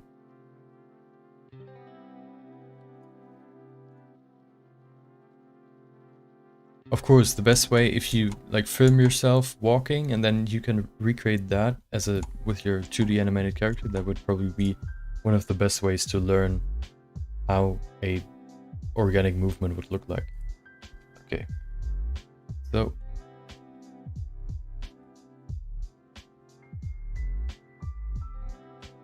wait, what? Didn't I? Oh. Okay. So there you have it. That's the finished character. The good old, what was he called? Let's see. His name was Yolev. This is Yolev. I recreated him, or I created him with the descriptions of the AI dungeon. I think it looks pretty cool. Of course, pretty basic, but the descriptions were pretty basic, so there wasn't really that much I could add. Like, I could probably add some more, like maybe. Of course, he can look more realistic, but of course, I wanted to keep it pretty short. It took me now roughly 3 hours from start to finish, and this is the final image. I'm gonna render it, and then yep, that's gonna be the video. Easy peasy. Maybe I'm gonna do this again. I originally thought we are gonna get like a creature or something that we can recreate. The first time I tried it, just to see if it's gonna work, I got a wolf with red eyes, like huge wolf with red eyes, and gray fur and black dots on him, like as a creature. And I thought I would get something more like that, but we got an actual like person. So yep, I mean, I'm pretty happy with it, and yep, that's gonna be the video. Hope you enjoyed it. I'm probably gonna do like a challenge every week. That's my plan, at least. Last time I speedran Minecraft in Blender. This next time, let's see what'll happen. Nobody knows. But of course, if you enjoyed this, of course you can if you want to see more, you can visit my channel or hit the subscribe button to see my next videos. If you like this video, you can hit the like button. If you dislike this video, have any criticism, dislike this video, and tell me what you didn't like in the comments. And yep, that's gonna be about it. Hope you have a great day, and maybe I'll see you later. Okay, that was just the video outro. This will be a video on my YouTube channel. Just gonna save this real quick. I'm gonna render it later because I actually have to call it right there. Oh damn, I have to post my image. Didn't know I would take this long. Wait, my daily dude, oh my god. Character quick sketch. I have to render this. I mean, so my plan was to like create a quick sketch every day, 30-minute quick sketch as I said before, and then upload it on social media, but I already missed today, but I'm gonna upload it anyway. I didn't know I would take this long, but I'm still gonna do one tomorrow and all that. Just I already failed my challenge.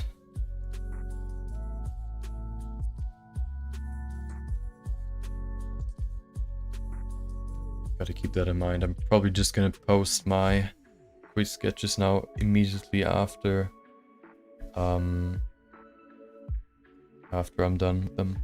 I'll show you what I did today. This is what I did today. I had this idea of this tunnel with these dots, and then I made this scene out of it. I'm just gonna save it as a PNG, I mean JPEG, and then I can post it. But I have to call it right there because it's getting quite late for me. So I hope you enjoy the rest of your day. I hope you find the information you're looking for. Of course, as I said before, if you have any more questions, you can ask me anytime. And hope you enjoy the rest of your day. And yep, I'll see you maybe later, maybe not. Hope you, as I said, enjoy the rest of your day.